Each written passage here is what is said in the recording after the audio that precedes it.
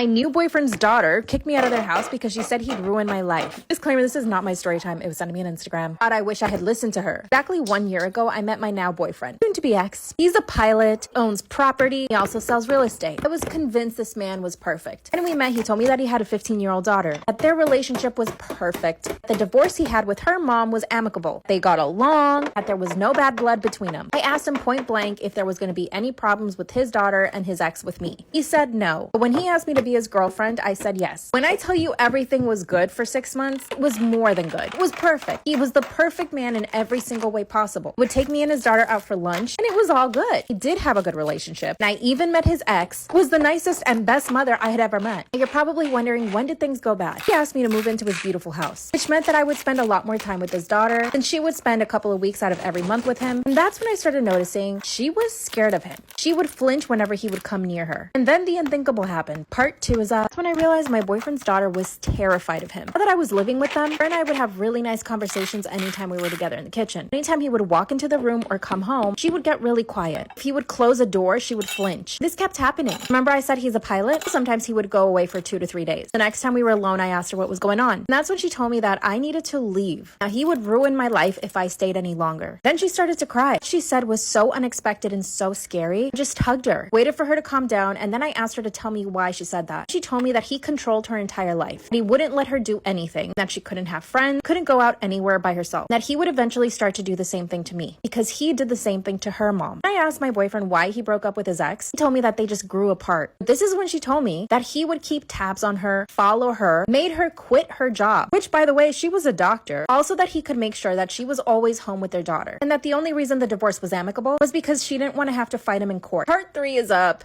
My boyfriend's daughter kicked me out of their house because she said that he would ruin my life. Claim this is not my story time, it sent me on Instagram. After telling me how controlling and abusive he had been to her and her mom, he told me that I needed to leave right now because he was waiting to ask me to marry him, that once we were married, he would start to control my life like he did theirs. She then said that she could see that I wasn't believing her, so she pulls out her phone and calls her mom. She starts saying the same things, that at one point she even had to get a restraining order against him, that the only reason she lets her daughter spend so much time with him is because she's afraid that he might want custody. But my relationship with him was so perfect. Just couldn't believe them. And guess what? I'm glad I didn't. I did end up leaving the house. When my boyfriend came back from his work trip, he told me that they had done this to every other girlfriend he tried to have. That it was all a lie. Girl, I almost believed them. This drama made me feel so bad. I actually broke up with him. He gave me space for a month, but now he wants me to get back with him. I don't want to deal with his daughter and his ex. What should I? I found out that my husband was having a baby with another woman through the most absurd way possible. Yeah, I got invited to her baby shower when she was a complete stranger to me. So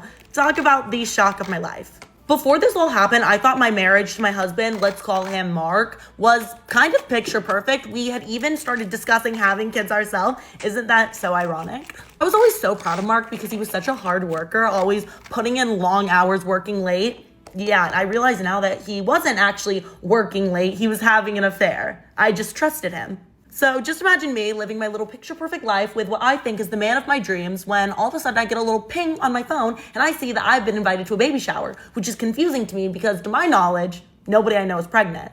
And that was actually correct. No one I know is pregnant. So I open up the email and I see that it says, you were invited to, let's call her Molly's baby shower. And I think this was a mistake at first because I don't know a Molly. And I have no idea why I didn't just X out of the invitation right there when I realized I didn't know a Molly, but I was thinking that maybe it was a friend of a friend, somebody's family member that I'd met once. I don't know. I was trying to figure out if there was any way I could have known this girl. But I did realize that there was one thing on the invitation that was familiar to me, and that was the address of where the baby shower was being hosted. It was being hosted at my husband's sister's house. Now, I'm close to my sister-in-law, but not close in the way that I'm friends with all of her friends. So I'm thinking maybe she invited me by mistake to this baby shower. And that's where I see that on the wedding invitation, there's a little tab that says photos. And I thought, perfect, I can click on that and I can see what this girl looks like. And maybe I have met her before because I am pretty bad with names. But nothing could have prepared me for what I was going to see when I clicked on the photos tab, because in there were dozens of photos from Molly's maternity shoot that included the father of her child. And y'all know where this is going. At first, I think it's somebody that just looks exactly like Mark, but I quickly realized that no, it is my husband, Mark, in these photos. Then I click on the attendees list on the invitation and I see that every single member of Mark's family has RSVPDS that they are going. So they were all aware of this. Immediately, I picked up my phone and I did not call Mark. I called his sister because she's the one that's hosting this baby shower. And so I knew that she was gonna have some answers and I wanted to get them before Mark had the chance to lie to me. I quickly realized that it was Mark's sister that sent me the invitation and that she knew exactly what I was calling about, because the first thing she said when she answered the phone was, "So did you get the invitation?" I said, "Yeah, I did." And the next question she asked was, "Did you have any idea about any of this?" I said, "No, I did not." Apparently, Mark had told his entire family that I both knew about the affair and the pregnancy, and that I chose to forgive him and support him through this, and to help raise the baby. But then Mark's sister told me that he told their entire family not to say anything to me about it because it was still a really sensitive issue that we were working through, and he just didn't want them to bring it up in front of me. So they've known about this for months and just thought I knew and didn't want to say anything in front of me. But his sister said that at some point she started getting suspicious because of how normal I was acting. And that's why she decided to just send the baby shower invitation to me. I have no idea how long Mark had known this girl, how they met, how long the affair had been going on. All I knew is that I didn't want to speak to him. So I packed up all my stuff and I got out of there before Mark was done with work. I told Mark's sister to give me a few hours to get out of the house before she let him know that I found out everything and that I was leaving. Mark has been calling and texting me nonstop saying that we can work this out and he has an explanation and to just hear him out, but I don't know if I want to. I don't know if I ever want to speak to him again. Let me know if you think I should hear him out, and if I do, let me know if you want to hear his reasoning for all of this, because I'm sure there's some kind of story he's going to try to spin. Dear entitled guy in the waiting room who wouldn't stop making a fool of himself last night. I told you I was going to do this. I made it clear. This is me making good on that. You, sir, are a dick. First, I had to sit there for 5 hours while you talked nonstop to anyone that would listen. Being that we were all your captive audience, unable to flee, we were forced to hear you loudly talk about yourself the entire time. I had to hear about your entire life. I had to hear about your childhood, about your comments on accents, about every dog and cat you've ever owned. I had to hear about your loud opinions on everything, from the nurses admitting people to your hot takes about Asians and Asian cinema. But none of that makes you entitled. What made you entitled was this. You were trying to rally the other patients waiting against the admittance nurse because the wait was the same for anyone that was triaged as stable enough to wait. However, this wasn't good enough for you, Mr. Entitled in Winchester. No, you had to say she's not a real nurse anyway, despite her pen that read RN. When you loudly announced that you wanted the Marvel movie turned off to something that you wanted to watch, and you asked others to go and ask for the remote when the nurse told you no. When I said, hey, some of us are watching this, you told me, who cares? It's not just about you, is it? I don't want to watch this Asian shit. Goddamn. Okay, racist much? Entitled much? My dude, you literally heard a bunch of us talking about how good the movie was, and you still demanded for it to be turned off anyway. The nurse said no, and you demanded to talk to her manager. The manager had to tell you to calm down. Over a remote, no less. When you started going off about how there shouldn't be children allowed in the ER because a baby was crying with a high fever, that didn't just make you entitled. It made you low-key a bad person. I ignored you the entire time. I even moved to the other end of the waiting room, only to hear you anyways. When someone asked you to be quieter because it was 2 a.m, you told them to deal with it and that you are, and I quote, a paying customer and can be as loud and rude as you want. That it was also a free country. Yes, it's a free country, and you can still be a dick. These aren't mutually exclusive ideals, my guy. People were leaving the ER with injuries and illnesses because you sucked and had to make it the problem of the patient and staff alike.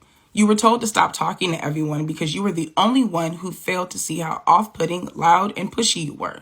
But what really got me fucked up, the only way you shut up was by me loudly announcing I was going to post about you on the Entitled People subreddit and make fun of you. You turned red, sat down, and stayed quiet until I was finally admitted. But my God, man, you fucking sucked.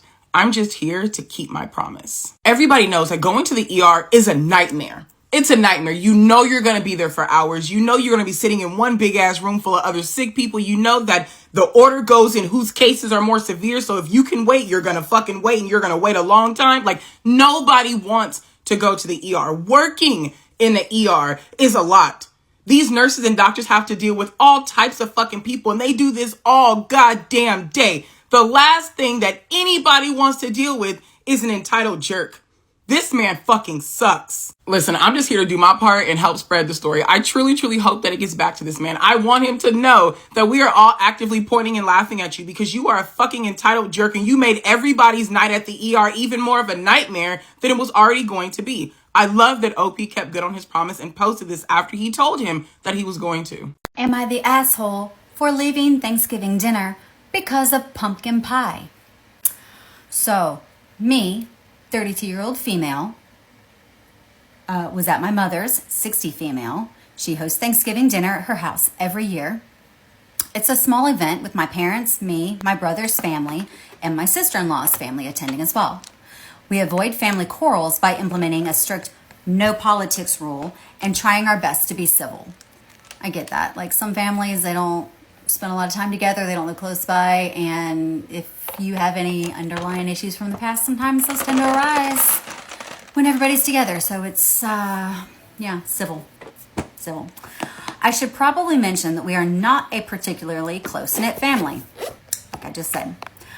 We rarely see each other beyond these events since my brother lives in South Africa and I travel a lot due to my work. Thanksgiving is important to my mom since it's one of the rare times we're all able to get together. That tracks. Anyway, the main problem I have with my mother is her constant critiquing of me. She has a habit of making passive-aggressive comments about my life choices, from my career to my lack of children to the way I dress. That's exhausting. I'm sorry. I've addressed this with her multiple times, but she doesn't really seem aware of it or care when I bring it up. My father claims it's just her way of fussing and expressing that she cares. It does hurt, though, because my brother is never criticized in the same manner. I cannot entirely fault her for her criticism, since I did kind of majorly mess up my life a few months ago. It put in parentheses for depression. It does not specify other than that, but and it has affected her opinion of me negatively. It does not excuse the way I acted, but I just wanted to explain why I left. By the time we finished dinner, I was a bit prickly because of some of her commentary. So OP had some depression, obviously has kind of a tumultuous relationship with her mother anyway. We're about to get into the meat and potatoes of the story. Why the pumpkin pie? So I made a cake for dessert. I was explicitly put in charge of it, and no one specified what exactly I should make. So I opted for maple cheesecake. I've never had maple cheesecake, but it sounds delicious. I like cheesecake, I like maple syrup. I did my best, and I think it looked okay. Mom normally makes pumpkin pie, but I really hate pumpkins because they make me gag, is what it says. So I thought perhaps we could try something different and new. As I was bringing out the cheesecake, my mom eyed it and somewhat warily announced that she decided to make the usual pie as well. This caught me off guard. I asked why she didn't tell me beforehand, and she said something like, well, we figured you'd do your own thing anyway, so I thought it was best to have a backup dessert.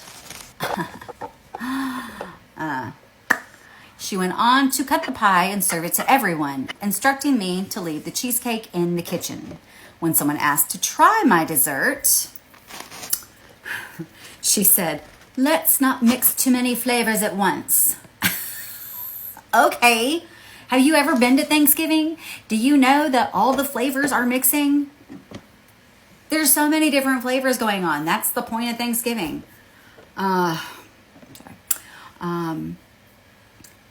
I know it's immature for an adult to get this upset over a triviality, but I just politely refused as she was handing me a slice of pie, as would I, retrieved my coat and left.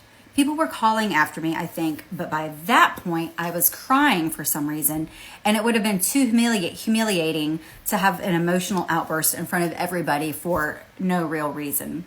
My mom just texted me saying that it was incredibly rude and immature of me to leave like that, especially on Thanksgiving. My brother also sent me a message. Imagine that. Golden child. Saying I'm acting irrationally.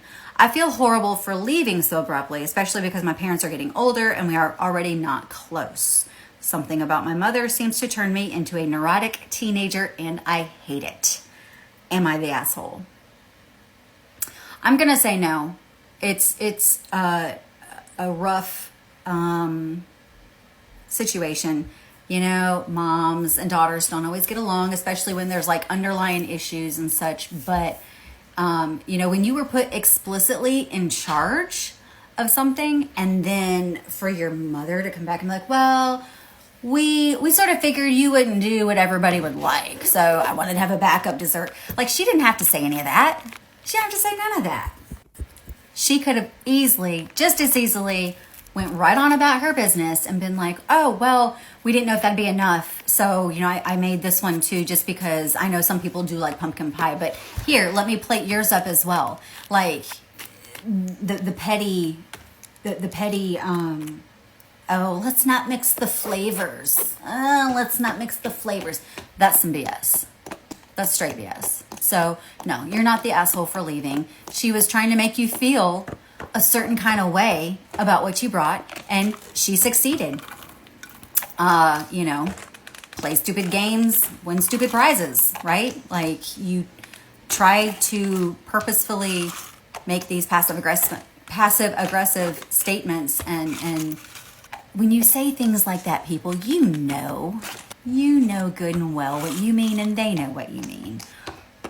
Let's not play otherwise, right? So, yeah, Mama knew what she was doing. She had it coming to her. Not the asshole.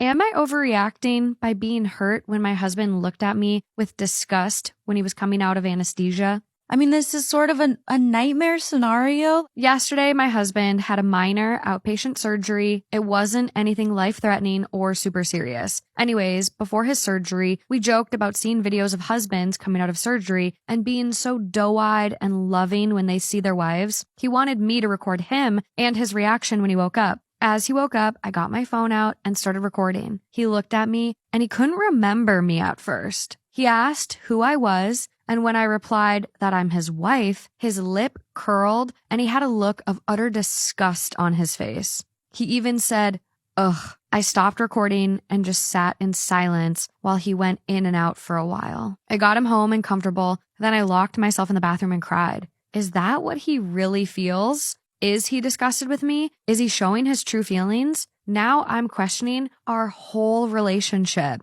Did he settle for me? I am so hurt at this thought. He asked to see the video today, and I lied and said I forgot to record it. You can rationalize, obviously, that like he was not in his right mind, but that is so hurtful. I think she has to show him and like have an actual conversation about it. I kicked my sister out of my house because she did not wash the dishes. Am I the problem? Disclaimer, this is not my story time. It's sending me an Instagram. Now, this has actually nothing to do with my sister, but more with my husband. Sister and I have a great relationship. My parents and I and her are very close, but my sister hates my husband. Not only does she hate him, she actively tries to make his life miserable. Why? My husband gets easily triggered by everything. Dirty dishes, dirty house, loud noises, new people, his family. As you can see, the list goes on and on. Now, my sister is the opposite. She is very chill. She does not get upset. She has no temper. In a bad situation, you want my sister there. In a bad situation, you do not want my husband there. My husband will just make everything worse by getting angry and trying to find somebody to blame. So my sister and him constantly bicker. She even called him out on our wedding for getting angry that the cake wasn't tall enough. She also told him in our wedding speech that he was not very likable, that she was willing to accept him into our family because I loved him. My sister came and visited for a month. My husband began acting like a 2-year-old. He had a full-blown tantrum when he saw she was wearing shoes in the house. Part 2 is I kicked my sister out of the house because she did not wash the dishes. Am I the problem here? After my husband threw a tantrum because he saw my sister wearing shoes in the house, he told her that she was the grossest human being he'd ever met, and that her feet smelled so bad he needed to put air freshener in every room she walked into. And honestly, at that point, I had had enough. I was annoyed with my husband and with my sister. She knows what he's like. Is it fair for me to ask my sister to not irritate my husband? Is it fair to ask my irritable husband to not get annoyed by my sister? I took my sister into a separate room and I told her what was happening, that honestly, I just needed a break because I was the one that had to live with his attitude. So I grabbed her things and I drove her to my parents' house. My parents got so angry at me for not letting my sister stay in my house that they told me I was not invited to Thanksgiving, especially because they don't want my husband coming over. Of course, when I got home, I had to tell my husband off. He said that because I was obviously picking my sister and family side. He said his friends and him are gonna go stay in a cabin for Thanksgiving. But now I'm alone for Thanksgiving because my parents don't want me there. I've only been married for 2 years. I feel like a terrible sister. I also feel like a terrible wife. I obviously don't know how to help him, but also I'm totally sick of him. If he didn't come back, I think I'd be happy.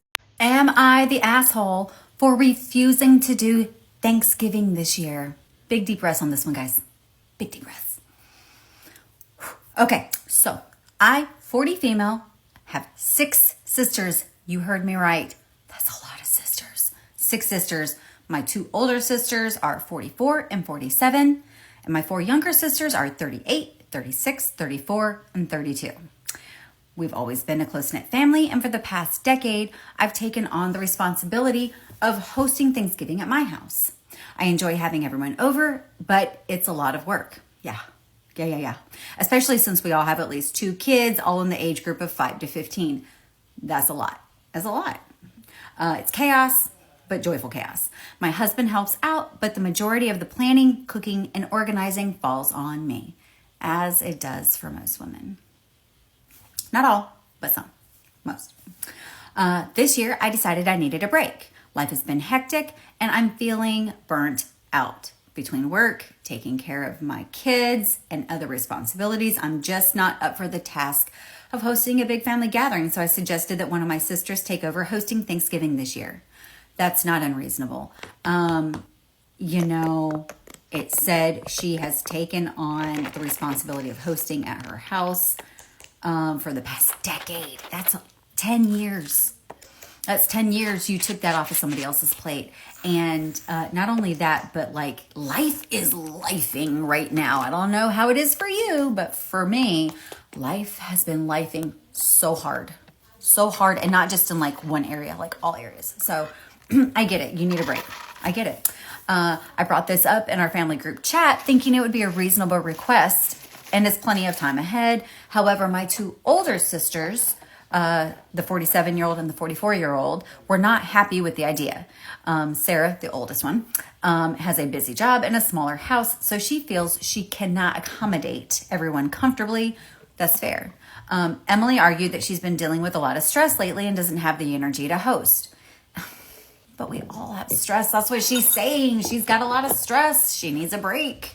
They both suggested that since I've been doing it for so long, I should just keep the tradition going, especially since my house is the most spacious and I'm the one who knows how to do it right.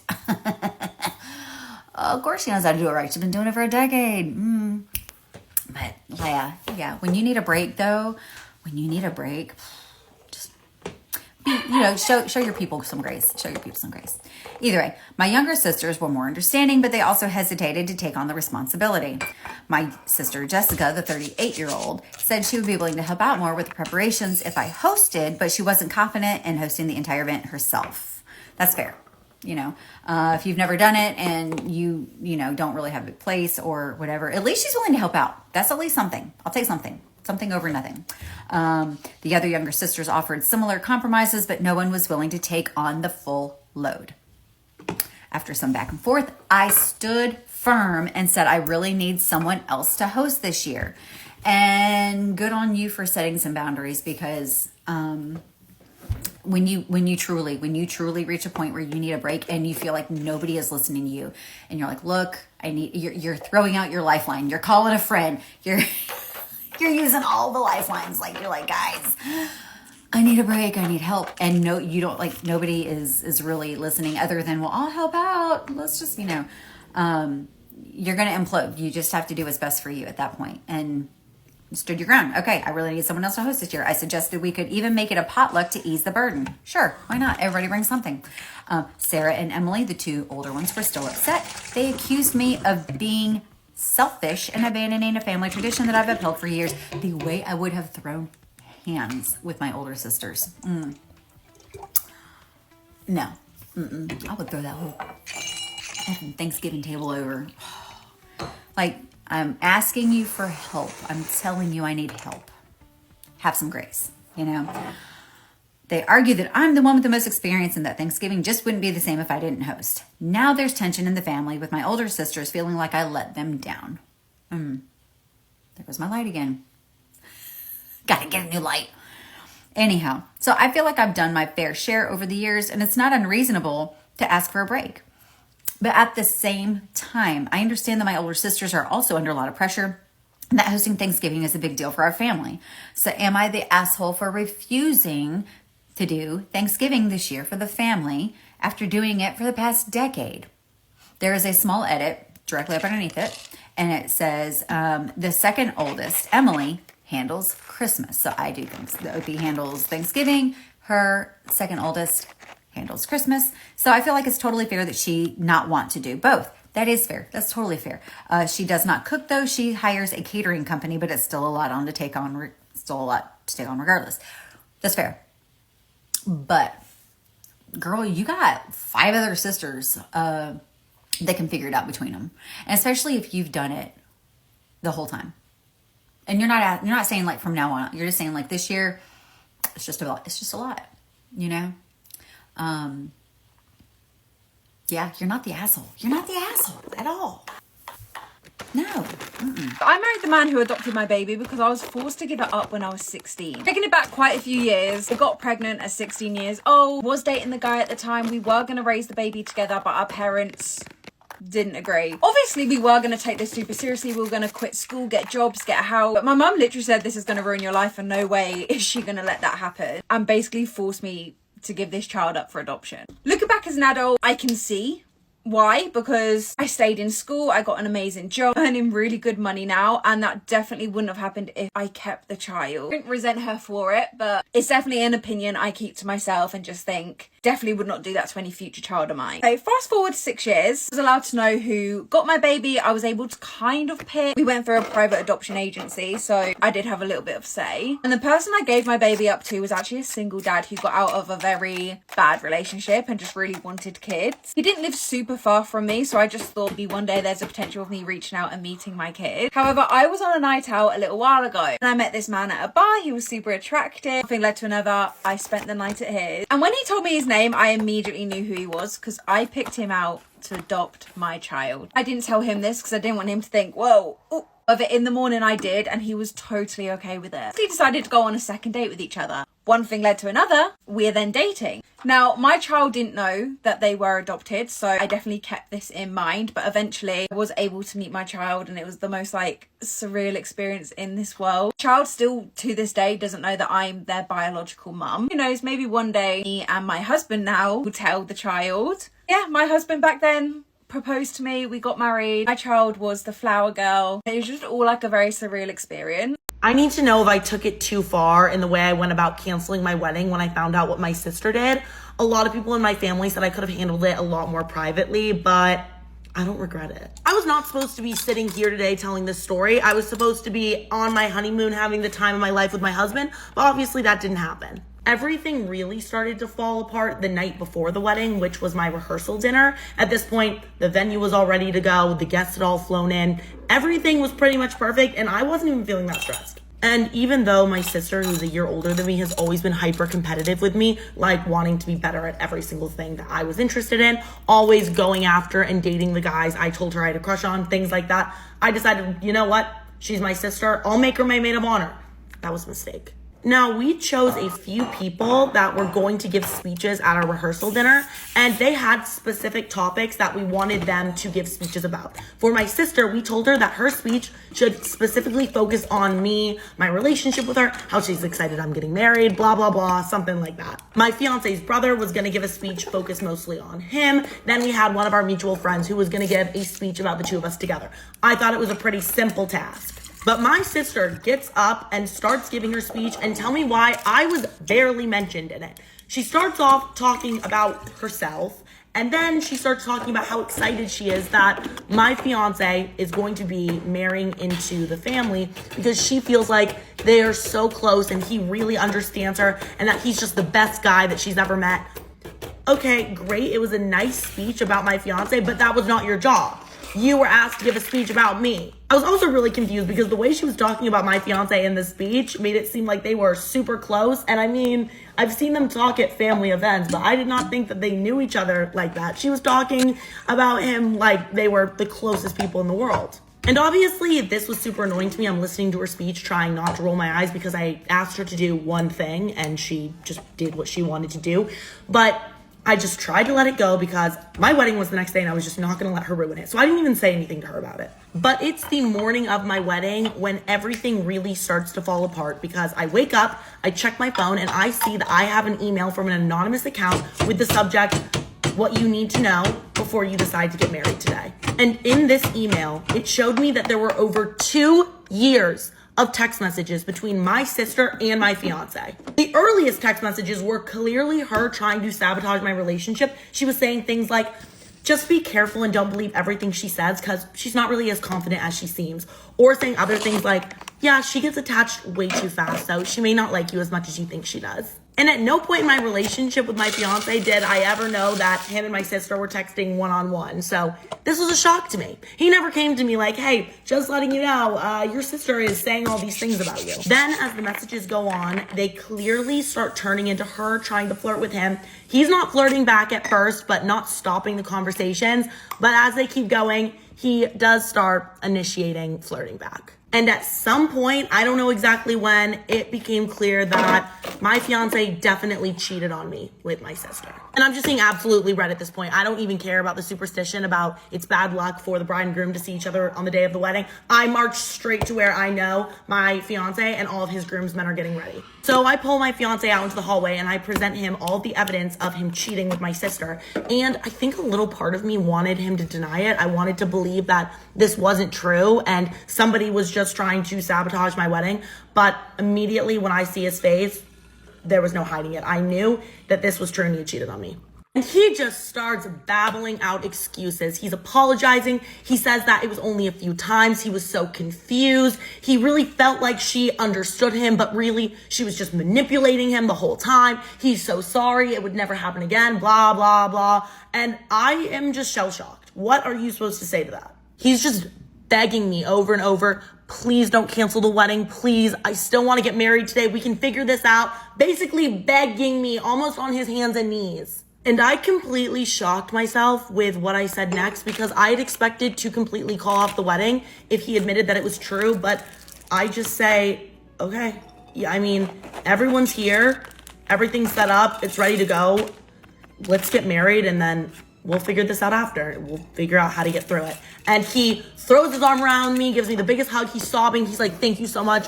Like, I'll make this up to you. This will never happen again." And again, I just feel numb. I don't even have a single emotion at this point. So I go back to the bridal suite. I find a place where I can just be alone and I start thinking about all of this.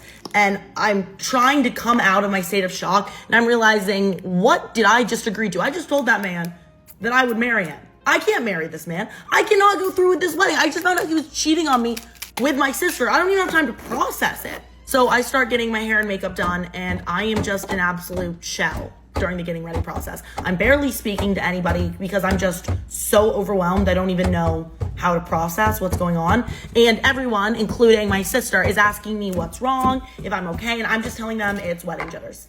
And even when I am lined up outside the wedding venue doors about to walk down the aisle, I still feel like I'm having an out-of-body experience. I have no idea what I'm gonna do. I'm so overwhelmed. I'm unable to process the situation. It isn't until the doors open and I see at the end of the aisle my fiance standing, smiling at the altar, and my sister standing with the other bridesmaids, it hits me. At that moment, it hits me and all of the feelings I have bottled up all day just pour out of me. I'm hurt, I'm disgusted, I'm angry, and I realize that there's absolutely no way that I could spend the rest of my life waking up next to this lying, cheating man. And at this point, I could have just turned around and booked it out of there, just left them standing there and have everybody be super confused. But I didn't do that. I made the decision to walk down that aisle and stand at the altar with my fiance. I grab the officiant's mic and I say, "Hi everyone.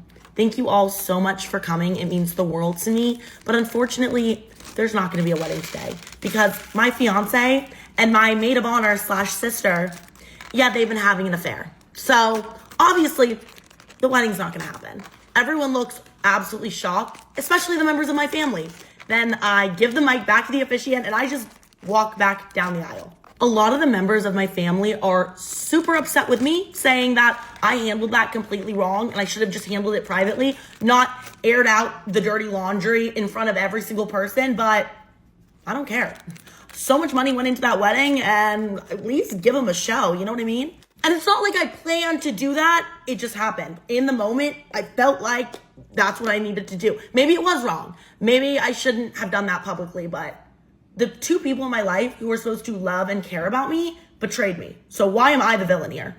Anyways, the drama that's continued since this runaway bride saga has been absolutely insane. So let me know if you want some updates.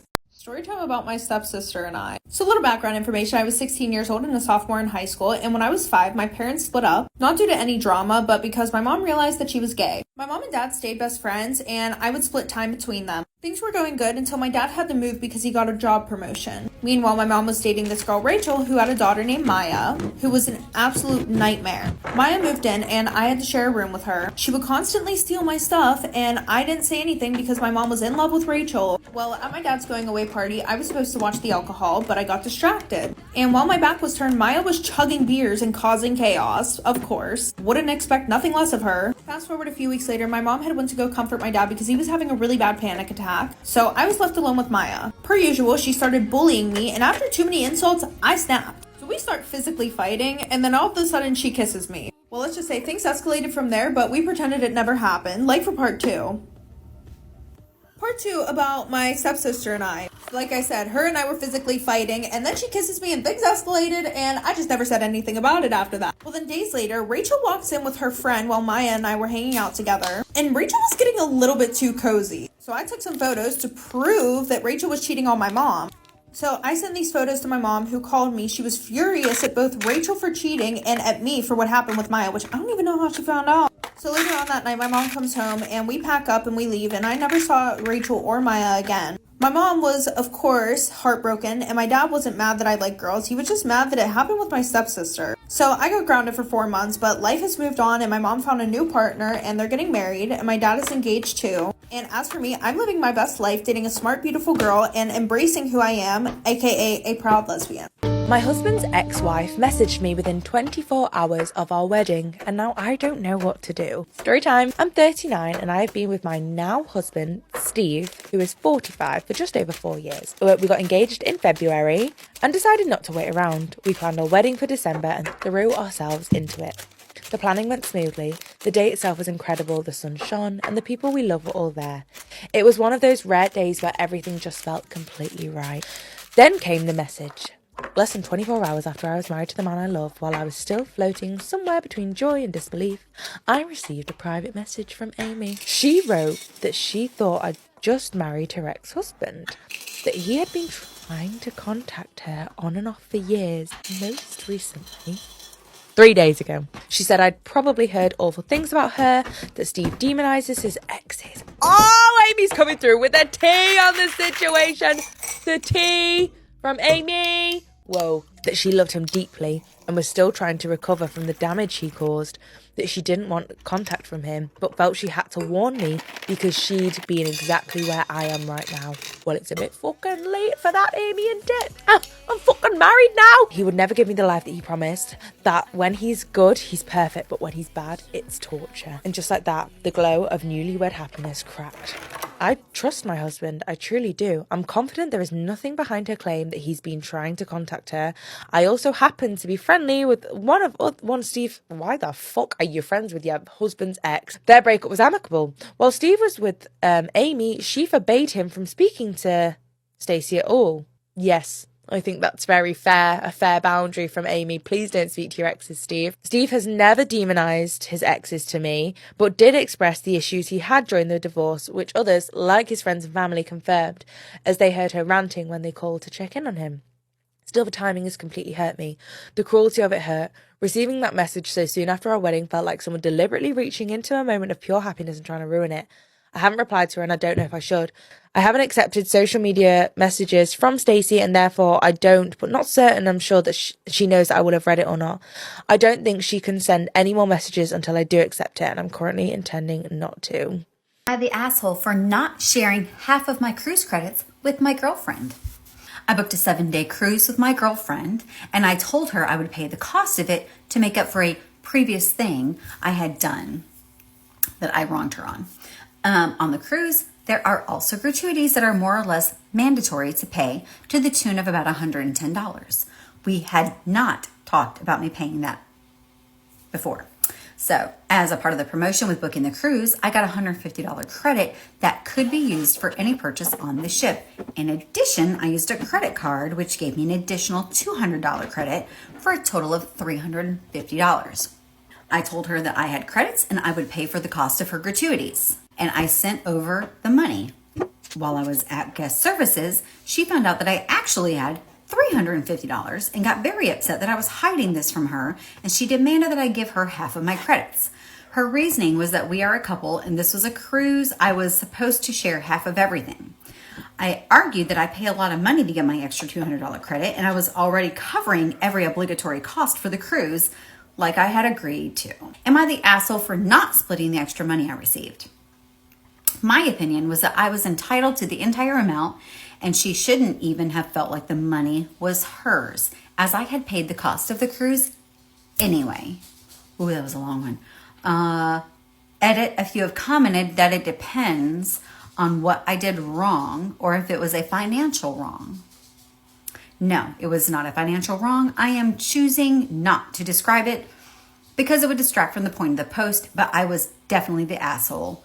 So that's why I made it up to her by taking her on the cruise. So, sir, it sounds to me like you cheated on her with maybe a best friend. Had to have been a big one. It sounds like you really had a good connection with her because she obviously was willing to come back to you even after this super bad wrong, right? Not to mention, you're taking her on a cruise. You didn't just like, oh, let me buy you some flowers. Let me bring you some chocolates. Let me make it up to you. Oh, you messed up big time. You taking her on a cruise. So you told her you pay for gratuities. Now, I'm just curious because if that gratuity went over the $150 mark, would you have covered that as well? So, because if that's the case, you're not the asshole. That money is yours. So yes, you're covering the cost of the cruise and everything else. As long as you are not leaving her with a bill for coming on the cruise with you, this was your mess up, sir. So this is your obligation to pay for. As long as you are not leaving her with a food bill, a mandatory gratuity or whatever it was, no, as long as you're not leaving her with that, you're not the asshole for not sharing the rest. You're not married. You're not married. Now, were you the asshole for doing whatever it was you did? We won't know exactly yet, but were you the asshole for that? Sure. But are you the asshole for not sharing half of your cruise credits as long as you're paying for the rest of it? Literally leaving her with not a cent else to pay?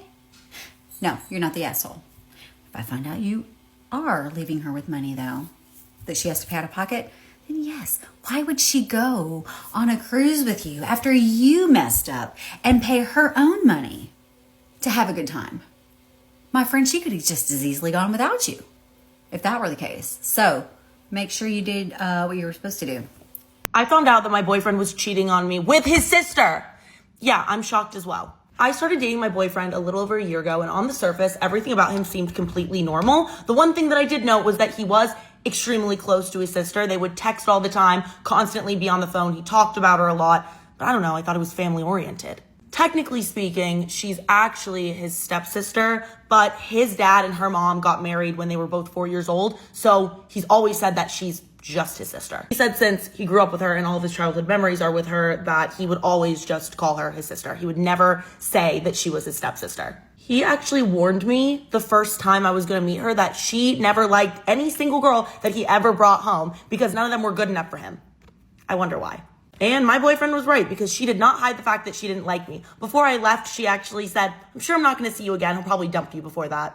And all these red flags that I noticed, like the constant communication, the fact that she was jealous, the fact that she wanted to sit super close to him all the time, I just chalked it up to like weird family dynamics and jealousy. Why in my head would I ever think there was anything romantic going on? That would not even cross my mind. That is until one day my boyfriend and I were watching a movie and he has to get up to go to the bathroom, but he leaves his phone on the couch. And the thing is just dinging and dinging and dinging. Normally I would not look or check my boyfriend's phone, but honestly, I thought something was wrong based on how many times that phone was going off. So I checked my boyfriend's phone and that's when I see a text from his sister that says, "I still feel really guilty about last time," frowny face. Something did not seem right about that text. I did not know the context of it, but I knew that I needed to find out the context of it. And I knew in my gut that it was a bad idea, but I looked at the messages anyway, and what I saw made me actually sick to my stomach. These messages were not just flirty. They were talking about sneaking around, not getting caught, finding a way to hide what they were doing. I knew it wasn't right. I could tell that they were trying to be careful and not directly say they were hooking up with one another in these text messages, but I could read between the lines. I knew what was going on. I'm not stupid. I started scrolling back as fast as I could, and I realized that these messages were older than when me and my boyfriend met. So this whole thing started before he met me and just continued into our relationship. So I guess maybe he was cheating on her with me. Maybe I was the other woman in all of this. He finally comes out of the bathroom and sees me scrolling on his phone and freaks out. He's like, "What are you doing on my phone? Give that back. This is such an invasion of privacy." And all I say to him is, please tell me it's not true. Please tell me that I am just misreading the situation and that this is not what I think it is. He looks at his phone and sees that the text message thread with his sister is open, so he clearly knows what I'm talking about. And all he has the audacity to say to me is, "This is just a really complicated situation. It doesn't change anything about us. I still love you." You still love me? What? I mean, he did not even try to deny it. He really couldn't. The evidence was right there, but yeah, he just admitted it. But he's really trying to explain himself and try and make it sound like it's not that bad. He says, it's not like she's my real biological sister. She's my stepsister. So, it's just, the whole thing's so complicated. I said, no, it's really not. You've made it very clear that she is your sister. In your eyes, she's your sister. Just because she's not biologically related to you does not make this whole thing not messed up. First of all, you cheated on me. That's already messed up. But then with your sister, it does not matter that she's not biologically related to you. So I just storm off because I have nothing else to say to him and I'm just freaked out. Like, I can't even process what just happened. And he's chasing behind me, begging me to stop. He says, "Please, let's work this out. I wouldn't leave you over this." I turned around. Actually, that did make me turn around. I said, "Sir, you wouldn't leave me over this?" "Yes, you would. Yes, you would. I think most people would. First of all, not just cheating with your sibling. No. I think most people, 99.999% of people, would leave their significant other if they found that out. Sorry, but I'm not trying to have a child one day whose cousin is also their half sibling, so I need to get out of this situation. Since I found this out, both my boyfriend and his sister have been bombarding me with texts and calls trying to explain themselves, but I haven't responded to a single one. I ended up just blocking both of them. Am I supposed to just move on like this never happened? Or should I tell their parents? They're both adults, but I feel like this might be something their parents would want to be aware of. I don't know. Let me know what you think I should do. I just accidentally exposed my best friend having an affair at my own engagement party. I kind of don't feel bad for it. Basically, I've known my best friend, let's just call her Natalie, for 8 years now. I've known her since uni. Now, Natalie has been married for 3 years. Very important to know. To my knowledge, she was happy. I went on so many dates with them and saw happiness. Anyway, skipping all the boring parts of this story, I met my now fiance, let's just call him Mark. We got engaged and we hosted an engagement party. Now, obviously, I wanted my best friend Natalie to make a speech, and that is what she did. She got up, she was a little bit tipsy at this point. Bear in mind, her husband is stood next to her. Natalie's husband is present in the room. Natalie gets really, really teary, starts saying how happy she is for us, how in her eyes we are just the ultimate match, and she's just really nice speech. Until she goes on to say, "Glad I'm not making the same mistake as her. I'm marrying someone who I love so much." The room went so silent. You know the phrase, you can literally hear a pin drop? You really could. Husband just looked so embarrassed, bless him. He had no idea what just came out of this girl's mouth. This is the first time she's ever mentioned not being happy to me. Obviously started apologizing and then ran away. Then turned the music back on awkwardly and ran after her. Her husband actually just stayed there. I caught up with her. There were a few people around us at this point, and she said that she doesn't know why she just said that. She's just drunk. It just came out. In anything apparently. 2 days later, I'm texting Natalie and I'm asking her like, what the hell is wrong? She then tells me over text that she's been having an affair for the past year and a half, and she really does like this new man, and she thinks she's just made a massive mistake marrying her husband, but at the same time she feels really guilty apparently. I then don't speak to Natalie. To me, that's not okay. This is even more awkward is Natalie's husband then texts me about a day after I found this out. Apparently Natalie hasn't been home and he was hoping she was at my house just like calming down. Really, really worried for her. Do I know what's going on? I did not reply to this for a day because I didn't know what place to take. And in the end, all I did was send him a screenshot of the text Natalie sent me about her affair. I still to this day don't know if this is the right thing to do. I definitely don't feel bad about it, but maybe there's a better way to go about it. I don't know. Am I the arsehole for backing out of my sister's wedding because of her in-laws? Story time. For some background here, me and my sister Amy are identical twins. Now, when I got married 8 years ago, she was my maid of honour and she always promised me that I could be her maid of honour when she eventually got married. For a bit of context here, me and my husband actually separated 2 years ago due to a stillbirth and then his infidelity. As you can imagine, I was a total mess around this time. If it wasn't for my sister and my parents, I don't know what I would have done. And I owe a lot of my recovery to my incredible sister. I ended up going to therapy, I quit drinking, I got diagnosis that I needed. Now Amy and Steve are getting married next year and Amy's parents are paying for about 60% of their wedding. My parents are paying 30% and then they are topping up the extra 10. The biggest caveat for the in-laws paying for most of it is that they must get married in Steve's family church. So this evening Amy invited me over because they had finally booked their wedding. When I got there, Steve was there and that was weird because she would normally mention if he was going to be joining us, so I thought something was a little off in this situation. Amy greeted me with a hug like usual, but Steve didn't come near me, which was another weird thing. As soon as we sit down, I know that something is up. Steve was like, I need to tell you something. Steve goes on to say, despite my best efforts to keep it a secret, my parents have found out that you're divorced. Apparently it had come up in conversation when his parents had asked why my husband would not be attending the wedding. And his in-laws have said that they would not be comfortable with me being maid of honour because it wouldn't look good to their family church. He then went on to tell me that of course I can still be a bridesmaid. However, if I wanted to be a bridesmaid, I couldn't mention my divorce. I was absolutely stunned, as I'm sure you can imagine. I could feel myself really starting to get upset. Amy was getting upset as well. She was trying to spin this whole thing in a good way. Amy goes on to say that her mother-in-law had already pre-approved her best friend of being maid of honour now, so please don't make this harder. Now, I knew that I would not be able to sit through a whole meal after being given this type of information, so I paid for my horrifically expensive cocktail and paid for an Uber to go home. So I told her that I would absolutely still attend as a guest, but I would not be in the wedding party. And she would not take this as an answer at all. It even got to the point where I had to block her because of the amount of excessive calls and texts. So I text my parents with a bit of a summary of what happened. Amy thinks this is all a huge overreaction and I'm blowing things way out of proportion. So please help me in this situation. Am I the arsehole here? Am I the asshole for telling my daughter she can't move 1,000 miles away to live with her girlfriend? My daughter, 21 female Nicole, was very bright as a child and headed into college with a plan to get a master's at least. She became a bit withdrawn in teen years, and after her first year of college, she moved out from a relative's home and got her own apartment. After her second year of college, she told me and my husband she was dropping out and might return. She said she'd been incredibly stressed and depressed for years. Last fall, she got a job and was so happy, and I was glad but hoped she'd still return to college. I also learned that she was a lesbian and had flown 1,000 miles to meet her girlfriend. Am I the asshole for telling my daughter she can't move over 1,000 miles away to live with her girlfriend? Mind you, she flew over 1,000 miles to see this girl she'd never met and only called and video chatted with. I was shocked and angry but told her I was happy that she was okay. Also, I'm happy she had a good time. This was months ago and now she's saying she intends to move within the next year and a half. And maybe even sooner. I told her absolutely not, and they've only been together for a few months. All her family is here, me, her dad, her brother, and her 3 living grandparents. She said she's wanted to move away for years, and I'm being unreasonable asking her to stay, and that she hates it here and can't be herself.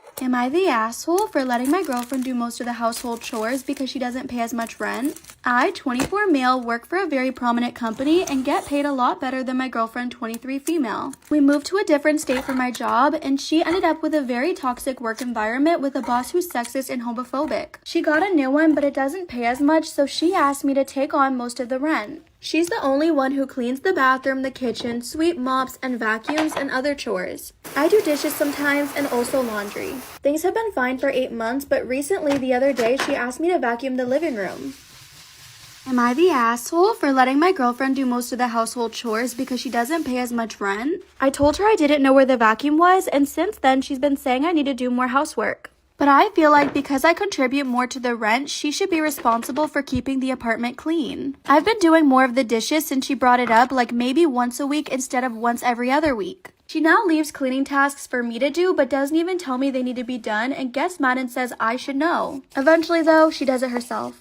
She works the same amount of hours, but her job is less demanding and I'm so drained by the end of the day. She also pays for groceries and gas sometimes. Am I the asshole for telling my brother that he didn't need to share that his wife was in labor in my wedding? So my wedding was days ago and my brother attended but his wife didn't because she was nearing her due date to give birth. The wedding was going great till my brother received a call from his mother-in-law telling him sister-in-law was in labor. He told me that he was leaving and my wife and I were fine with that, but the issue began after he told one of the guests sister-in-law was in labor. Word spread out and suddenly everybody was talking about it, which disrupted the event. Even my parents started calling and there was a huge fuss, which frankly was unnecessary if my brother just left in silence or made some excuse.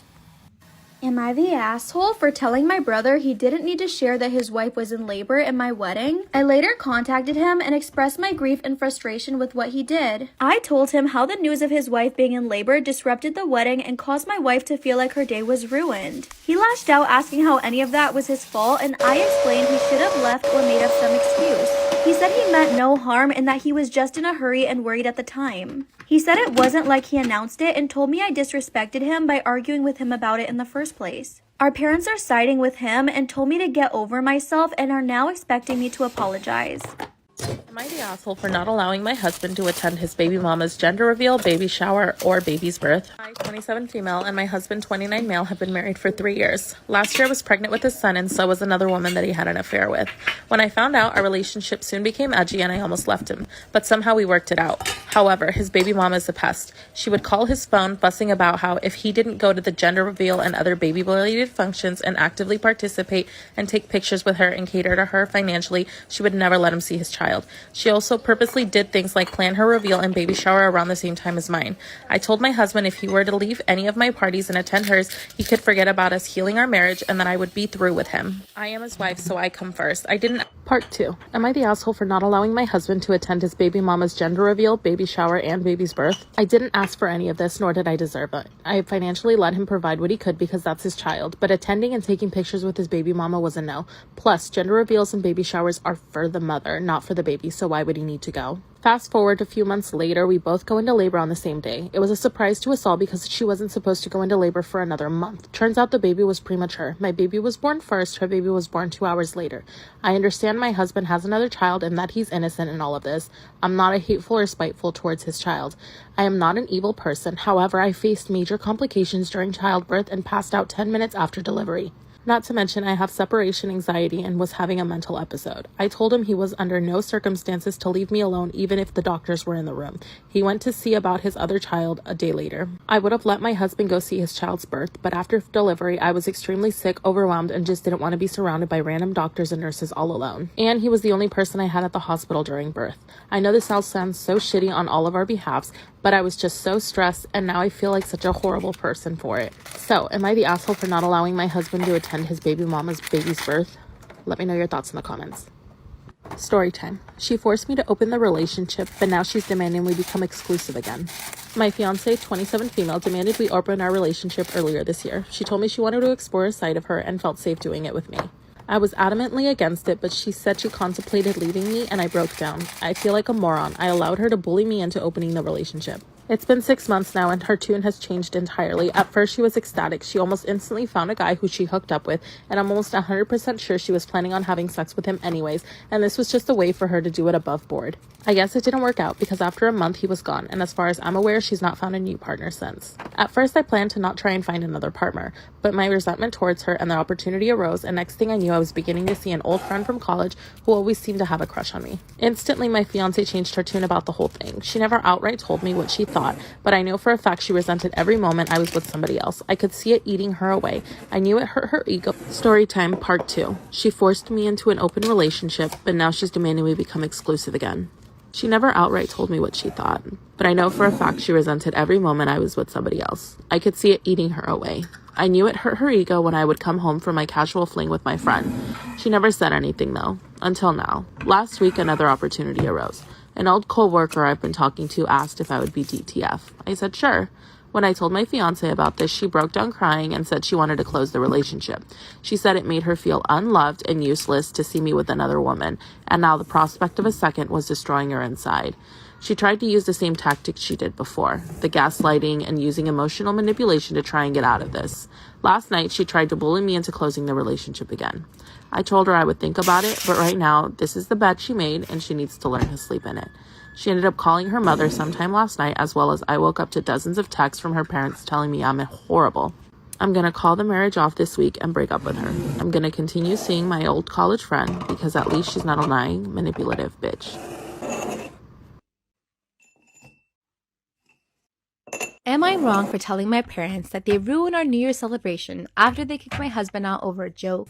I've been married to my second husband, Mike, for 4 years now. He's a jokester and loves to crack jokes all the time. He especially likes to joke with my brother, Ethan, and his wife. Ethan used to be okay with it until he started complaining about Mike taking it too far with his jokes. Some context about Ethan. He and his wife couldn't have kids, so they adopted a boy, Joey, 2 years ago. Mike has been making silly, lighthearted jokes that involve Joey's bio parents as a way to mess with Ethan and his wife. Does anyone ever have to say that fertility is one thing that you don't joke about? Come on. I already talked to Mike and I tell you that he's 100% means no harm and he was just trying to get them to react. So fast forward to New Year's Eve, my parents hosted a big celebratory dinner and Ethan and his wife came. While we were eating dinner, Mike decided to tell a knock-knock joke to Ethan. He said, "Knock knock." Ethan laughed and said, "Who's there?" Mike replied, "Joey's bio parents." I'm not laughing because it was funny, I'm laughing because it was stupid. Oh my god, why would he say that? Like, that's not even funny, like, at all. Then he bursted out laughing. Silence took over and Ethan's facial expressions changed. His wife called Mike an idiot, to which Mike replied with, "Hey, relax, it was just a joke." An argument ensued and dinner was paused. My parents suddenly told Mike to leave, which I thought was too harsh. I tried to speak to them and get them to calm down, but Mom insisted that Mike leave. We left and Mike was complaining the whole time about how they overreacted. I called my mom later and she told me Mike was out of line with his hurtful joke about this touchy topic and told me I was wrong for defending him and saying he was just joking. She said he ruined New Year's for the family, but I told her it was her and Dad who ruined New Year's celebration for escalating the situation and kicking him out. I told her he could talk to them again, but they were the ones who ruined New Year's celebration. She called me delusional for this statement and hung up. Homegirl, you are delusional. You are delusional if you think this is your parents' fault. We haven't talked to them for days. I tried contacting Ethan, but no response. How many times do they have to tell you that it makes your brother uncomfortable with those jokes for you to get it through your thick head? The first time he meant it. Play stupid games, win stupid prizes. That's what you get when they tell you don't cross a boundary and you cross a boundary. That's what happens. Good for the parents for sticking up for their son. Bye. I'm going to have an abortion because my fiance cheated. I'm 29 female and he's 31 male. We've been together for 7 years and engaged for 9 months. To keep a long story short, I found out my fiance was cheating on me when I was 10 weeks pregnant. He has slept with multiple women for what looks like the last 2 years. I never wanted children, but he really wanted to be a father. After the initial shock of finding out he was cheating, I had to think rationally.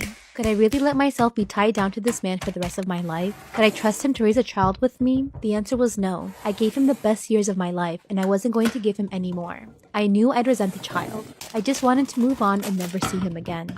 I told him I was going to get an abortion. He begged me not to. He apologized and said we could work it out and all he wants is to raise a family together. He swore I'd be a great mom and he'd be a great dad. He said if we didn't work out, he'd be there 100% for the child and that he could be the one with full custody and I could have visitation. I told him that my mind was made up and that he should have thought of that before cheating. He threatened to sue me if I went through with it. My parents weren't on board either. They say they're pro-choice, but they think that me getting an abortion is purely for revenge and not for the right reasons. I don't know. Maybe it is, maybe it's not. I can't have a child with this man. Not after this. I can't do it. I can't even carry the baby and give him full custody. Why should I put my body through this after what he did? Why would I give him what he wants after he's ruined me? is scheduled for next Friday. There's no doubt in my mind that this is what I should do. No one but my sisters and close friends seem to agree with me. My male friends are against him. My ex-fiance is still begging me not to, and I know he's speaking to a lawyer. The next week isn't going to be easy, but I'll do what I have to. I gave this man the best years of my life. I gave him everything I had and everything I could. For 7 years, I've loved him unconditionally, but I cannot have this child with him. My husband knows about my 6-month-long affair, but he hasn't told me. Okay, so let's start with a little background. My husband and I first met when I was right out of college in a new city. He swept me off my feet, and from that first date, it was magic. We married 3 years after that, and now we have an 8-year-old daughter. We both work pretty great jobs, and between caring for our daughter and work responsibility, we are both busy people. But he always made time for me and treated me like royalty, even when I didn't do the same. Around the beginning of 2019, I became familiar with one of my coworkers, Nick. He's about my age, has a wife and 3 kids of his own. Nick and I started off so innocent. We would go out to work outings together. We would sit close by, but it all started when I sat on his lap. I guess he reminded me of when my husband and I were young. There was passion in Nick's eyes that drew me close to him. Eventually, we started sleeping together. I knew during the whole time that it was wrong, but I pushed through, never once thinking about the impact it would have on my husband. My morning started off as usual. My husband gets into the shower before me every day, and I snooze before I have to hop in too. He mentioned last night that he was going to stop by Costco on the way home from work today, so I grabbed his phone so that I could add a shopping list. When I went on the Notes app, it opened to a folder with dates listed on it. The dates started the first week of March and continued until last week. I curiously opened one of the dates, and to my shock, it was a diary. I never knew my husband was the type of person to write out his thoughts or emotions. I read through the first couple entries of his diary and it broke my heart. The diary was all about my infidelity and how my husband was processing it. Looking at the dates that were listed, he discovered my affair about a month after it became physical. I hid his phone until he left for work, then I called off of work and read each diary entry. Almost each entry for the first 3 months after he discovered my affair were about how he planned on making me fall in love with him again. He detailed in his diary the plans he had to make me forget about Nick. He talked about taking us on a week-long vacation so I couldn't see him. How he bought my favorite flowers and cooked my favorite dish, but I continued to see Nick. As the time went on and I continued to tell lies to my husband, he would write in his diary how his resolve was beginning to waver. And now he was becoming depressed. He feels so lonely and unloved. After 3 months, the diary entries became wholly about his depression and how he cries every time he knows I'm with Nick. The diary entry from a month ago stopped me in my tracks. He wrote about how he put our daughter to bed. He was crying himself like usual, but the tears stopped flowing. He says that his body finally stopped producing tears for his failed marriage. He says this night was the night that the Band-Aid fully came off, and now that the Band-Aid was finally off, he felt a wave of relief, like he finally got over me. 2 weeks ago, he decided to start an affair of his own. I'm so ashamed of myself and I don't know what to do. I never meant to hurt him. Am I the asshole for calling off the wedding because my fiancé won't sign a prenup? I, 28 female, and my fiancé, Dean, 35 male, got engaged about 6 months ago, but we've been together for about 5 years.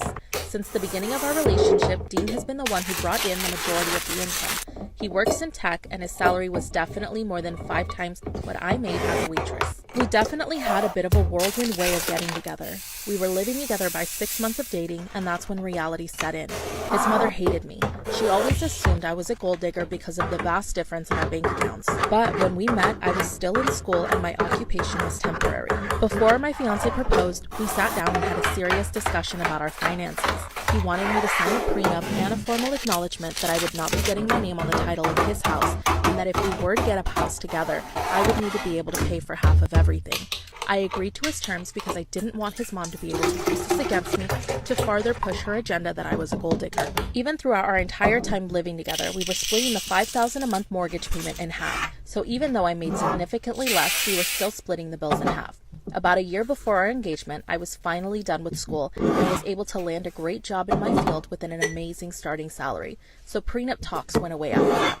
After our engagement, things took a turn dramatically financially for Dean. He lost his high-paying job, as well as he had made some poor financial investments that didn't pan out, so he was left struggling. So I was the one that ended up paying for our living expenses, as well as all expenses for the wedding. About a month before the wedding, I brought up adding my name to the title of the house, as well as having him sign a prenup. He actually had the audacity to be mad like he didn't ask me to do the same. I figured he would be a little bit more understanding considering I had paid all of the bills, including the mortgage, for the last 5 months for a house that wasn't even in my name. He told me that I had already stated that I would sign an acknowledgement about not getting my name on the house, as well as I would need to pay for half of anything for us to get a house together. I reminded him that I had been paying for all living expenses for the last few months, and he just told me that he had been paying for the house for the last 8, never mind the fact that I had been paying for half for the last 5. When he wasn't even able to compromise, I let him know that the engagement was off, and that I would be moved out of the house by the end of the week. At first, he thought this fight would just blow over, but when I started moving my things out, he started pleading with me to stay. It's been about a week since I moved out, and he has told all of our mutual friends, including my family, and they are all saying that I am the asshole for moving out like that, knowing that he didn't have a job and had no way of paying the mortgage or any of the other upcoming bills. But I don't think I am, because he's had half a year to get his shit together. Instead, he became what his mother tried to convince him that I was, a gold digger.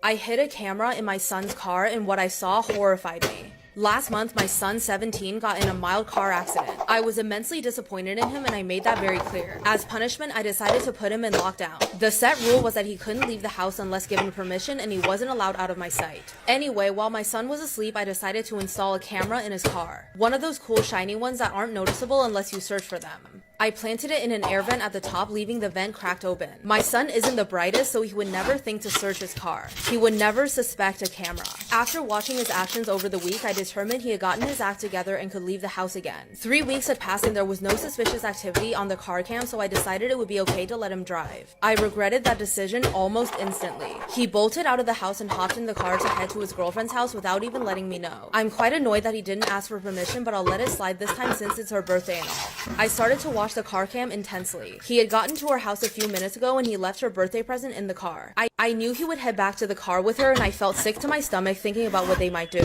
The door unlocked and he stepped into the back seat with his girlfriend behind him. "Happy birthday, babe," he spoke. "I know this is a big year for you, so I got you something extra special." He gave her a kiss and handed her the box. She shook it innocently and snickered. I wonder what's inside. She ripped off the wrapping paper only to be met with a blindfold. A blindfold? What the heck was that for? "Babe, let me put it on you. I'm gonna take you somewhere special. It's gonna be a huge surprise." He crawled to the front of the car and started driving. I recognized the path he was taking, back home. I hadn't gotten his girlfriend anything for her birthday, and he knew that. Why was he bringing her here? The car crept up the driveway. "Okay, babe, are you ready?" He put it in park and hopped out, headed straight to the passenger side. He slid the blindfold off his girlfriend, who wore a sickening grin on her face. "Take my hand, let's end her together." They locked eye contact and his girlfriend slid a out of her pocket. My heart suddenly dropped to my gut. Thump, thump, thump, sharp knocking. "Mama, I'm home and I brought Brookie with." Am I wrong for not letting my apartment mate, 21 female, back inside after she got spat on by a camel? I share an apartment with another woman and we've been decent acquaintances. I'm the primary tenant, but she's subleasing and the landlord is okay with it. Apparently, she walked out to the fair that had all sorts of attractions and animals. It was walking distance about a mile away from our unit, and I remember it being advertised, but I didn't go. Well, to put it plainly, she got spit on by a camel. She texted me shortly after it happened to warn me that she was coming home, and I thought, okay, what's the big deal? Come home. I saw her coming up the steps looking miserable through the window and went to the porch to greet her. Instantly, I was hit with the most unbelievably vile smell I've ever smelled from 20 feet away. I really couldn't take it. I only got a whiff and could feel my stomach churning. So I went back inside and closed the door, and when she came up and tried to get inside with her key, I was practically begging her. "No, whatever happened, you can't come in like that." She responded, "I live here." Am I wrong for not letting my apartment mate, 21 female, back inside after she got spat on by a camel? I said, "You can't come in like that." She was yelling, "What? I live here," and then practically crying that she had nowhere else to go. I said, "I'm sorry, but there's no way. I can't let that smell in here." And guys, I could smell her through the door and was literally gagging. I suggested that she find a hose or shower somewhere or jump in a creek or something. Anything but coming in like that. She replied that no store would let her in, but I held firm. I held the door closed until she walked away, and she came back an hour later soaking wet. I'm not sure if she jumped in a creek or what, and then she opened the door. The smell was maybe barely better, but still horrific. Of course, she jumped straight into the shower, but I can still faintly smell it through our whole living room, and it's making me sick. Now we're Making both fruit furious at jars. each other. I'm mad that she came back in before the smell was gone, and now the whole place smells unbearable. And she's furious I dared hold the door shut and keep her out. Am I wrong? I walked in on my boyfriend of 4 years Unboxing and my my twin new sister. skincare Story mini time, fridge. And just wait till you hear his excuse. So me and my boyfriend met when we were in college. Recently I was let go from my job, so I've been waitressing as a way to pay our rent. I love my boyfriend so much and I just really don't want to lose him. However, I had this feeling in my gut that was telling me that it was time to end the You can relationship. even so change let's bring the it real temperature. time. 2 days ago, I was sent home from work. And this literally never ever happens, so I didn't even think to text my boyfriend to let him know that I was coming home early. I just keep thinking of how different everything would be if I had just texted him before I left. So when I got home and I walked through the door, I didn't really notice anything different. There was nothing unusual. That wasn't until I got to my bedroom and I started to hear these dreadful noises. I walked in and my whole world just shattered. It wasn't just any girl that my boyfriend was with either. It was my twin sister. So for some backstory on me and my twin sister, and I won't get into it too much, but we weren't even on good terms before all this happened. I haven't even attempted to even talk to my sister about this yet, and I blocked her when she tried to call me. My boyfriend then left and stayed a night with a friend after I told him that I needed time to think about what I'd seen. That night, I kid you not, I got through a pint of ice cream. I cried until literally nothing else would come out. My boyfriend then sent me a text and explained he had thought it was me the entire time. Now, maybe it's just me. Or maybe it's because, you know, obviously I've known her longer, so I can see really obvious differences between me and her. Despite all that, I'm just absolutely devastated because my 19-year-old sister got married to her high school teacher. He's 36 years old and everyone seems okay with it. She graduated a year ago and they told us that they were dating, almost immediately after graduation. I was shocked and angry, but everyone around me was happy and supportive of them. The teacher divorced his wife 2 years ago and started paying attention to my sister. He spoke to her after class regularly and paid special attention to her studies. I thought this was weird and talked to my sister about this, but she told me that he was helping her because she was the best student of her class, which she was. A few months ago, only a few months into dating, they announced that they were getting engaged. I tried talking to my parents about their age difference and stuff, but they didn't want to hear it. I talked to my sister and she told me that she's happy and that she loves him. We live in a small town with a tight-knit community and everyone else is supporting their marriage. Eventually, the marriage happens. I contemplated on not going to the ceremony, but I didn't want to hurt my sister, so I went reluctantly. My blood was boiling throughout the whole thing. Everyone who came to the ceremony congratulated them. I couldn't even look the teacher in the face because I was so angry at him. I hated the whole thing. I'm leaving this town tomorrow. I had some interviews lined up and got selected in one. It's in a city and I'm moving tomorrow. I can't stand these people. My parents think that getting married to a good guy with a stable job is the best thing that could have happened to my sister, and my relatives agreed. He groomed her. Why doesn't anyone else see that? I wanted to scream at everyone. When I told my sister that I was leaving, she cried. I reassured her and told her I wasn't angry at her. I made it clear to her that she could contact me anytime under any circumstances and I would be there for her. I bought her a phone and told her that I talked to her regularly. I try to not antagonize anyone because I wanted them to reach out to me if anything happens. It was very hard to do so. I came very close to fighting several people. My sister was a star student. I always thought that she would go to a big college and become someone significant. But now, she's going to be a housewife. That thought is destroying me. I wasn't harsh on her because I'm hoping that she wakes up soon and I want to be there for her when that happens. I want to support her and see her full potential, and I'm wishing that it happens soon. I told her not to have children until she's sure. She has a contraceptive implant and I told her not to get it removed for at least a couple years. I told her to tell me if anyone ever pressured her to have it removed. I really hope that she follows my advice. As for the phone thing, my parents did not allow my sister to own a phone. She had to use the landline if she wanted to talk to people. That's why I bought her a phone. Part 2. My 19-year-old sister is getting married to her 36-year-old high school teacher. I wanted to share an update on my sister's situation. It's been a year and the situation has changed significantly in a positive way. Since the marriage a year ago, I've made it a point to talk to my sister regularly on the phone that I gave her. A few weeks in, her husband started pushing her to be in a traditional wife role, which created a wedge between her and her friends. But I made sure to keep in touch and visit her once every month. Her husband did not like that, but he tolerated it to keep up appearances. To deal with my frustrations, I joined a gym and started working out. Luckily, my boss at my job turned out to be a great lady who listened to me and gave me a lot of support and advice. She told me I could call her when I needed help, and became my mentor and an older sister I could lean on. Some months into the marriage, her husband managed to domesticate her completely. She stopped going out almost entirely and had very little independence. And he tried to start separating my sister from me.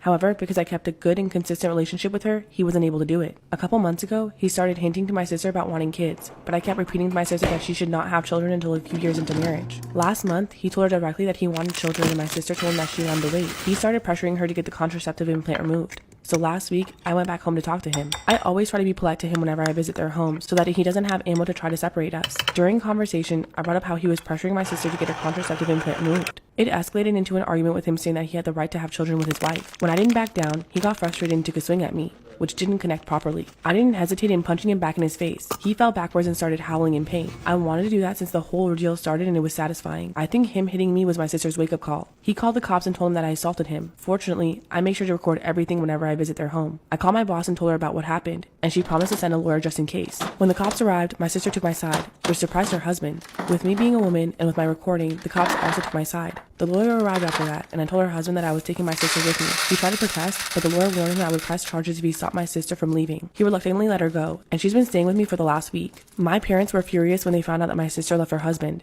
They didn't seem to care that he hit me, probably because I stopped talking to them. I'm still talking to my sister about what she wants to do, and will probably start divorce proceedings in a few days. Her husband and my parents have been trying to call her and get her to come back, but I've made sure that she doesn't talk to them without me present. Throughout the whole thing, my boss has been super helpful and has been giving my sister advice about what she could do next. I know that I'm super lucky that my sister managed to wake up so soon and that I've had support from people like my boss. The whole last year, I was worried about how my sister was going to end up, but I'm elated now. Story time about how my social media is completely fake and I've gotten lots of surgery. Disclaimer is not my story time, was said on my Instagram. I'm an influencer/model nepo baby. My parents are in reality TV. My mom got a lot of surgery back in the 90s, and I do not look like my mom because of it. When I turned 16, my parents let me get surgery to look more like my mom. I got my nose done and lip filler, and this helped me go viral on Instagram. People praised me for my beauty and for looking like my mom. I was able to reach 100,000 followers on my own, and for my 18th birthday, my parents bought me another 100,000 followers. Most of my followers were fake. That's when I started making $10,000 a post. So I got more surgery. Part 2 is up. Story time about how my social media following is completely fake and I've gotten lots of surgeries. After my parents bought me 100K followers, brands were paying me left and right. I made $100,000 in 2 months. With the money I was making, I decided to get more surgery. I got a brow lift, cheek filler, and liposuction. By the way, this was 8 to 7 years ago. At that time, everyone was talking about those detox teas. A brand approached me and they were paying me 10K per post. But then my followers all started getting angry. People started noticing that I had lipo belly. If you don't know what that is, please Google it. I started losing followers, so I had to buy more. I had to give them money back. Part 3 is story time about how my social media is completely fake and I got lots of surgeries. Started to get canceled because of the products that I was promoting on my Instagram. I was getting paid more than $10,000 a post. I mean, what do you expect? And I got filler in my hips and my butt. At the time, the Kardashians were super popular for that. Well, fast forward 8 years later, I had to get my lips, my butt, my hips dissolved. In total, I spent over $150,000 on surgeries. I'm still making lots of money on social media though. People are always trying to cancel me because they're jealous. I got invited to be on a reality TV show, but I feel like people will start noticing all my surgeries then. What should I do? Am I the asshole for telling my boyfriend that he can't have girlfriends? I'm 22 and my boyfriend's 27. He's a finance bro. He comes from a rich, white, privileged family and always gets exactly what he wants, which included me. Grew up in a low-income household, and my parents are immigrants. Family and I are really tight. Him and his family, on the other end, they barely speak to each other. Met at a party and he asked me out and I said yes. Before that, I had never hung out with anybody who had money, so him taking me out to dinners, his family's yacht, and on trips was an entirely different world for me. I quickly realized that it was always going to be his way. We always go eat where he wants to. We always hang out with whoever he wants to hang out with. Don't get me wrong, he is considerate and sweet and loving. We threw a party for his best friend's birthday on his yacht, and an old friend of his showed up to the party. This girl was just like him, rich, white, and got everything she wanted. But her and I actually did make friends that day. But then she started wanting to hang out with my boyfriend by themselves. He told me he was going to have breakfast with her, and I asked him why he wouldn't take me. That's when he said that they just wanted to catch up. Told him it made me uncomfortable, but he went to breakfast anyway. Said we should have friends of the opposite sex. Should I break up with him? Am I the asshole for not letting my girlfriend have access to my finances? My girlfriend and I have been together for 3 years and have a 1.5-year-old. I'm the only one with a job right now, and it's not a high-paying one either. I did get a credit card last year to try and better my credit score, but I accumulated a lot of debt over the winter. I used it for bills and whatever the family needed. It's the last thing I feel I have any control of currently, and I just want to be able to take care of the financial stuff myself. But she's saying it's a huge red flag that I don't show her the accounts. In my opinion, I think she doesn't trust me and thinks I'm paying for adult-related sites. Am I the asshole for not letting my girlfriend have access to my finances? I think that she thinks I pay for adult-related sites online, but I can't even afford to pay for more than one meal a day. My work also slowed down the last 2 months, so money was a bit less than normal. I told her that I put my tax returns into paying it, and I have about $2,500 left to pay off currently. Also that my goal is to pay it off by summer, but she was upset by the number and now says she wants to see the accounts and that I'm wrong for not doing so. Other couples she reads about online do share passwords and accounts. I just don't want her to critique every little thing. Like if I got something under $10 for the baby, you know? Am I the asshole for refusing to help my daughter with her car payment because she's an exotic dancer? I didn't know if you could say the other word on TikTok, but you guys know what I mean. So I, 47 male, have a 22-year-old daughter who's in college and lives on campus. I agreed to help her make her car payments because she was in school. Well, I was recently informed by a young man that I work with that my daughter dances at a club 40 minutes away.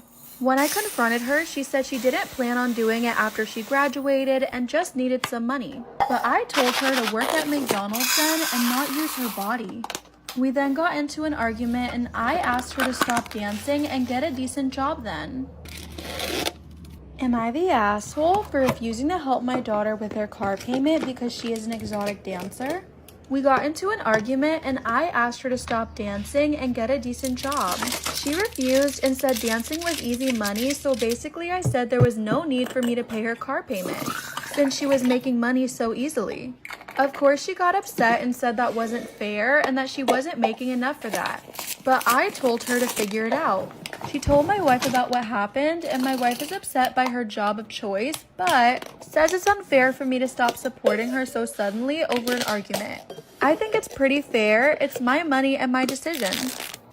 I had to pretend I was a virgin on my wedding night, and this is what I did. I saved some period blood from my last period. Since my father had promised me to a man that I had never met, who I did fall in love with, but I wasn't a virgin and was promised as a virgin, I had to do something. The wedding was absolutely beautiful, and my new husband and I were getting to know each other so well. So I knew that I did not want to disappoint him because he thought that I was a virgin. So when it came time to getting naked and actually doing it, I was already used to it, so I pretended like it hurt really bad when he put it in. Frozen my period blood in a Ziploc baggie, and I put it behind the bed underneath my pillow. So as soon as we finished, I had already scooped some blood into my hand and I just went ahead and rubbed it on. And it worked. He saw the blood, kissed me, and then we did it again. At this point, I just enjoyed it. No one will ever know this secret, and my husband thinks that I've only been his. So I guess it's a happy ending, right? Imagine meeting up with someone online only for them to end up being an active serial killer. Heather Saul was a sex worker in West Virginia when she came across a man online who wanted to be her client. It's unclear whether Heather took him on as a client, but the man did end up getting her address and showing up to her home. As soon as he gained entry, he attacked Heather by strangling her, pointing a weapon at her, and telling her that he'd kill her if she didn't comply with his orders. He then points the weapon to her side and says to her, "Live or die." She trusts her gut and thinks to herself that if he was going to use it on her, he would have by now, and in those few seconds of silence, she decided to fight for her life. The man lunges on top of her and sits on her chest, not letting her breathe. Somehow she manages free and spots a nearby tool, grabs it, and swings it at the man. He then sets his gun down in order to grab the tool from her and overpower her, which is when she grabs his weapon and immediately shoots him. He slowly falls to the ground deceased. Heather's back was broken and her shoulder was dislocated, but she went to the neighbors and told them to call 911. She was hysterical when police arrived. When they searched the man's body, they found 4 sets of handcuffs, but what they found in his car is even more chilling. This man had a full-on kill kit in his car, foreshadowing what could have happened to Heather if he had been able to subdue and rape her. The kill kit contained numerous weapons along with duct tape, a shovel, garbage bags, and a tub big enough to fit an adult woman with bleach and other cleaning supplies. Police were able to link this kill kit to a total of 9 women who were either murdered or disappeared across 3 states. This man's name was Neil Falls. He was born in 1969 and always had a troubled past. Around the 2000s is when he was caught abusing animals, and in 2008 he was asked to quit his job after sexually harassing a coworker. On the driver's side floor, Falls left behind a significant piece of information. There was a list written down of women's names along with their ages. It's believed that those were his next intended victims if Heather Saul hadn't killed him in self-defense. She was never charged for any crimes and became a media sensation after this. She was brave enough to fight off her attacker, bringing an end to an active serial killer and saving multiple women from suffering a grisly fate. Welcome back to Reddit Stories. I know how hilarious this is going to sound, but this is not a joke. I am genuinely freaking out right now. I just finished high school and I'm looking for my first serious job, but I don't have a lot of experience. So to pad out my resume, I put on a hobbies and passions section. Here's the problem. I stupidly left my laptop open while going shopping, and my piece of shit little sister opened up my resume, deleted all the hobbies and passions, and just replaced it with garlic bread. Now keep in mind, it wasn't open at the time. She opened it, deleted my hobbies and passions, and put garlic bread, and then she closed it. I sent that resume to at least 30 companies with my only hobby or passion being described as garlic bread. Am I wrong for returning the shoes I got from my husband after he accused me of stealing from him? My 29, husband 36, is the breadwinner of the family. I stay home with the kids who are preschool age. He pays for the mortgage, bills, household needs, food, kids' needs, etc. He has set a monthly budget for each category and handles getting everything done. Recently, he has become overwhelmed and told me to handle grocery shopping, but before he let me, he asked me to write a list of all the stuff we need so he could calculate the total and also so he'd have an idea of how much I'll be spending when I take his credit card. I didn't have an issue with that because this way we'd watch our spending habits. However, he said I'm never allowed to get something that isn't on the list unless I'm paying for it some other way. Huh? On Friday, I was doing some grocery shopping as usual and saw that the store had some nice shoes on sale. The price was insanely low for this brand, and so I decided to grab a pair for my husband, thinking he'd be happy with them since he needed new sneakers anyway. I bought them, and when I showed them to him, he flipped out on me saying I made a huge mistake by buying something that wasn't on the list. I agreed with him, but I thought that since the shoes were for him, then it'd be different. He said I screwed up and shouldn't have bought those sneakers without telling him. To my defense, I said the price was so low, and it's not like I spent $100 on shoes. And also, I saw this as a great deal and wanted him to have those nice sneakers. He plainly said that what I did is considered stealing since he never consented to have those sneakers purchased and said that I'm being irresponsible with money. That is why I no longer have an income and my spending habits need a grip. We argued about it for hours and he avoided speaking to me for the rest of the day. The next day, I went and returned the sneakers and took the money back. He got home in the evening and lost it when he found out. He said he couldn't believe how petty and childish I was to actually do this. I explained that I was just correcting my mistake. He tried to contact the store and was told the sneakers were already sold. He got even angrier with me, but I told him that he accused me of stealing from him when I was just trying to do a nice gesture. He yelled that I had a lot of nerve calling what I did a nice gesture while using his money to do it. I told him he had no right to yell at me after I corrected my mistake and gave back the money he accused me of stealing. He threw a fit, then went out to his friends and came home late at night still not talking to me. So am I wrong here? Am I the asshole for throwing out my husband's dinner after he went to eat at his mom's house? Let's go ahead and see. So my mother-in-law calls every night to ask what we're having for dinner. Then she brags about what she's cooking to make me look bad, especially if we're getting takeout. I used to care, but not anymore. But my husband would ask me to make dinner only for him to eat the dinner his mom makes at her home. 10 minutes away and using the "that's my favorite meal" excuse. Yesterday, I wanted to surprise him by cooking one of his favorite dishes, and although I was busy, I took time off work to cook. I even went grocery store shopping to get what I needed. Later, as I was setting the table, his mom called. I told him he didn't have to answer, but he did. Like usual, she asked what we were having, but acted surprised that I cooked his meal. She then went on to tell him she cooked this particular meal and told him to come over. He said okay, which shocked me. I said, seriously? As he started dressing up and getting ready to leave. He told me, no offense, but this meal that his mom cooked was even more of his favorite than the one that I cooked, and grabbed his keys and left. Oh my God. I can't. I felt awful. I took his plate and threw it out and then ate my portion. As I was about to put the plate in the dishwasher, he got home looking angry, saying his mom lied about cooking his favorite meal and used it as an excuse to force him to eat dinner with her. I was shocked, but he sat down telling me to go ahead and reheat dinner. I told him no dinner after he abandoned it. I threw it out. He said, what? And I told him he disrespected my time and effort and chose to go eat with his mom instead. He began yelling at me, asking if I really did that, and called me petty and then horrible, and then went upstairs saying what I did was 100 times worse than what his mom did.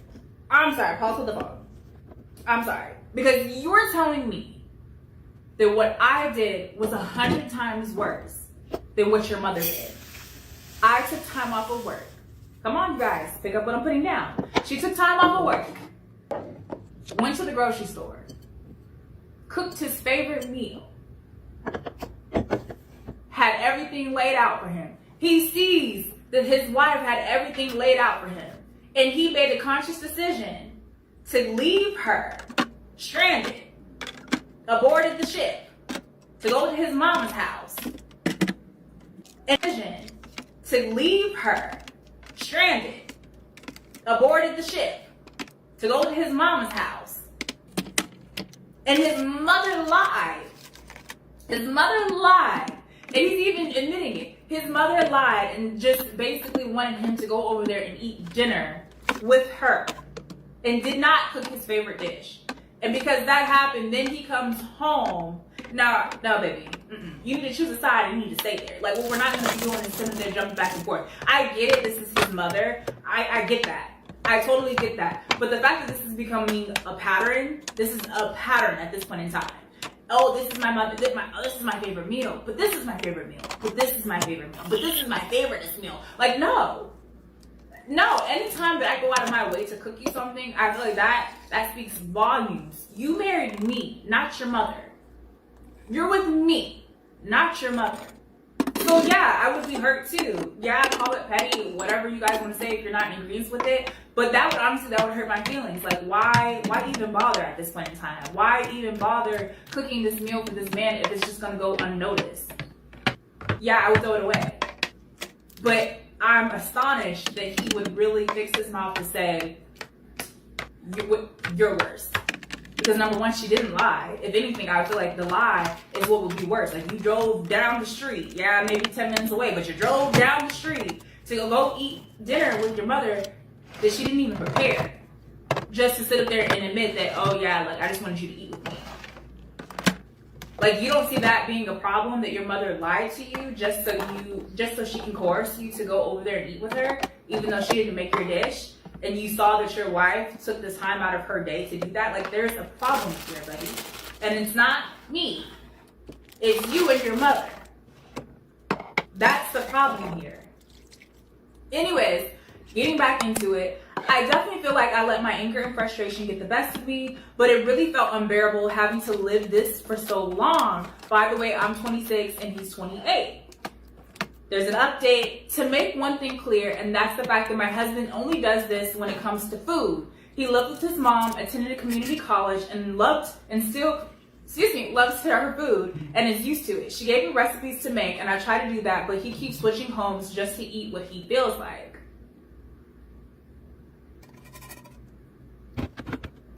The real question is, how come she's not invited? Like, is he just like abandoning ship and just going over there to his mother, and the mother is not inviting her daughter-in-law? Or is the person that's making this post just making a conscious decision not to go over there? Either way, it's all messed up, but this is just something that was spiked my interest. No, I wouldn't. Am I the asshole for not getting my girlfriend a birthday gift? My girlfriend and I have been together for 3 years, and gifts have always been sorta a sore spot, at least for me. So the first year we were together, she made me some cake things for my birthday, which was nice and everything, but then she took like half of them back to give her family. It just seemed kind of weird, like, here's your present, but I'm taking part of it back. Then her birthday came that year, and I did a bunch of stuff for her: balloons, flowers, a card, and some gifts. Christmas came, and I gave her a few gifts and didn't get anything. Following birthday of mine, nothing. For her birthday that year, I got her a gift but didn't go all out like the first year. Then last Christmas, am I the asshole for not getting my girlfriend a gift for her birthday? Last Christmas, she wanted seat covers and I bought them, but wanted to see if she even gave me a card or anything, which she didn't. I still gave her the seat covers, but that was the last straw. My birthday came and same thing, nothing. I've tried to talk to her about it, but she claims she forgot or has so many other people to shop for. Her birthday came and I didn't get her anything. We went out to celebrate on Saturday and she kept saying she was excited for her gift. Ignore my husband I took trying her to to dinner steal and she wanted to come over, and she came over to my house. She kept looking around, then said, "Okay, I'm ready to open my gift." I said, "What gift?" Am I the asshole for not getting my girlfriend a gift for her birthday? She said, "Haha, seriously now, it's my birthday." I said, "I know," and she said, "Quit messing around." I said, "I'm not messing around. I really didn't get you anything." Then she said, "Why did I come over then?" I said, "I don't know, you wanted to." She then went on to ask, "You didn't even get me a card?" I said, "No, I just figured we're not doing gifts anymore. I mean, you don't give them, so." She gave her usual excuses of, "You're hard to shop for," and "Well, I forgot," and other things. Then she said it shouldn't be about receiving, it's about giving, but thanks for being a passive-aggressive asshole and ruining my birthday. Am I wrong for calling my brother's girlfriend disgusting and refusing to meet her? I, 27 female, recently had a very unpleasant encounter with my brother's 32 male new girlfriend, 21 female, that has culminated in the family getting dragged into it. We'll call her Anne. He's been with Anne for about 5 months, but I've never met her for various reasons from both of our ends. He said he wanted to get to know her properly before introducing her to us all. And I made a crack along the lines of, yeah, well, 12-year-olds are known to be unpredictable, which made him sulk for a while too. I probably shouldn't have said that, but the age gap is weird to me. I met up with him a few weeks ago for coffee. The topic of Anne came up briefly, but he just said that they are still together and he liked her, so I was coming around to the idea that I maybe should stop being a judgmental asshole and just meet her. After, I went back to my car, grabbed my plastic bags, and went shopping in town. After about an hour, I came back to my car and it was messed up. It had been scratched, a drink thrown over it, but the worst thing was that someone had smeared blood on my driver door and literally shoved a used feminine hygiene product in the door handle. I had to go back to the store and buy rubber gloves and bleach just to get back into my car. I get home and I get a text from my brother. He said Anne had confronted him when he got home over his cheating and she thought I was the other woman and had vandalized my car. He said she was really upset and wanted to apologize to me in person and give me flowers. I said that even if I had been some other woman, that what she did was disgusting and she was nuts. I never wanted to meet her and I expected payment for cleaning and damages. For the last 2 weeks, it's been this revolting door of my family calling me and telling me to let her apologize. Me letting them know exactly what she did and them mostly agreeing with me in the end. Then I get messages from my brother telling me to stop telling people what happened because it was embarrassing Anne. I had some aunts who are mad at me for even telling them. Make it make sense. And her family are of course livid with me. Not to mention my brother. It's just so much noise in my head that I'm starting to think I should just drop it because I have repaired the damage and had it cleaned. I've sent my brother the bill but not had anything from him yet because he says I've done emotional damage to Anne. Bro, honest to God, I swear, I would have called the cops. I'm petty like that. I would have pressed charges and be like, yo, this person vandalized my car. And you have proof, like the text message proof that, or the call that she vandalized your car. You're too nice. I don't care if my brother or not. I would be like, this bitch is crazy. I think it was emotionally damaging to have to see what she did to my car. But in the off chance that I've gone mad and I am overreacting, please tell me. So, am I the asshole for calling my brother's girlfriend disgusting and never wanting to meet her because of what she did to my car? Am I the asshole for saying my sister was being a terrible parent and feeding her daughter even though she told me not to? So recently my 22 male sister 27 female asked me to babysit her 5-year-old daughter. I said yes, however when I came to her house she told me that I wasn't allowed to give her lunch. I asked why and she told me it's setting habits for the future so her daughter can have a beautiful slender figure.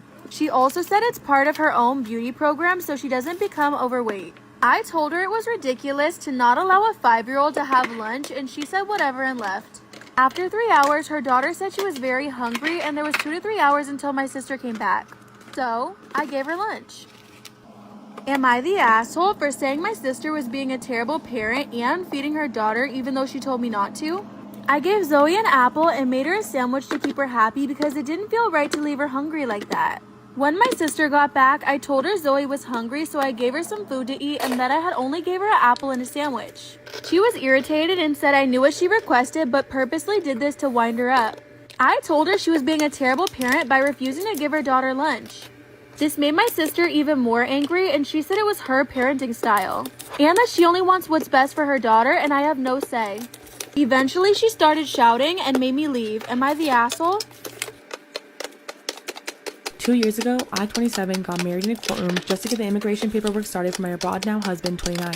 He always promised to provide me with a real ceremony eventually. The ceremony I wanted was picked out and cost about $7,000, and a South American resort includes ceremony, reception, and week-long honeymoon. I loved the idea since it was a country both our families could easily fly to. We could have had it in my country, USA, but not his, since members of my family legally aren't allowed to enter his family's country due to felonies. To be fair to his family, I suggested that we all travel instead of just his family traveling. These last 2 years, I've been planning and saving for our marriage. I have $6,000 set aside exclusively for it. Meanwhile, I've also spent thousands on his immigration fees to make it eventually legal for him to live and work here. He stayed in his own country in the meantime these last 2 years. Our immigration case is almost at the final part. All that's left is paying 2 last fees to the NVC from a USA bank account. Since I'm the only one with a USA bank account, it's up to me. I joked and said, alright, I'm about to spend this last $500-ish bucks, but I'm still waiting for that ceremony date. To which he replied, why bother since we're already married? He further explained he liked my self-made website and invitations I had ready to go for the wedding, and that he was proud of me for holding on to an idea for 2 years, but that it's a waste of money in his eyes, but he wouldn't be opposed to it if I just paid for it myself. Me and the wedding planner at the resort were completely blindsided since this came out of nowhere. He seemed happy with it, and I assumed that he would contribute to the price up until that point. I didn't put my bank details in, so the immigration case completely halted. He says I'm ruining his future, but why should I hold up my end when he didn't hold up his? His family and him both really think that I'm being an a-hole. Am I the asshole for canceling my husband's immigration case right at the end? Am I the asshole for not warning my hookup about the snake room? I have a ball python. She's 4.5 feet long, very lazy and chill, and mostly lays under her heat lamp in her tank. When I bought the house, I let her have the run of the room because I have extra space, and I also sealed everything and keep the lid off so she can roam freely. And I also made a big cat tree for snakes. And I have a few aquariums and terrariums in there with my octopus and lizard. And it's important to note that I have a sign on the door that says no step on snake. With that context, I had a guy over at my house for a hookup and we met at a bar, judge if you want. For some reason, he went upstairs to use the bathroom but opened the snake door. Am I the asshole for not warning my hookup about the snake room? He yelled from upstairs and slammed the door and said there's a snake in the house. I said that's my snake and she's chill. He came downstairs screaming at me saying that I should have warned him and that I was a crazy B-word for having a snake in a room. I asked why he was going through my rooms anyways and he said he assumed that I would meet him in my bedroom. I told him there was literally a sign saying the snake was there, but he still called me crazy. Then he walked out and told me I should have told him. Am I wrong for calling the cops on my neighbor after they took a package off my porch? I, 38 female, live alone in the house I grew up in. It was left to me by my mother after she passed away 10 years ago. For the past 4 years, I've had issues with these specific neighbors. For example, there was an issue where their dog would jump the fence and chase my cats. I told them if I saw it again, I'd call the cops, and they asked if I'd be willing to split the cost of a taller privacy fence. I refused, but they did end up putting in the taller fence. Then they asked me to split the cost of taking down an ash tree that was on their property. It was 10% on my property, but I still declined. They'd also thrown some loud parties, which caused me to call the cops. Am I wrong for calling the cops on my neighbor after they took a package off my porch? I'm out of town visiting family for a couple of weeks and have a friend that comes over to my house every day to check on my cats and check for mail. I got a notification the other day that some packages were delivered, so I texted my friend to let them know. Before my friend could get there, I got a notification from my Ring doorbell. I saw my neighbor on my patio and asked him what he was doing, and he said a package of theirs got delivered to my house by mistake. I told him to leave and that my friend would bring over his package. He said he's not waiting, and I told him if he takes it, I'm calling the cops. He shoved the package in front of the camera and said that's my name and address. He took it and I called the cops. Am I wrong for not giving a wedding present I promised because I was uninvited? I, 32 male, was invited to a wedding of an acquaintance of mine named Molly a few months ago. I'm not super close to her or her fiance, but I love weddings, so I said, yeah, I'll go. Now, the relevant part here is that I have a very good career and make an excellent living. Plus, I love giving gifts and splurging a bit. So I spoke with Molly and her fiance and promised them a custom-made gaming PC since they game together. They were very happy and thanked me a lot. The price of the PC would come out to be a little over $1,500, not counting the monitor I was willing to throw in. This is a gift for an acquaintance? What do you get for like your close family and friends? That's what I want to know. 2 months ago, Molly told me that unfortunately I had to be uninvited to the wedding as part of a cost-cutting measure. She apologized but assured me it was only because of cost. I was upset but let it go. Then I found out a week or so later that a mutual acquaintance that was still going that Molly told her she had to cut people because she needed the invites for some of the groom's family who decided to come. I was pissed, so I decided to not give Molly the PC I promised. Molly's wedding happened 2 weeks ago, and from what I can tell, it was a nice ceremony. Afterwards, she actually texted me asking if we could talk about when the PC would arrive. I asked if we could call. She said yes. I told her that since I didn't go to the wedding, that I wasn't going to get her a gift. I don't see anything wrong with that. Why would I? That's so weird. Like, hey, you can't come to my wedding anymore, but please feel free to still give me the $1,500 gift that you were going to get me. We had a long argument where I said I was being petty and that I was holding it against her that I couldn't come and that I made a promise. I didn't tell her that I knew because I wanted to protect the person who told me. She called me a petty asshole and complained to our friend. I explained to a few select people the whole story. Most agreed with me, but some said that weddings cause people to make very tough decisions that aren't personal. Now I'm doubting myself. Maybe it wasn't personal and I'm just being petty. But she did lie to me and uninvited me while still expecting an expensive gift from me. So, am I the asshole? Am I wrong for telling my dad's wife that I own the house she lives in?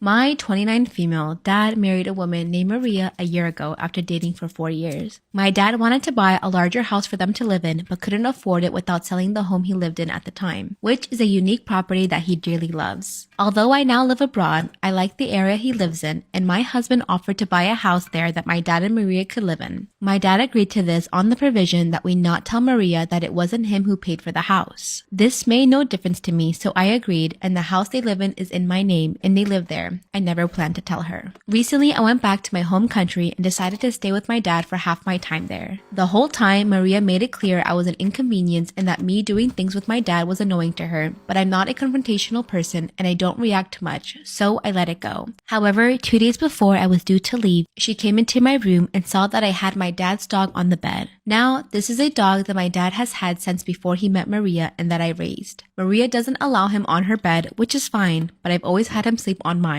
She flipped out saying that this was the final straw and that she'd had enough of me disrespecting her in her own home and I had to leave. I tried to de-escalate the situation, saying we should just wait for my dad and sit down and talk this out, but she was adamant that I had to leave and that she had the authority to make me. After several minutes of me trying to explain to her that it was absurd for her to try and kick me out of my dad's house without talking to him, she said that what she said went, and since she married my dad, this is technically her house. I just chuckled and said, since my name is on the deed, it's technically my house, but there's no need to get technical and we should just wait for my dad. She was shocked and left the room. When my dad came back, I told him what happened and he went to speak to her. There was a shouting match and she didn't speak to either of us until I left 2 days later. My dad is mad I told her, which I get, but since then, I've also got texts from her kids saying that I was the asshole for telling her and making her feel like a guest in the house. This isn't the case. She isn't a guest, she's a tenant, but so is my dad. And the only point I was trying to make was that she didn't have a business trying to kick me out of my father's house, let alone my own property. I didn't take it there until she did. That said, maybe I should have just left the ownership out and let my dad handle it.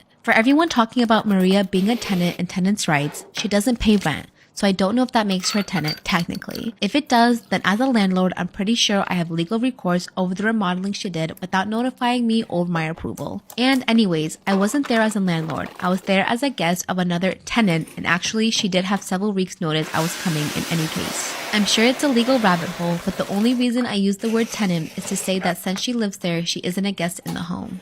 Today, I fucked up by trying to prank my fiance on April Fool's Day. I was wasting time on Reddit and found the perfect one. Easy setup, little cleanup, and dumb. It was perfect. I was home alone that day, so I grabbed some farfalle pasta from the pantry. I wanted a good crunch and got to work. I knew chances of my prank happening anytime soon were slim, as our master bathroom is slightly out of the way and my fiance typically goes for the guest bath. That's okay though, I'm a patient person. As soon as she got home from work, our son wanted to go play soccer outside. So we all go out and play for a while before coming back inside and having dinner. After drinking a bunch of water outside, coupled with a glass of wine with dinner, nature called. So naturally, I go into our bedroom, having completely forgotten what I did to the toilet. I jumped. The crunch. The feeling, the noise, the panic. Can confirm this prank is a good one. I got myself. I chuckled and went out into the living room to tell her what had just happened, but was greeted by an empty room. By some kind of twisted luck, she had gone into a different part of the house while I had seemingly shattered the toilet with my ass, saving me from embarrassment. The temptation to go back into the kitchen and grab the farfalle was too great. I practically leapt across the living room and into the kitchen, grabbed the pasta box, and made my way stealthily back to the toilet.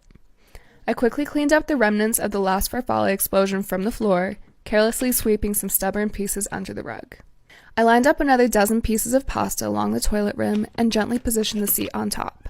The trap was set. I threw the farfalle box into our closet. The only time my fiance ever uses our bathroom is in the morning or before bed. I had hours of waiting, again trying not to fuck this up and prank myself for the second time. It's around midnight at this point, and finally, a solid 6 hours later, it's time for bed. I am giddy. I wait. I hear what sounds like God himself stepping on a porcelain toilet and surprise yell from our bathroom. I remain silent. Oh, you fucker. I'm crying. I can't breathe. Something about having pranked myself and knowing the absolute panic she had just felt sent me into a fit. At some point, I regained just enough composure to relay my endeavors in their entirety.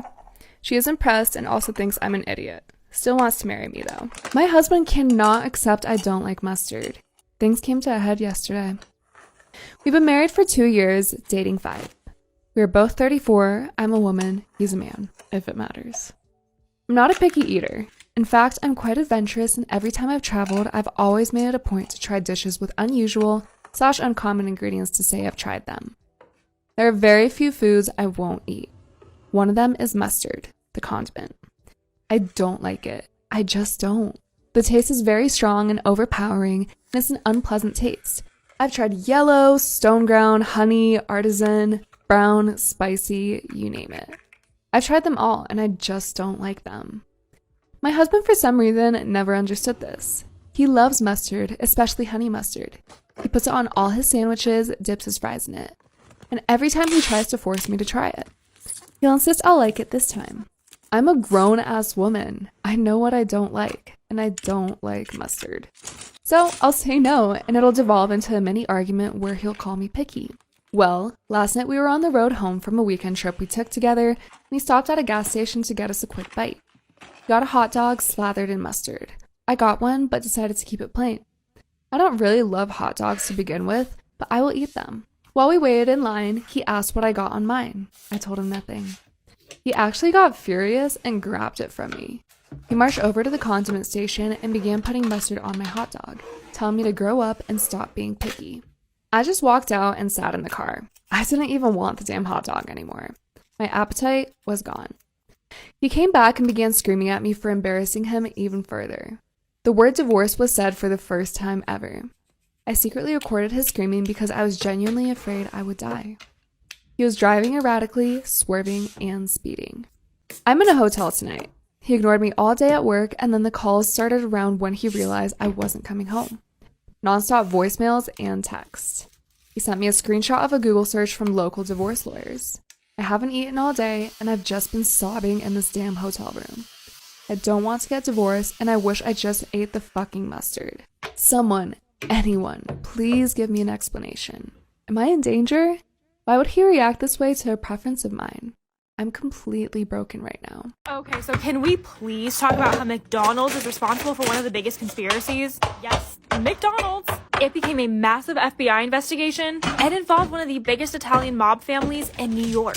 Well, around 1987, there was a little bit of a decline in the fast food industry, and McDonald's was really feeling it, so they were like, oh my gosh, how can we improve our sales? And this is when they decided to partner with Simon Marketing. And they had some amazing business ideas. They helped them come up with the Happy Meal, and they helped them come out with the Monopoly game. I don't know if you guys remember this, but I used to play it a lot as a kid. You would get this little sticker that you could peel off on the back of drinks, boxes. It would offer you a free Big Mac, a drink upgrade, but some of them offered way bigger prizes, like jet skis, cars, all the way up to $1 million. Yeah, I never found one of those. But you could always bring it back and add it to your Monopoly board. And anyone could participate even if you didn't buy anything from them. Like you could just go in and ask for a chip or else it would have been considered gambling. McDonald's sales jumped 40%, so they were making bank. But it didn't take long for someone to tip off the FBI. Part 2 on the McDonald's conspiracy. So the thing about their Monopoly game is that it was a 1 in 250 million chance of winning. That is less than the lottery.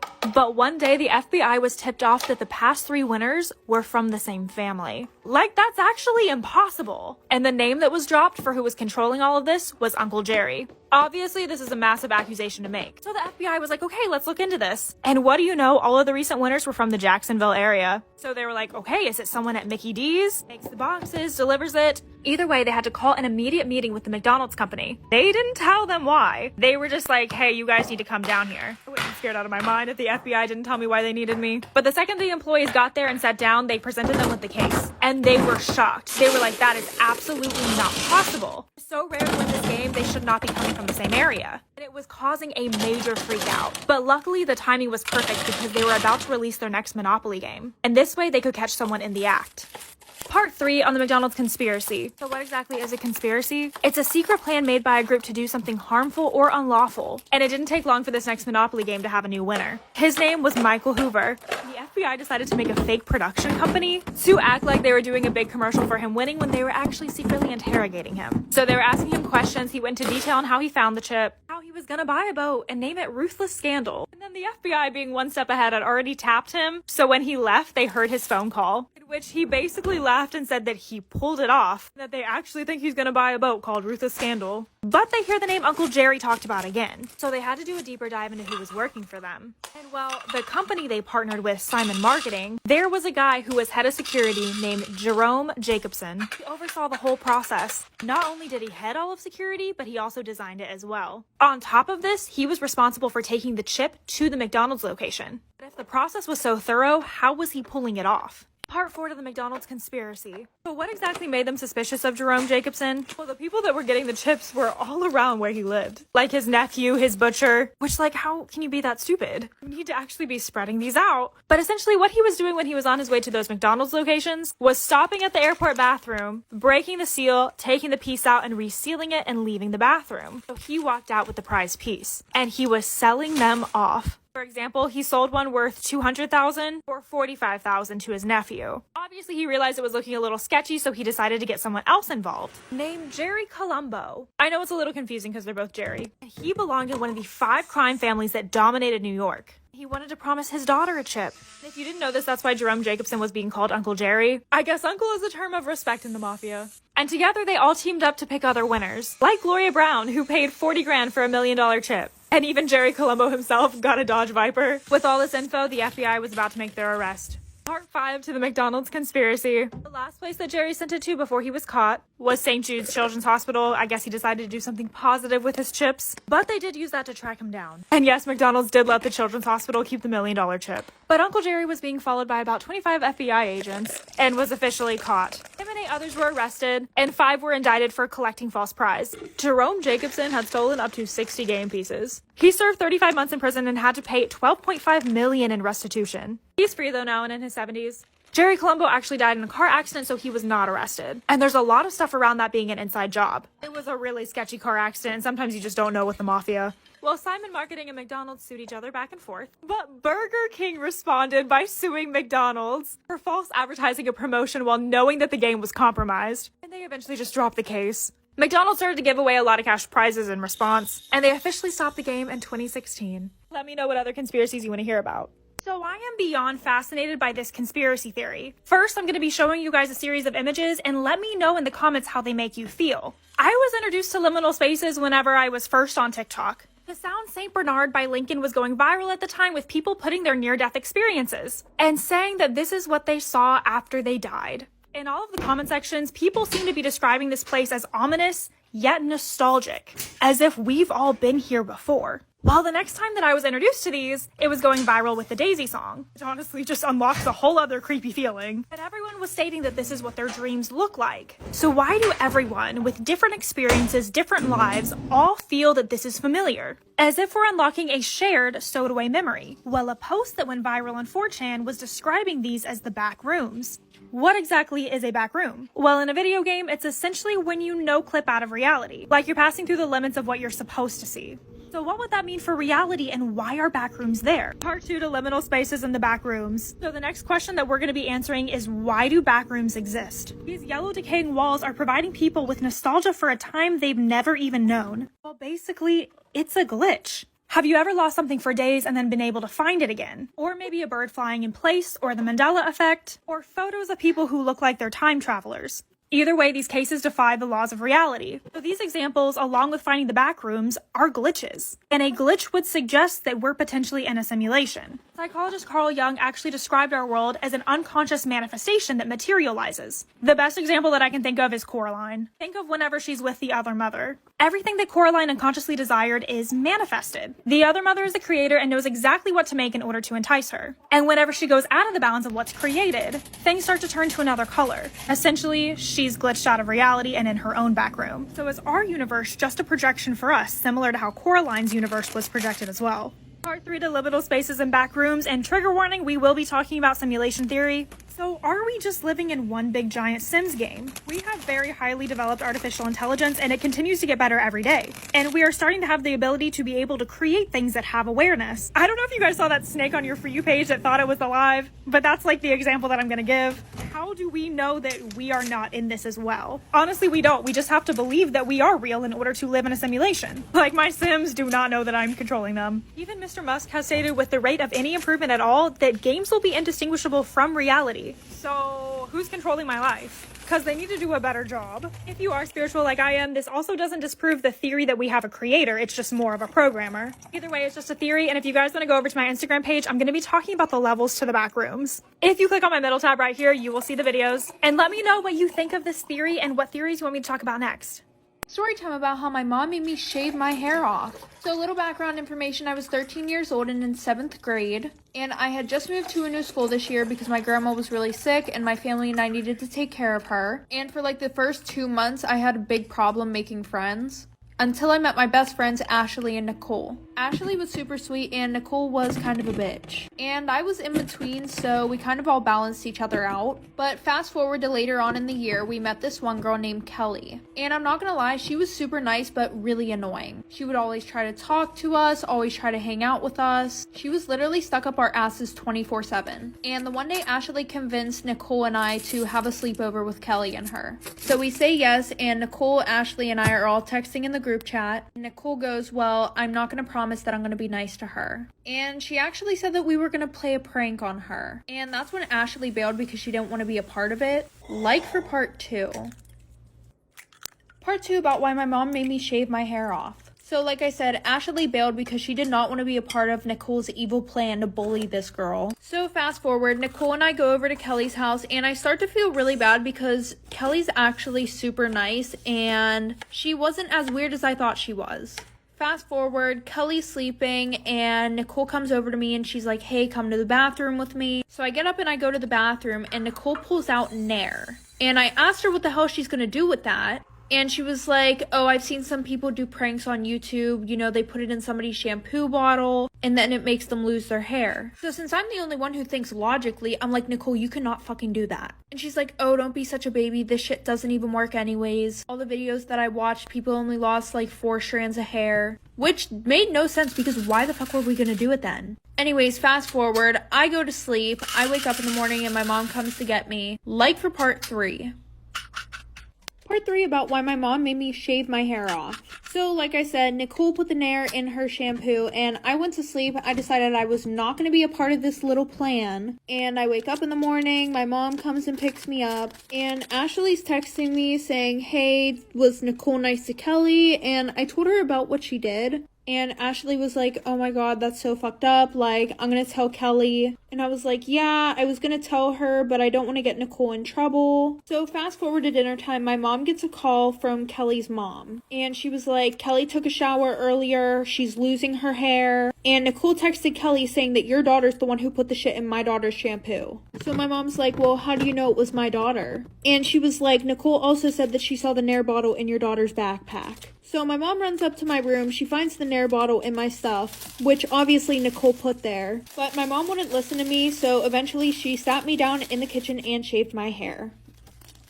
Storytime about my extremely creepy neighbors. So a little background information, I was 12 years old and I was in 6th grade. And my family and I lived in a really small town where everyone knew everyone. But our new neighbors had been building their house next to us for the past 4 years. And finally when they were done with the house, this house was huge. I mean, probably because there were like 8 people moving into the house. There was the mom, the dad, 4 kids, and their grandparents. So like 8 people. But I was super excited because I was like, okay, this is awesome. I get to meet some new friends. But after 2 weeks of not seeing anybody playing in the backyard or anybody on the school bus, I started to think that their family was super fucking weird. And everyone in our neighborhood liked to gossip, and everyone was saying how they barely see the people who had just moved in. So my mom decided to take one for the team and make some brownies, take them over to the house, and I ended up going with her. So we go to the house, we knock on the door, and one of the kids came and opened the door, but the dad ran over and grabbed him. Like for part 2.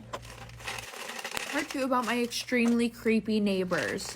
So like I said, my mom and I took some brownies over there, and one of the kids opened the door, and when he opened the door, he had a bunch of bruises all over his body. Dad came running over and ripped his son from the door and slammed the door in our faces, and all you could hear was him screaming at his son. So my mom and I went to walk away before the door opened, and he was like, sorry, my son knows better than to open the door to strangers. He took the brownies, and then I asked him if I could have a sleepover with one of his daughters, and he was super hesitant at first, but he said that I could only have a sleepover with her if it was at my house and not theirs, which my mom was completely fine with anyways, because she thought that it was a little bit weird that his son had bruises covering his whole body. So that night when she came over to sleep over my house, I asked her how her brother got all those bruises all over his body, and she said that he just fell down some stairs. But after that, we became best friends, and we would literally hang out like 5 times a week, until the one day I knocked on their door to ask if she wanted to come over, and her dad answered the door and said that she was gone. Like for part 3.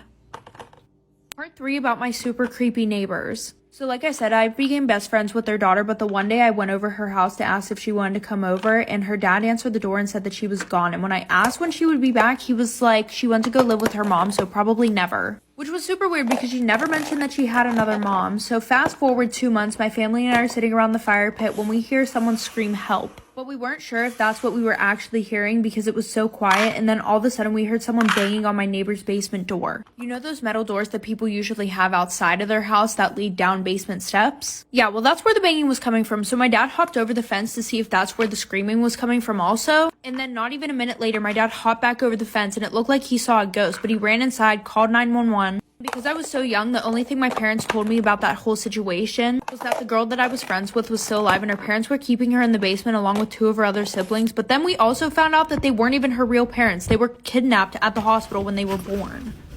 Imagine resorting to murdering your spouse after only 8 days of marriage. Today, we're going to be talking about the murder of Cody Johnson. To give a little bit of backstory into his life, he was born on April 8th, 1998, was very outdoorsy, loved cars, got a career in making custom commercial cars, and his boss was his best friend. He had an awesome relationship with his family, with his friends, an amazing job that he loved, but all he really wanted was a wife to go along with it. Well, in Halloween of 2011, he met Jordan Graham. She was a huge Christian, very active in the church, but she was also very shy and reserved.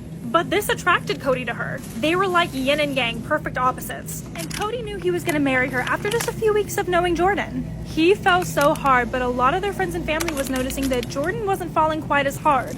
And it's very important that I state that because of Jordan's religious views, celibacy was huge for her. So Jordan and Cody decided to buy a house and get married. It was very noticeable that Jordan was more excited about the wedding though than the marriage. When it was time for the wedding, this is when things took a turn for the worst. Part 2 to the murder of Cody Johnson. Well, the day of the wedding hit and they had a custom song made for their wedding. And it stated things like, "You're my safe place to fall, you help me to climb higher for a better view," and this is all a massive foreshadow. After their wedding, Cody took a week off of work as their honeymoon period to move into their new house. Well, the day before this honeymoon period was over was a Sunday, so they went to church, went to the lake, and went out to Dairy Queen with some friends. And this was the last time anyone heard from Cody. The next day occurred and he didn't show up to work. His boss, who again was also his best friend, was extremely worried. So worried that he went to his house, and when he knocked on the door for a while and no one answered, he resorted to breaking in. He was panicked, looked for evidence around the house, and found Cody's phone in the garage. But there was no sign of Jordan. Absolutely panicked, he called the police. Because of how worried his boss was, the police took this very seriously. They were also wondering why his wife didn't make this report. Well, the wife ended up texting a friend asking if they had seen Cody, saying that he drove off with out-of-town friends and didn't know where he went.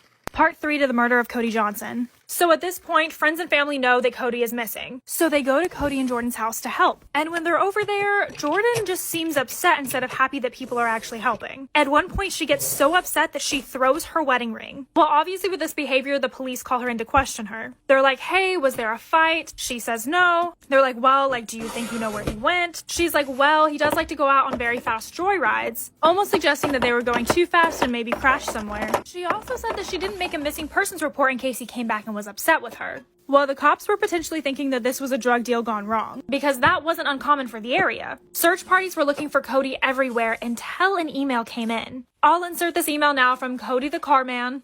And Jordan originally showed this email to her friend, and it was her friend who encouraged her to take this email to the cops instead of her just doing it herself. It stated that his body was in Glacier National Park. But when she took this to the police, she showed no emotion. But they still decided to search there. Part 4 to the murder of Cody Johnson. So whenever Jordan brought this email to them, she claimed that he did work with a Cody. And when they found this Cody and interviewed him, he said that he hadn't worked with him in a long time. He also was extremely cooperative and they couldn't find any evidence against him. They also could not tie that email to him. So they take their search to Glacier National Park. Jordan brings her friend Hannah and they walk around with a search party looking at different areas. But again, Jordan's very unemotional and not even helping. Her friend was just trying to be as supportive as possible. Well, they couldn't find him, so they went home, called it a day, and came back the next day. And Jordan brought her little brother with her. And as they're driving through, Hannah is suggesting places that the search party should go to. But Jordan ends up having another idea. She takes them on a very long road to the top where a parking lot is, and states that her and Cody went here a lot. This area was beautiful and scenic, but dangerous, and the rocks for the hikers were not approved. But everyone watched as Jordan jumped over the railing and onto the rocks, went to a specific edge of a small cliff, throws a rock over the edge and states, "I think he's down there." Part 5 to the murder of Cody Johnson. So Jordan throws the rock over the edge and states, "OMG, it's him." Her little brother joins her and kind of looks over the edge, and it's just past the point that you can't see, but you can definitely see that something's down there, which traumatized her little brother, and he was so upset that he was physically crawling back to the car and crying. And again, Jordan was emotionless. And everyone was shocked by her behavior and the fact that she knew the right place to go. A member of the FBI had to actually climb down the tree by rope in order to confirm that there was a body down there before they even started the rescue mission, because of how dangerous the rescue mission would be. But once they were able to go there, they confirmed that it was him, he had his ID on him, and a helicopter had to come drop a 200-foot line to retrieve him. All of Cody's friends and family stated that he was afraid of heights, so he had to have been lured there. The police thought it was very suspicious that Jordan knew exactly where to go, and when questioned on this, she said the Holy Spirit just led her to this spot. Now they're super weirded out but still don't have evidence against her. And this is when her matron of honor ended up coming forward with text messages about Jordan being scared to get married. Part 6 to the murder of Cody Johnson. So the matron of honor ended up coming forward with all of these text messages, in which Jordan was saying that she was scared to get married and scared to lose her virginity. She was also crying the day of her wedding and stated that she would freak out if he even made a move on her. Well, I guess after they got married, she pretended like she was on her period. But obviously that lie can only last for so long, so she told her friend that she ended up telling Cody she didn't want to be with him anymore after 8 days of marriage, that they got into an argument and he left. So now the police know that she's telling different people different things. On top of that, they were able to trace the IP address of the email back to her stepdad's house. So that's when Jordan knew it was time to come clean. She said she told Cody she wasn't happy anymore and they got into a huge argument, but decided to cool off a little bit at the national park, in which they got into an altercation again and she pushed him off the cliff, which didn't surprise investigators at this point. Jordan then went to his funeral and was on her phone the entire time, and finally was arrested for 1st and 2nd degree murder, but was only convicted for 2nd degree and sentenced to 30 years, in which she didn't testify or apologize. Because of her Christian background, she made it seem like it was worse to just divorce. Story time about how my sister was hooking up with my boyfriend. Little background information, I was 15 and in 10th grade, and I have never had a boyfriend before. Any guy that I was sort of talking to, we never made it out of the talking stage. But fast forward, I met this one guy who we're gonna call Jake, and because of how tragic my love life was, I didn't expect us to get into a relationship, but he ended up asking me to be his girlfriend. So of course I said yes. I was super excited that I had a boyfriend, and then he met my family, and my older sister and I were like super close, so I told her all about him, and she just couldn't wait to meet him. Real quick, I just want to give a big shout out to Lumino for sponsoring today's video. Lumino Whitening Kit is one of the best ways to whiten your teeth without paying hundreds of dollars, especially if you have sensitive teeth. This is the next best thing. Although I have veneers, they only cover the front of my teeth, so my teeth can still be very sensitive to certain chemicals that other brands use in their products. If you guys want to go check out their 7-pack for under $15, the link is in my bio. So whenever he met my sister, she was being super talkative to him, and I thought it was just because she was excited to meet him, like for part 2. Part 2 about how I found out my sister was hooking up with my boyfriend. So like I said, he came over, he met my sister, they got along super well. Fast forward, my parents decided to have a family gathering, and my sister was like begging me to invite my boyfriend, which I didn't plan on inviting him at all because my family is super annoying and would make a big deal about the fact that this is my first boyfriend. She was like, okay, but if you guys are seriously in a relationship, I think that he should meet your family. So I ended up inviting him. So my mom called me to the kitchen to help pass out drinks, which was super annoying because my sister was literally doing fucking nothing. So after I'm done with that, I'm looking for my boyfriend and he's nowhere to be found. So I go upstairs, and as I'm about to walk up the stairs, both of them come down. And when I asked what was wrong, like why they were upstairs together, she was like, oh, I was showing him to the bathroom, which I felt super weird about, but because she was my sister, I let it go because you're supposed to trust your family. Stuff started Part 3 about how my sister got with my boyfriend. So things started to get really sus because every time that he would come over, they would always find a way to be alone with each other. So fast forward, my sister and I are supposed to go to one of her friends' parties. The whole time though, she kept asking me if I would invite my boyfriend. And no offense, I love my boyfriend, but I need space away from him sometimes. And not to mention, I felt like I was dragging him around like a dog because she was the one who would want me to invite him everywhere. Fast forward, I end up inviting him to the party. My sister gets super drunk, really sick, and my boyfriend offers to take her to the bathroom. And I was like, excuse me, I'm her sister. I can do that. Thank you very much. So after I say that, my sister looks at me and she was like, I would appreciate it if you would just stop being like this because I feel super sick right now. Like, okay, play the victim. Anyway, so I go to check on them in the bathroom. They're not in there. And one of the bedroom doors was open, so when I went in there, I saw them doing the nasty. I asked her how long this had been going on, and she said it was since the first time that they met. And now I'm ignoring my sister until she goes to college. So, how did the Heaven's Gate cult start? Well, it began in the 1970s under the leadership of Marshall Applewhite and Bonnie Nettles. Marshall first was in the U.S. Army and then after was a music professor at the University of Alabama. After, he went to Houston to go teach music and was on the board at the University of Thomas, but was fired for having a relationship with a male student. After his dad died, he was sent into a depression and was hospitalized at a psychiatric hospital. And there he met his nurse, Bonnie. And the second that Bonnie met him, she felt like the stars aligned. Even though she was married, she had been told by psychics frequently that she was going to meet a mysterious man who was tall with light hair and a fair complexion, and she felt like Marshall resembled this man. She worked out their little astrological charts together. A lot of their beliefs aligned as well, which included a mix of Christianity along with UFOs and aliens. So she figured that you couldn't argue with the stars, and she up and left her kids with her husband and went on a road trip with Marshall after he got out of the psychiatric hospital. And they went across the US for 6 months sharing their beliefs. They started in Oregon and began their cult together. Part 3 on Heaven's Gate. So their first presentation happened in 1975 in Oregon. They handed out flyers that very much had Christianity mixed with sci-fi, mixed with conspiracy theory. And they had to even preface on the flyers that this wasn't a discussion about UFO sightings. But it did say that their presentation was 2 individuals who were sent from a level above human and will return to the level in spaceship UFO within the next few months. They were selling the premise that if you came with them on their road trip, they would be elevated to a new world and a better life called Tela. I'm pretty sure they were called human individual metamorphosis at the time. The 70s was really, really big on unconventional ideas, so lots of people would show up, but only a few people actually joined them. But the people that they did convince literally left their lives, their homes, their families to travel with them for over 2 decades. To join, they would have to go through a cleanse, which is drinking nothing but lemonade, cayenne pepper, and maple syrup for 3 months. They would give over their life savings so that they could travel from place to place, and were basically told that they would be visited by aliens who would give them their new bodies, and they could collectively ascend to a spaceship. But this is not all. 4 on Heaven's Gate. So a lot of the appeal with joining them came with the roots of Christianity. The Christian teaching spoke to a lot of the people's childhoods and upbringing, and that the science fiction of it all kind of made it make more sense. For example, they would say Mary was impregnated by being taken up into a spacecraft, and I guess that made more sense than the original story. And if I'm being perfectly honest with you guys, with the alien documents that are coming out, I totally understand the appeal of this cult. They were reportedly extremely kind and charismatic, but then they started to kind of abuse their power. One night in Texas, they told them that a visitation was coming and that everyone in the cult needed to go outside and wait. So everyone went outside, stayed up all night, and then in the morning, Bonnie and Marshall were like, hey, there's no visitation. This was actually a test to see if everyone was faithful, and I think they started to abuse their powers. What was so different with them than any other cult is that they actually allowed visitations. They would let you leave if you wanted to. You could call your family on Mother's Day. And they basically just told their families that they were studying computers. But around the 1990s, the members went down to 26. And then Bonnie passed away. So Marshall knew he had to get more followers. 5 to the Heaven's Gate cult. So Bonnie's death honestly shook up the cult. She had cancer and was told that she couldn't live much longer, and she didn't really believe them and refused treatment, so she died in 1985. Marshall took it really hard, and the cult members kind of realized the inconsistencies. Like, wasn't she supposed to go up in a spacecraft, have a new body, something like that? So that's when Marshall backtracks and says, wait.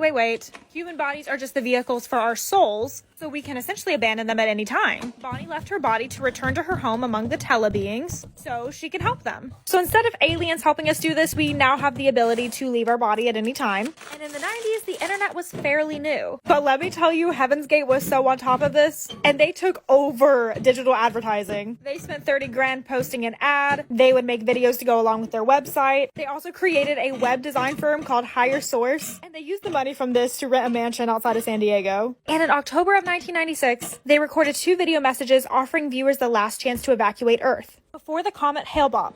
tactics to the Heaven's Gate cult. So Marshall's belief system kind of shifted a little bit again. He basically told them that unaliving yourself would be the method to reach the next level, and that everything human needs to be left behind, including the body, to ascend. And a lot of the cult members were very competitive when it came to pleasing Marshall, who believed that sexual desire was a very bad thing. So some of the members even opted for surgical castration. Well, a comet called Hale-Bopp is about to pass by Earth, and Marshall essentially tells his cult members that it's now or never. He believes that there's a spaceship behind this comet with Bonnie in it coming to get them, and that the government was suppressing this information from them. So in late March of 1997, the group isolated themselves and recorded their farewell videos that you can watch on YouTube still. And on March 22nd, they mixed sedatives with applesauce and washed it down with vodka. They then put bags over their heads to asphyxiate themselves and passed away.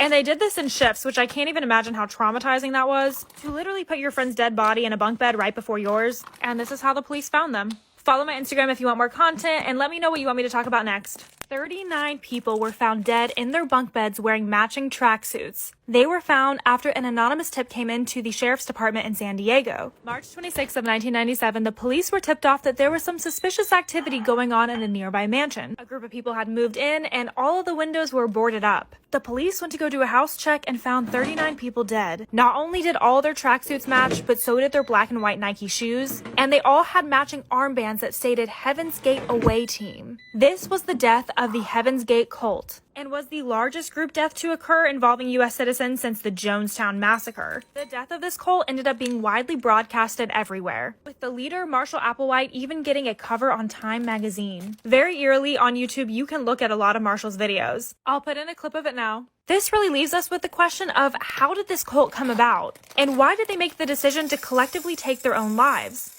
Crime Fanatic Friday, how my sister tried to kill me and my younger siblings. Growing up, my sister Stacy was never mean. She adored me and my siblings, and she was even like a mom to us since ours was mostly absent from our lives. We lived with my dad and grandma, who did their best to make sure that we had a good relationship with our half-siblings. My sister went to go live with our mom because she wanted a relationship with her. After this, I hardly ever saw her until one weekend when my grandma decided to let me go spend the weekend at my mom's. That weekend, my sister was crying out for help when she was beaten by my mom's boyfriend. She ran to my grandma's house, who lives over an hour away, but decided to come back. When she got back home, she was sick and throwing up blood. She asked my mom to take her to the ER, but my mom just shrugged it off and told her that she was being dramatic. This is when my mom decided to go out drinking with her boyfriend and force my sister to babysit me and my younger siblings. I was 5 years old and my siblings were 1, 2, and 4. My sister reached her breaking point and lost it. She completely trashed the trailer home and broke everything into pieces before turning her attention to us. She tied us up, gagged us with clothes, and duct tape over our mouths. This is when we heard gunshots followed by the smell of smoke before passing out. Crime Fanatic Friday Part 2, how my sister tried to kill me and my younger siblings. After smelling the smoke, my little sister and I passed out. I remember waking up in the ambulance and finding out that my older sister Stacy had found my mom's gun. She started firing it off at the ceiling of our home and then lit the couch on fire, trying to set fire to the trailer with us in it. Then she went outside and called the police. She told them that she had fallen asleep and 2 men had broken into our trailer trying to rob us. She told them that these men hit her in the head with a gun, and when she regained consciousness, she ran outside because she smelled the smoke. Obviously, the police didn't buy any part of her story, and she ended up confessing that she was tired of babysitting us, which is why she did it. She was put on trial when she was only 16, but got tried as an adult and sentenced to 10 years in prison. Stacy passed away last year from self-harm by means of hanging. She was only 25 years old. The news articles got all the details wrong and painted her in a bad light. Her life wasn't easy and she was crying out for help, but no one was listening. I've forgiven her for what she did. I love her and I wish that she rests in peace. This is why you should think twice before getting put to sleep at the dentist. I always had bad teeth growing up. When I was younger, I would stay up late eating candy and drinking soda without a care in the world. A few years later, my teeth needed some serious work. My mom didn't make a lot of money and also didn't care too much, so I never got them fixed as a kid. When I was 18, I got a job and made it a priority to fix my teeth with the money I earned. I did some research online for an affordable dentist and found one that would take my job subpar insurance. When I arrived for my first visit, I immediately noticed the office was worn down and old. From the moment I got there, something didn't feel right, but I chalked it up to being nervous because I was scared to see what the dentist had to say. I also couldn't help thinking about the potential pain of getting my teeth fixed. After the dentist made his initial assessment, I noticed he kept putting his hand on my shoulder as he was talking to me, which made me a little uncomfortable. He said I needed serious work done and advised me to be put to sleep to make it pain-free and easy, to which I agreed. I came in about a week later and was put to sleep while he worked on my teeth. I was pretty groggy when I woke up, but I noticed pretty quickly that something was wrong. I was terrified to realize that my bra was lifted up on one side of my chest. My experience only got worse from here. Part 2, why you should think twice before getting put to sleep at the dentist. A million things were going through my head when I woke up. I thought that maybe when I was groggy, I was moving around and my bra rode up on one side. I didn't want to believe that anything bad happened when I was put to sleep. I thought I was overthinking it and told myself that it sounded crazy, but it was lingering in the back of my mind. When I went back for my next appointment, I told my dentist that I wanted to stay awake. However, he kept arguing with me and trying to convince me to be put under again. I flat out told him that I was uncomfortable with being put to sleep for a second time and refused. He was annoyed and upset, which was a big red flag for me. I ended up just leaving and getting my work done somewhere else. I also filed a report of exactly what happened and what I experienced with this weirdo. A few months later, I received a call stating that the dentist I filed a complaint against was arrested. More information about my complaint was needed to build a case against him. It turns out this dentist and a few other staff in his office were abusing female patients that they put to sleep before working on them. Multiple patients filed complaints about this guy, which sparked the investigation. After this, his practice was shut down and his dental license was taken away. He ended up getting a much-deserved hefty prison sentence.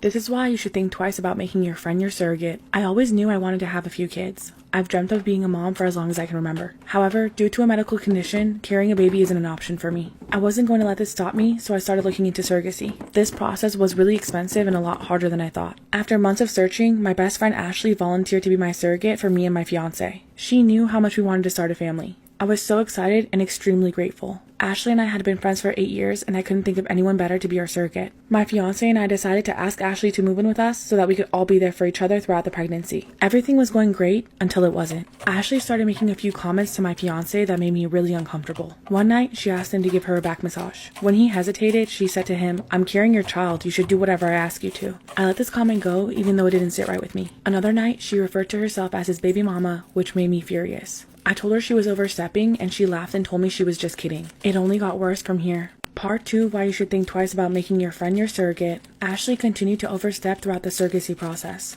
One night, she told me she didn't like the name that I picked out for my baby and started giving me recommendations on what she thought the name should be. As it got closer to the due date, Ashley told me that she had thoughts about moving in permanently and raising the baby with my fiance and I, which was never part of the plan. When I shut that down, she seemed bitter. I could tell she had developed feelings for my fiance, which made it even more awkward. I knew I made a terrible mistake picking her as my surrogate. After my daughter was born, Ashley stayed with us for a little while longer, even though it wasn't part of our initial agreement. She wanted to spend every second holding our new baby girl, and I could tell that she was getting overly attached. We decided to tell Ashley our observations and told her that she had to move out before things got worse. She didn't take this well, and when she left, she told us that she didn't want to hear from us anymore. A couple years later, Ashley reached out to us and asked if she could come over and see us. When she came over, she told my daughter right in front of me that she was her real mom and that she'd find out when she was older. I couldn't believe it and immediately asked her to leave. Luckily, I haven't heard from her since. This is why you shouldn't use your real name online. When I was younger, I was really into meeting friends online, and I always used my real name as my user on the websites. After I turned 18, I matched with someone that lived a few states away. His name was Matt, and he was 21 years old. We quickly became friends, and soon our friendship turned into a virtual friends with benefits situation. We talked all the time and sent risque photos over Snapchat. After a month, things started to shift. He quickly became extremely clingy and would get angry if I didn't text him back right away. I felt uncomfortable and distanced myself as his behavior escalated. Finally, I told him our friendship was no longer fun or healthy, apologized, and blocked him on everything. A couple days later, someone with my full name as their user added me on Snapchat. When I accepted, they started insulting me and I instantly knew it was Matt. He said he wanted to be with me, and when I disagreed, the threats started. He sent my work and home address along with emails and numbers which belonged to different people I knew. He threatened to send all our conversations and my nudes to them. I was terrified and quickly blocked him, but he kept making new accounts to harass me. Eventually, he stopped and I thought it was the end of it. Until one late night after work when I walked to my car and noticed a car parked facing mine with their high beams on. Part 2 of why you shouldn't use your real name online. I ignored the car, got in mine, and drove off. Almost immediately, I noticed the car was following me. I decided to drive away from my house and then to a Walmart to lose this person in the busy aisles, but they were on my tail the whole time. Panic set in as I drove even further out. When we came to a red light, they switched lanes and came up right next to my car. I was so scared I didn't turn my head fully, but just a little to get a glance of who it was. I didn't need to see his whole face because I instantly knew it was Matt. He waved at me, but I looked forward the entire time. He had driven hundreds of miles just to stalk me. My heart was racing and I voice dialed my friend. A few lights down, I looked over and saw him wink and smirk at me and then finally take a right turn. I went to my friends and stayed the night. When I got home in the morning, my sister told me that someone dropped off roses for me in the middle of the night. When I plugged my phone in and checked, there he was with a new account to harass me again. As a last-ditch effort, I lied to him and told him that I met someone else and that's why I couldn't talk to him anymore. For some weird reason, he respected this even though he was a little angry. I blocked him one last time, changed my user on all websites, and have been careful ever since. So you guys know Jack the Ripper, right? Well, this guy not only outlasted and outdid him, but he put New York in one of the biggest states of fear and taunted investigators for years. Before we get into who he is and why I don't think he acted alone, let's talk about what he did. The first kill he ever made was stabbing 2 young girls on Christmas Eve of 1975. At this time, New York was an absolute shambles. People were being killed killed and assaulted all the time. Robberies were happening, bodies were being found, and the police really couldn't keep up with everything, so whenever this happened, it wasn't like a big news headliner. Well, a few months later, 2 girls were shot sitting in their car. Both of them ended up surviving, but it happened so fast that they didn't have any information on the suspect. Just some .44 caliber bullets left on scene. Well, the next attack occurred whenever this couple was sitting in a car. They reported that the whole car felt like it exploded, and the girl looked over and saw a bullet wound in the guy's head. Because of the bullets used, the police were able to make the connections. Part 2 to the son of Sam. So the police noticed that the same shell casing was used, and so far all victims were female with medium-length brown hair. Well, it did not take long for another attack to occur. A man approached 2 women asking for directions. When he asked, he took out a gun and shot both of them, leaving one paralyzed with a spinal injury. And then after this came another couple sitting in a car. The police, having no leads, were like, okay, we're gonna need to announce this to the public that we have a serial killer on our hands.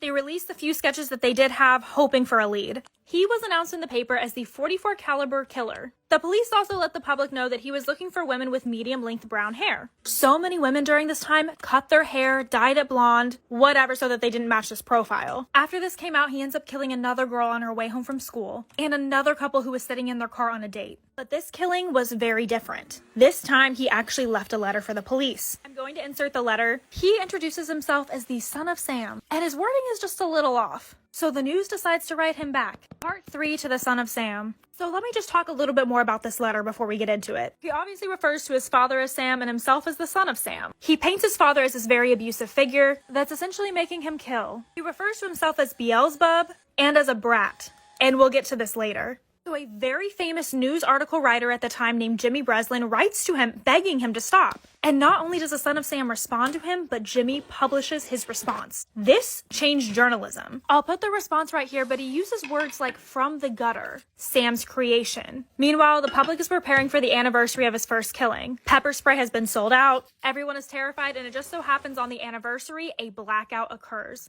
Looting, burning down neighborhoods, and all of the cops were working that night. But they got through the whole night without anything occurring. But not long after, another murder takes place. Robert and Stacy are attacked on their first date. Stacy is the only blonde that he ever attacked, but leaving her dead and Robert blind. After this, the police were able to collect 5 sketches, but all of them were different. Part 4 to the son of Sam. Well, a woman ends up calling the police reporting suspicious activity. She was going for a walk when she saw a man hopping into his car. Instead of continuing into his car, he hops out and starts to approach her. She sees him start to take an object out of a bag, and she runs the opposite way, and then hears gunshots. Learning about all the nearby crimes, she makes the report. She also noticed that he had a parking ticket on his car. So the police find the parking tickets from that day from that area, figures out the license, and realizes the vehicle belongs to a guy named David Berkowitz. So the police call dispatchers inquiring about the ticket, and a dispatcher named Wheat Carr answers the phone, saying that she was his neighbor, and says, "Let me tell you a little bit about Mr. Berkowitz. He's a very strange man who shot my dog that belonged to my father, Sam." So the police were like, Sam. Well, they get to his house and break into his car without a search warrant, and they find a lot of evidence, including a rifle, a map of the crime scenes, and a letter. So they wait for him to leave his apartment, and when he does, they ask him if he's David Berkowitz. And he responds with, "No, I am the son of Sam, and you got me." Part 5 to the son of Sam. So once they found and arrested David Berkowitz, they brought him in for questioning. And it only took investigators 30 minutes to get him to admit to everything. And his reasoning behind the killings was because of a 6,000-year-old demon dog who was speaking to him through the dog of his neighbor. He was the one calling the shots and demanding him to kill. And one particular investigator that was very obsessed with this case, named Maury Terry, was wondering why he didn't match any of the sketches. It's normal for eyewitnesses to be wrong to some degree, but you wouldn't describe Berkowitz as being 6 foot and blonde. There was also some worry if the evidence would even hold up in court, because they got it without a search warrant. But in court, David admitted to everything, so they didn't even need evidence. He was sentenced 25 years to life for each murder. So case closed, right? Well, if we look back to the letter, there's the name John Wheaties. Wheat Carr and John Carr are Sam Carr's children, Berkowitz's neighbors. And from looking at the eyewitness sketches, the sketches look more like John Carr, Sam's actual son. Story time about how my grandma almost got me grounded.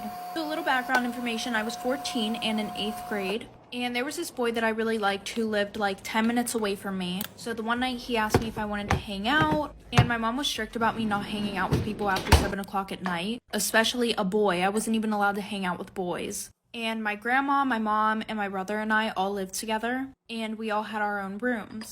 Mine was on the first floor of the house, so I snuck out the window and I went and hung out with him. So I snuck out at around 3 and came back at around 4 a.m. And my grandma comes into my room to wake me up for school. And I guess that I had been laying on my side and my hair was like pulled up, because literally all I remember waking up to is her smacking me up out of my sleep and screaming at me because there was a hickey on my neck. She's like, I'm telling your mom whenever she gets home, your window's gonna be screwed shut. And I keep telling her it's not a hickey, so she calls my brother over. And he's like, yeah, that's definitely a hickey, because he likes to kiss her ass.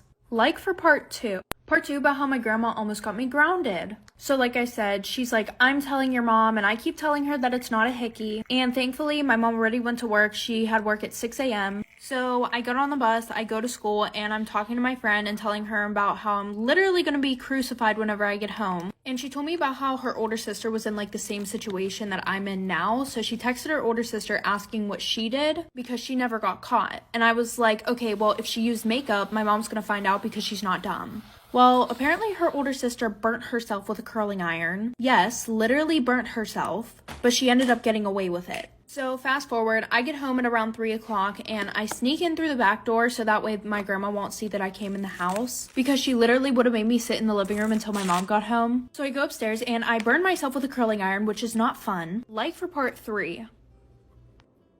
Part 3 about how my grandma almost got me grounded. So like I said, I snuck in through the back door so that way my grandma wouldn't see me, because if she saw me, she would have made me wait in the living room with her until my mom got home. So, you know, burnt myself with the curling iron and my mom gets home. And since I'm on the first floor, I can literally hear my grandma talking to my mom and my brother, of course. My grandma's like, yeah, she has hickeys all over her neck, which is literally an exaggeration because there was one small one. So my mom calls me out to the living room. I go out and she's like, all right, show it to me. And I'm like, show you what? She's like, don't play stupid. Your grandma already told me the whole situation. And I was like, Mom, I literally burnt myself with a curling iron. And my grandma's like screaming and freaking out because I'm lying. She's like, you better tell your mother the truth right now. Da da da da da. So I show the burn to my mom. She looks at my grandma and she's like, so you're gonna tell me that's not a burn on her neck? And she was like, that's not how it looked this morning, blah, blah, blah. So I got away with it, but now my grandma literally stalks me to see if I'm doing anything wrong so she can tell my mom. Why does the entirety of the Denver International Airport have barbed wire facing inwards? Almost like a prison, it's trying to keep something in. The Denver International Airport is home to so many conspiracy theories. I went there several times within my own traveling, and whether you believe the conspiracy theories or not, it is so hard to argue that the entire airport is not suspicious. DIA was built as a replacement to the Stapleton Airport, even though nothing was wrong with the airport before. It was supposed to be done in 1993, but it didn't end until 1995, the final budget being $4.8 billion.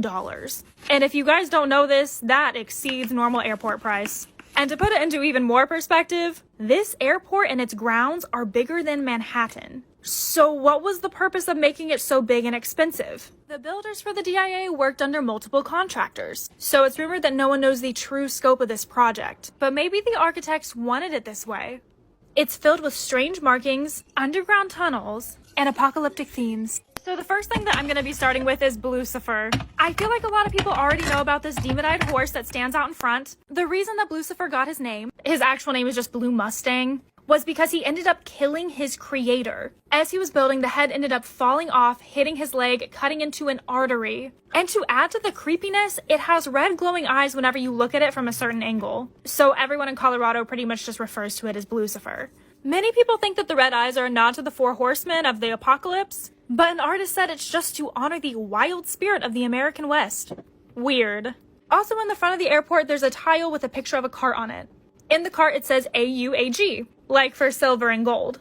But some people think that this is referring to a deadly strain of hepatitis called Australian antigen, which is believed to be a part of biological warfare. And while I originally thought that this was kind of far, the man who discovered Australian antigen was actually a part of the team that founded the airport. And there's more that stays on this apocalyptic theme. Welcome to the next part of Denver International Airport. So the next thing we're going to talk about is the Great Hall. In there is a plaque with the dedication for the airport on there, and they dedicated it to the New World Airport Commission, which is an organization that doesn't even exist or has ever existed. So why would this even be a dedication? Under this capstone, there is a time capsule. This is set to be open in 2094, but no one knows what's inside of it. There's symbols and markings in this said to be dedicated to the Freemasons, which carry their own separate theories about being linked to the Illuminati. A lot of people also say that from an aerial view, the airport looks like a swastika.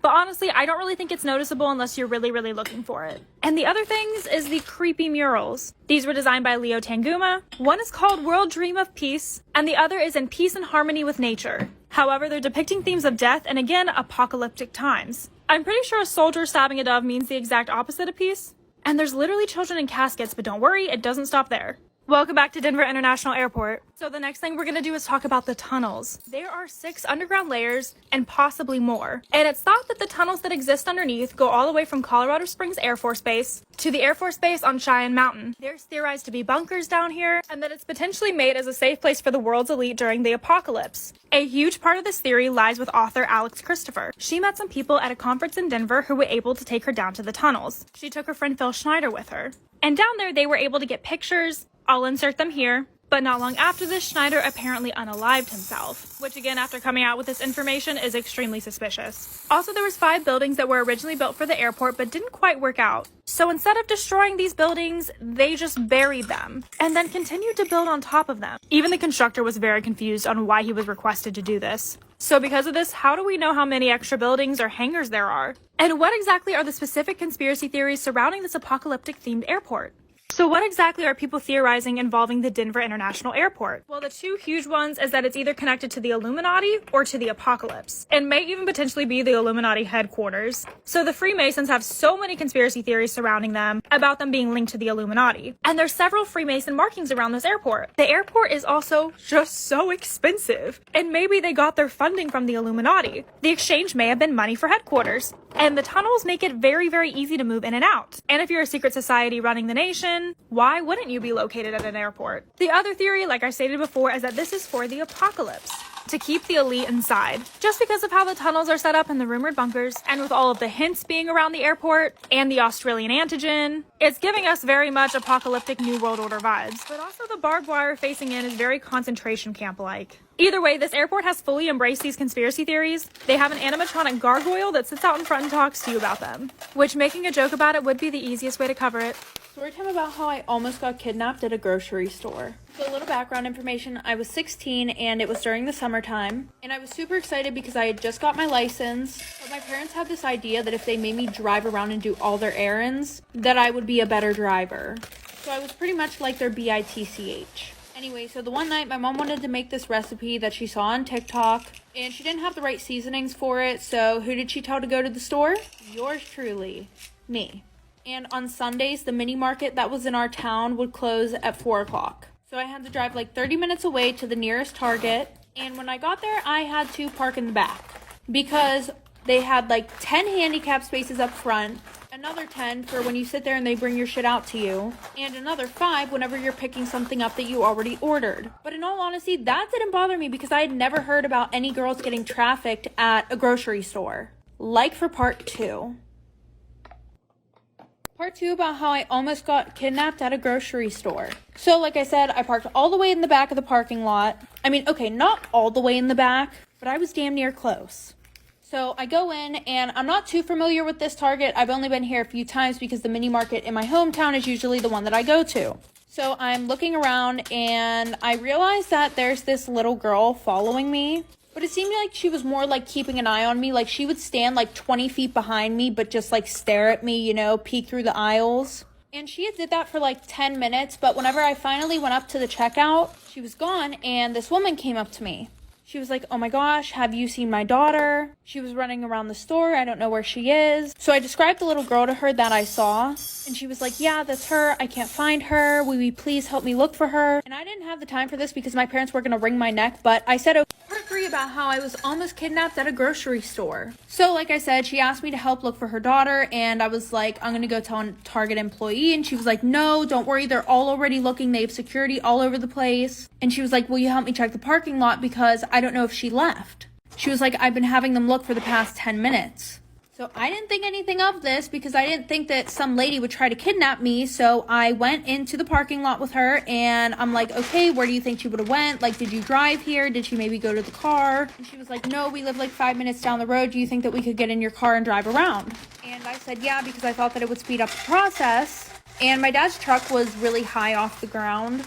So while we're walking, I'm like, "I think someone's under my car." And she was like, what? No, it's probably just the shadow. And I'm like, no, there's someone under my car. So I turn around to walk back into the store, and she starts like pulling my arm towards my car. So an employee called the police whenever I went in there, and long story short, they were trying to kidnap me.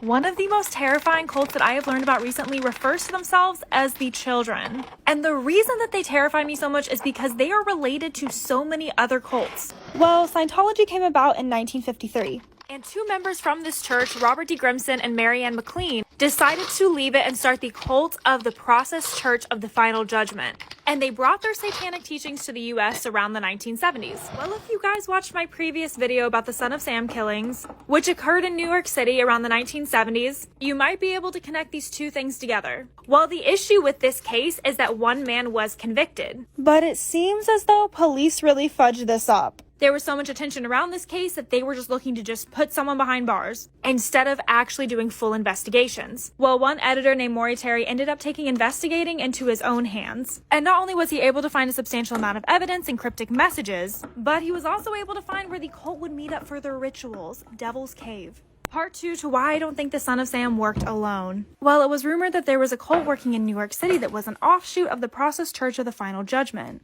They referred to themselves as the Children and ended up in Yonkers. Well, when Maury was doing his investigating, he was let know by several people that their rituals were done in Untermeyer Park, an estate that used to be absolutely beautiful. But as you can see from the pictures, there's now an abandoned pump house. And when investigating this, trigger warning, they found blood on the walls and blood on the ceiling in symbolic writing. Not only this, but dead animals were everywhere, including specifically dogs. So then it was time to look back at David's letters, in which he made cultural references to Beelzebub, which is the demon known as Lord of the Flies, and Brat, which is a small devil. He also ended his letter as From the Gutters, which was quite literally the nickname for the abandoned pump house. And when holding how he signed his name at the end of the letters to the mirror, you can find the words Sam and Carr and Burke in it. So where were the actual sons of Sam, and why hadn't they been questioned? Part 3 to why I don't think the Son of Sam worked alone. Well, after Maury had taken an investigation into his own hand and was seeing all these connections, he went to the police with it. And he was essentially just told to shut it down. That they had their man behind bars, there's no way other people worked with him, even though there was clear indications that he was working with a cult, and none of the eyewitness sketches even looked like him. So the last thing to do would be able to tie the Sons of Sam to the actual case. So John, Michael, and Wheat Carr were all the kids of Sam, Michael and John specifically being the sons. After talking to neighbors, there were several stories about Sam beating them. Their father Sam struggled with alcoholism, and this was all included in the letter that David wrote. So Maury's like, okay, let's go do investigating in the place that they were from, Minot, North Dakota. And when they got to their hometown, they were told by everyone that they were legitimately cult leaders. There was accounts of them sacrificing dogs, drinking blood, all of the work. So Maury was like, okay, we need to actually get a hold of these guys. Maybe they'll be open to talking about it. But soon after that, it was reported that they both mysteriously died. Part 4 to why I don't think the Son of Sam worked alone. So how did the other suspects mysteriously die, you might be asking? Well, one randomly unalived himself, while the other died in a mysterious car crash, which is entirely suspicious. So after adding all of this evidence together, they were able to release it to the public. And it made sense that Berkowitz would have had other people watching, other people holding the gun, other people doing the killings, all orchestrated by a cult leader. But because their main suspects for this case were now dead, there wasn't really much that they could do. Maury was trying to prevent this from happening again though. Like, what if the children decide to send another member of theirs out? Either way, their parent cult, the Process Church of the Final Judgment, was neighbors to Charles Manson, and is where he got many of his own foundational ideas for his cult. So it's so clear that these connections run deep. Let me know what you guys think of this case. Let me know if there's anything in this that you want me to talk about next, like Scientology or Charles Manson, or if you want to hear more about the Process Church of the Final Judgment. Either way, follow my Instagram for more content. Story time. My boyfriend cheated on me with the girl best friend. So a little background information. I was 17 and a junior in high school, and my boyfriend and I had been dating for a year. But just a little backstory about when we got together. So there were definitely some red flags that I missed, okay? One of them being that he had a girl best friend. And I don't care what y'all have to say if that makes me insecure or what, but coming from someone who has been the girl best friend, I knew this was not good at all. Especially whenever we first started dating and she was still being super friendly with him, meaning she would hold his hand, she would hang on him 24/7. And when I told him I was super uncomfortable with that and I felt like there needed to be some boundaries, he was like, yeah, I told you what it was whenever we got together. So if you don't like that, then just break up with me. Looking back on it now, that was also a red flag because I feel like he was telling me to break up with him so that way he didn't have to break up with me, like for part 2. Part 2 about how my boyfriend cheated on me with the girl best friend. So like I said, she would still hang all over him, and he pretty much told me, if you don't like that, then you can leave. Obviously, I did not want to leave because I liked him and he was my boyfriend. So I just kept putting up with it, and eventually, you know, we got 6 months into our relationship. So at that point, I'm thinking maybe I have a little bit more authority, you know, to be like, hey, I don't like the way that she acts around you. You guys can't hang out like that anymore. And they would hang out alone together. He would take her to dinner. I literally tried telling him that the stuff that they do together is relationship stuff. And he was like, that's not true at all because we did all of this stuff before you and I even got together. So anyways, like I said, 6 months in, I'm like, hey, I don't like the way that you guys are hanging around each other. Once again, he gives me the same excuse. So he pretty much said that he didn't care. And the one night him and I were supposed to hang out, but he canceled on me last minute. And her and I didn't get along, and she never Snapchatted me before, but then I get a Snapchat of her and him making out at his house.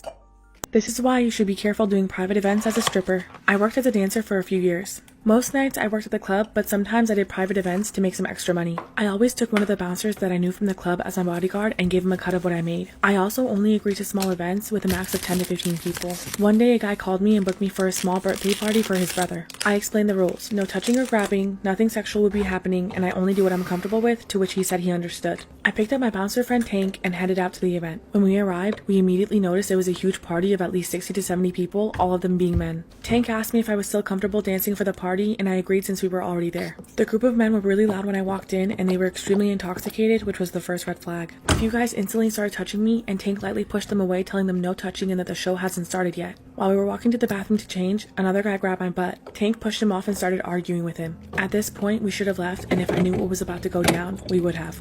Part 2, why you should be careful doing private events as a stripper. I went to the bathroom to change into my dancing clothes and get ready. I could hear the guys asking where I was and getting hyped up. I went to the living room where I'd be performing and started dancing for the party. I got close to the birthday boy, and a few guys started aggressively grabbing me in places they shouldn't. I looked over and saw Tank leaning over the couch, warning the guys to stop touching me. A few drunk guys came up to Tank, put their hands on his chest, and pushed him back, telling him not to worry about me. I could tell things were about to go downhill fast. When the song finished, I told him I was going to change my outfit, grab Tank, and rush to the bathroom. Tank told me it was time to go and said we should sneak out through the open garage door. I quickly got dressed and we snuck into the garage. The guys instantly noticed we were leaving and pursued us. As we were running for the open garage door, it began to close on us. We were barely able to make it out. About 15 guys ran out after us, and Tank told me to run to the car. As I was running, I looked back and saw Tank pull out a gun and tell them not to come any closer as he was backing up. Luckily, he was able to get to the car with me and we sped off. After this incident, I stopped doing private events. Story time of how I was almost abducted and caught by a serial killer. In February of 2012, I decided to visit my grandfather's grave because it was his birthday. His passing was really hard for me to deal with because he had just died the previous year in March and the wounds were still pretty fresh. It was daytime and I was kneeling in front of his grave with my head down. I was mourning and crying as I thought of our memories together. However, something didn't feel right. For some reason, a sense of urgency filled my stomach. I could somehow tell something bad was about to happen, but I didn't know what. The area around the cemetery was covered in woods. In that moment, I looked up to see a man full-on sprinting from the woods in my direction. Although I was in shock, I forced myself to get up and run as fast as possible towards my truck. By the time I made it to my truck, he had gotten about 50 feet from me. I jumped in and locked the doors instantly. That's when he stopped and threw his hands up in the air in a huff like his favorite team had just lost a football game. I started my truck and slammed my foot on the gas pedal, driving right past him. Our eyes were locked and neither of us broke eye contact for a second. I got a really good look at his face. At first, I thought I was your average weirdo, but little did I know I was looking into the face of one of the most notorious serial killers. Part 2, how I was almost abducted and caught by a serial killer.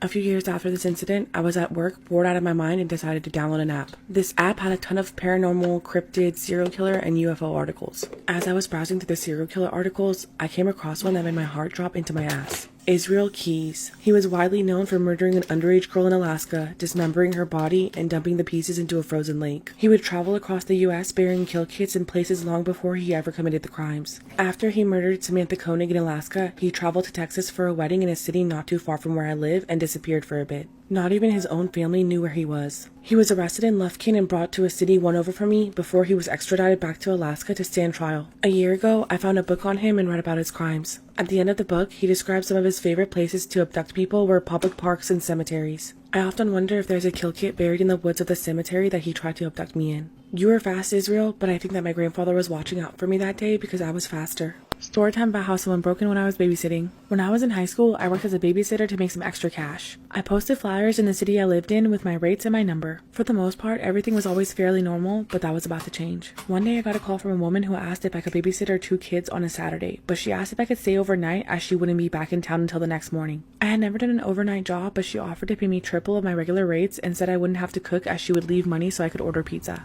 After getting my parents' approval, I agreed. At the time, I didn't have a car, so my parents dropped me off. When I went inside, she greeted me, explained the house rules, and went on her way. Luckily, I instantly hit it off with the kids, and they even showed me their secret hiding spot, which was a small hidden room inside of their closet. After the pizza arrived, I heard the doorbell ring again. When I opened the door, 2 men were standing there. They were asking for directions, and I know it wasn't smart to say, but I told them that I was babysitting for the night and didn't know the area too well. I apologized, wished them a good night, and closed the door.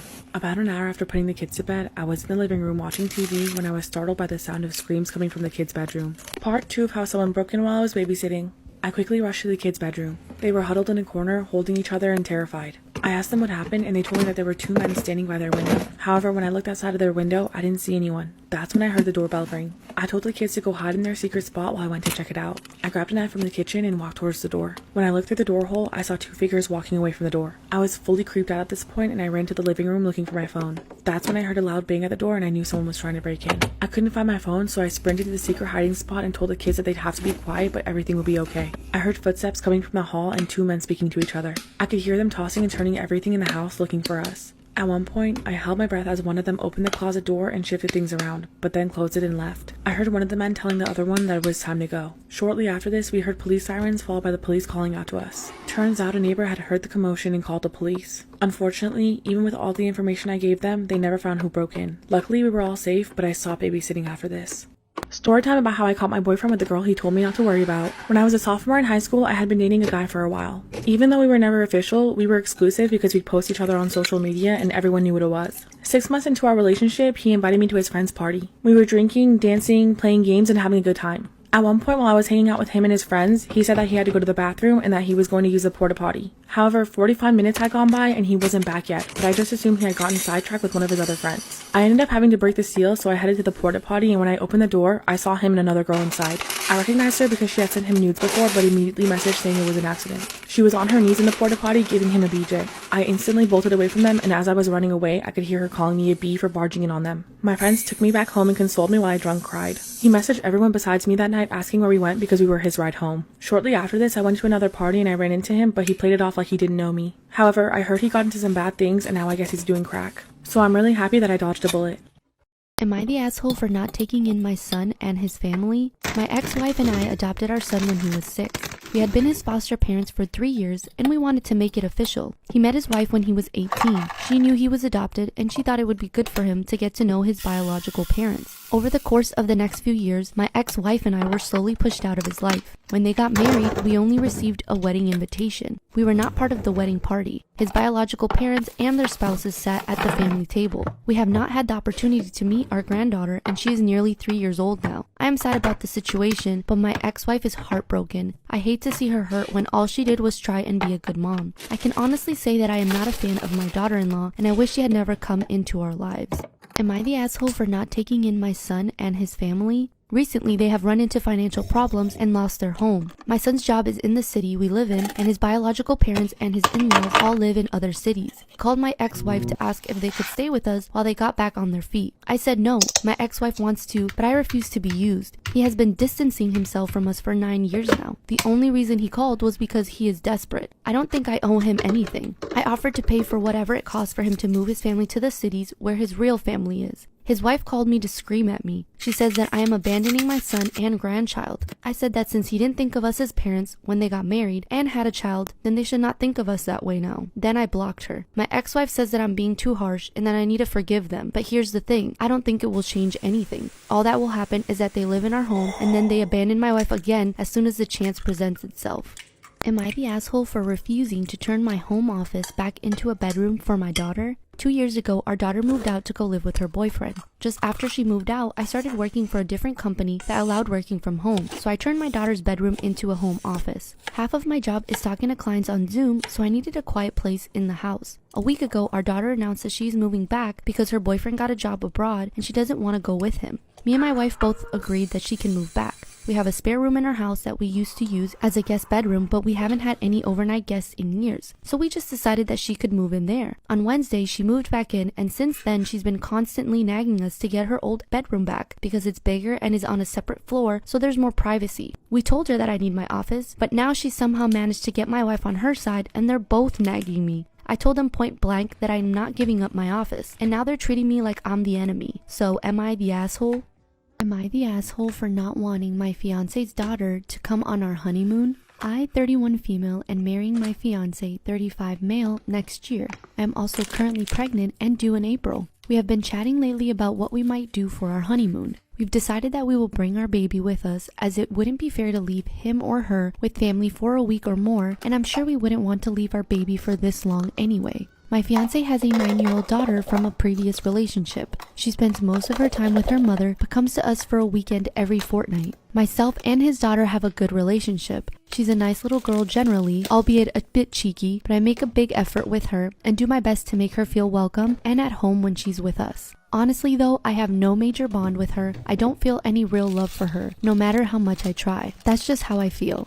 Am I the asshole for not wanting my fiance's daughter to come on our honeymoon? But I am always kind, considerate towards her, and would never be mean or nasty to her. She does irritate me though from time to time, and honestly, I am glad on a Sunday evening when she's going back home to her mother's. My fiance now wants to bring his daughter on our honeymoon also, seeing as we will be bringing our baby. He doesn't want her to feel left out. I do understand where he's coming from, but I really don't want her to come. I know I won't enjoy the honeymoon half as much if she's there. She's not my daughter, and I just don't feel fully comfortable when she's around. I wouldn't be able to relax in the same way. We've had an argument about it now, and he can't understand where I am coming from. He thinks that bringing the baby and bringing his daughter is the same thing and doesn't understand why I don't want her to come. I feel like I may come across as the asshole here, but I just want to enjoy my honeymoon. I have been with my boyfriend for nearly a year now. Let's call him Danny. He never touches the topic about his ex-wife Meredith to me. The only thing I know about them is they have a 5-year-old son who he visits or brings to his home every weekend. His son graduated daycare recently, and Meredith invited Danny over for dinner, as it was the request of their child. Graduated daycare. Sorry, Just like side note, I didn't realize you could do that. I didn't know. Like, do they have like scrolls and do they wear caps and stuff? Danny asked me to come. Although I hesitated at first, he insisted on bringing me. Saturday came and we went to Meredith's house for dinner. I expected her to be a bitch to me, but she welcomed us warmly. She's casual and very polite. Her house is very welcoming, clean, and smells fragrant. It's home. Okay. Weird details. We had dinner and she and Danny were very casual. There it is, casual again. What is this, the Queen? Not too friendly, but not too salty. They're not distant either. Meredith asked questions about me and everything you talk about during first meetings. I know she's a good mother, as their son Ian is very polite, giggly, and well behaved. Graduate. Yeah, graduate. Yeah. He's clearly learned a lot at daycare. During the dinner, I noticed how Danny looked at Meredith. There's sadness and there's love. Girl, whatever. I love the way you respond to these stories. It's like, oh girl, get over it. He never looks at me that way. Girl. Oh my God. When we're about to go home, Meredith packed me some food when I mentioned I live alone and always eat takeaway.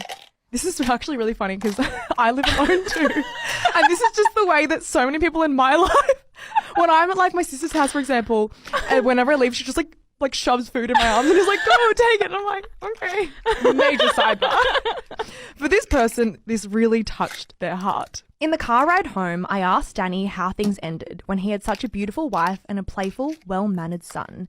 Danny pulled over and I thought he'd want me to get out of the car, but he started to tell me that he cheated on her while she was out of the country burying her dead mother. Oh. Layers upon layers of gross behavior. Oh. The girl he slept with happened to be a mutual friend, and she secretly filmed them having sex and sent it to Meredith. That is a whole story in itself. Like, we need a secret on that. Where's the Reddit post on that? I know. We don't have that, unfortunately. We only have this story. Wow. I know.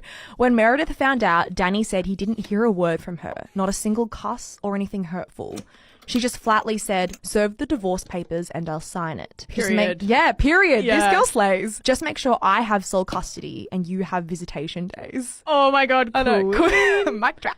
Danny told me how she tried to stop her and she didn't say a single word. Completely shut him out. A night before he left the house, he heard Meredith crying and wanted to comfort her, but was afraid he'd make things worse for her.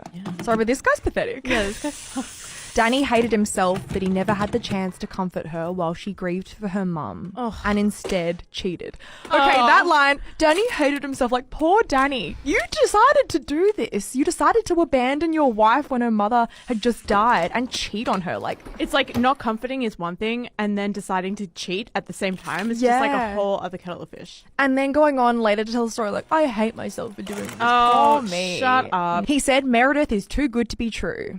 That's just who she really is. And now I'm with you. And here we are. This is the first time I've seen him cry. He's a big man and he's sobbing uncontrollably. He's apologizing to me and telling me that he likes me and didn't use me to move on. This whole revelation didn't make me think I was being used. Instead, I felt his pain and I felt his love for his family. After that night, he's still the same, but I'm not. I feel like I'm in the way. Meredith is still single. She mentioned that she wanted to focus on raising Ian and pursue her law studies. This girl is wonderful. Like, Slaying honestly. girl boss. Like, honestly. Yeah, she needs to get away from this Danny guy. Yeah, I think she's like, I mean, she has. Yeah, and good on Yeah. her. I love Danny, but I cannot compete with Meredith. Should I break up with him and help him get back together with Meredith? It was that final line that when I was reading this Reddit thread, I was like, hang on, that just pivoted so fast. Like, that's not the solution to this problem. Should I break up with my boyfriend and help him get back together with his ex-wife? Where? What? Why? It's all of the was, where, how, why, how. I don't know why I said how twice. It's literally just like, why do you think, number one, why do you think this guy is such a loser that he can't like make his own life decisions or life movements and choices like that? Number two, if you're having these thoughts, like, I'm sorry, you've only been together for a year, like, yeah. Move This on. isn't the guy for you. Yeah. And he's also not the guy for Meredith. Just No. keep Meredith away from Danny. Literally. Am I the asshole for uninviting a girl for my boyfriend's birthday party without him even knowing? My boyfriend, male 28, and I, female 27, have been together for 8 years and are in a pretty serious relationship. Recently, my boyfriend joined a new course where he is getting extra training to be suitable for a job role he has applied for. He has been talking about this girl, female 22, in his class. He says she is quiet but kind and has anxiety issues, and was talking about an incident where she ended up crying in front of the whole class while presenting. Apparently, after that incident, my boyfriend approached her and offered her help before the next presentation. So since then, they have been working together. My boyfriend mentioned several times that he feels something is wrong with her, as in she would constantly shake, would not sit next to him, would startle really easily. My boyfriend told me how she finally confided in him. She told him she was essayed by her brother when she was young, and when she told her family, they never believed her. So the abuse continued for years until she ran away from home. I felt sorry for her, but I found it weird that she told my boyfriend all that information as if she was trauma dumping. For the next couple of days, my boyfriend became more close to her. He invited her to the house to work there. I admit she is a beautiful girl. When my boyfriend introduced us, she started being weird and complimented a lot. Like, a lot. Saying things like, you are more beautiful than what he describes, and he is so lucky to have you. I found that very weird from her. 2 weeks ago, we were planning this birthday party, and my boyfriend decided to invite her too. I told him it was a bad idea, and that she could end up having a panic attack at the party, which will make everything awkward. He didn't listen, and he invited her. A few days before the party, she calls my boyfriend, and I pick up the phone because he was in the shower. She says she called to ask what the dress code was, and that she was excited for the party. I told her that I think it was best that she doesn't come and that it will only cause awkwardness if she ends up having a panic attack. I told her that I found it weird that she was getting so close to him and telling him information that normal people would think twice before telling anyone. I told her, which I am not proud of, that just because she was SA'd doesn't mean she can get away with acting for attention. I admit I was harsh, but she was acting cute and innocent. She apologized and cut the call and didn't come to the party. Now I feel bad because my boyfriend recently told me how she stopped talking to him and that she hardly stays in class anymore. He said he saw her crying that day, and when he approached, she didn't say anything and walked off. He said he was scared he may have done something to upset her. I don't think I did anything wrong. I just think I was harsh, but she needed to know that she was crossing the line. I'm more upset that my boyfriend thinks that he did something wrong. Am I the asshole? I ruined my 8-year relationship after uninviting a girl from my boyfriend's party behind his back. I posted a couple of months ago and received so much hate. I was rude to one of my boyfriend's lady friends, who was a victim of child SA. I won't go into details, but I was worried my boyfriend will leave me for her because of how nice he was to her. I'm not a bad person, but I was called all sorts of names by people. I told my boyfriend the truth of why his friend wasn't talking to him, and his reaction broke me. He started crying, saying how I could be so cruel to her and him. He said he was only helping her because his aunt was also a victim who suffered all her life till she decided to stop fighting. He said he could never and would never think of leaving me for another woman because he loved me a lot. I cried with him and told him how sorry I was, and I wanted to apologize to the girl. He said she has left, hasn't come back, and no one knows where she is. He said he tried calling her, but her number now comes as invalid. He said he tried asking around, and no one knows where she is. He is afraid for her, and now so am I. I'm scared that this girl might have done something to herself, and I can't live with that. My boyfriend has since said that he wants a break, and called me yesterday and told me that he wants to break up. He said if after an 8-year relationship I can't trust him, then I never can. He told me he was planning to propose to me on my 28th birthday, but he thinks there's no point in moving this relationship forward. I am heartbroken, and I've tried to reason with him and begging him for a second chance. But he said he can't be with me anymore and can't look at me with love. I am heartbroken and shattered. I've ruined my relationship, possibly have caused an innocent person to fall in harm, and I can never live with that. I feel guilty and angry at myself for getting my feelings in the way. I wish I could find that girl and apologize, and I hope my boyfriend changes his mind, but both seem unlikely at the moment. My mom is trying to console me, but my sister is being harsh and telling me the only one to blame here is me. I don't know who to talk to because I know that the reaction will be the same everywhere, and everyone will have the same judgment. I wish I could turn around time and change things. She goes, me, 22 female, and my boyfriend, Jacob, 25 male, have been dating for 3 years. He's always been the fun, bubbly type person in the friend group. Always smiling, always laughing, always up for a chit chat. 6 months ago, January 2021, due to COVID, we haven't been able to travel anywhere, and we used to go on little weekends away.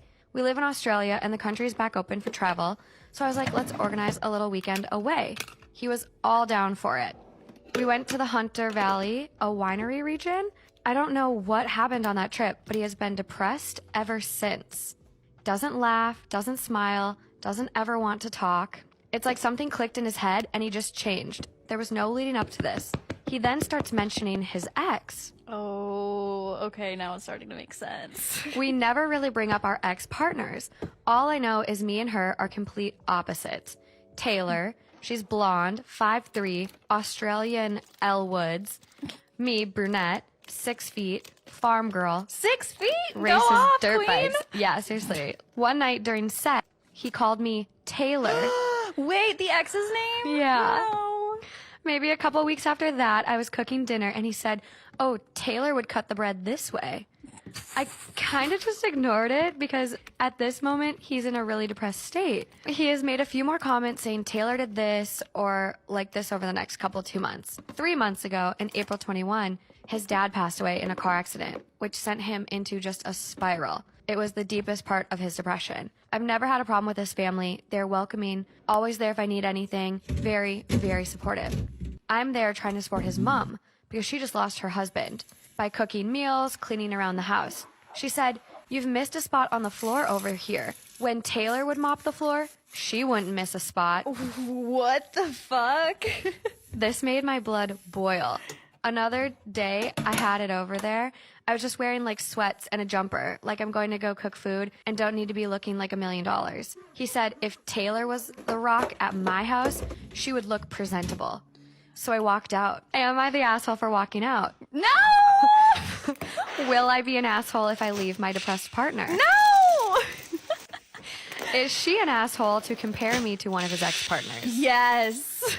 Am I the asshole for telling my daughter to go back to bed? Tonight around midnight, my daughter, 10, came to me in my wife's room and woke me up. She was crying as she needed a shower because she had puked all over herself and her bed. I told her to go back to bed and we would deal with it in the morning. She protested and cried a bit more. I asked her if she had eaten too much candy and she said no. I once again told her to go back to bed and she left the room. My wife got up out of bed at that point and I heard her in the hallway talking with her. I then heard the shower start. I could hear my wife gagging. She has a weak stomach around puke. And after a while, I could tell she wasn't coming back to bed. I got up and saw that she was cleaning up the bed and stripping the sheets. My daughter was still in the shower. My wife was short with me when I asked her what she was doing. When my daughter got out of the shower, my wife offered to lie down in the basement with her so she could be close to the bathroom. I helped them get out floor mats to sleep on. When grabbing a pillow, my wife told me she was disappointed in my disgusting lack of empathy. Now I'm lying awake in bed alone. Some points to consider, I think, is that this isn't the first time my daughter has vomited in her bed at night. She doesn't seem to take feeling ill seriously and get herself to a toilet in time, which she is old enough to do. Last time she vomited was right after Halloween when she devoured all of her candy and ended up throwing it up, all because of how sick she made herself. I believe having to go back to bed may have helped her learn her lesson on these issues. Am I the asshole for telling her to go back to bed? Yeah, I'm appalled. First, I have so much to say. I'll let you go first. This dude is disgusting. He is an absolute inconsiderate asshole. Asshole. Your daughter is 10 and she threw up. Go lay in your puke, sweetie. Go back to bed in your puke, sweetie. He's like trying to teach her something. First of all, he was like, she's old enough to get herself to a toilet. I am twice, 3 times her age, and I have had some close calls, okay? So like, I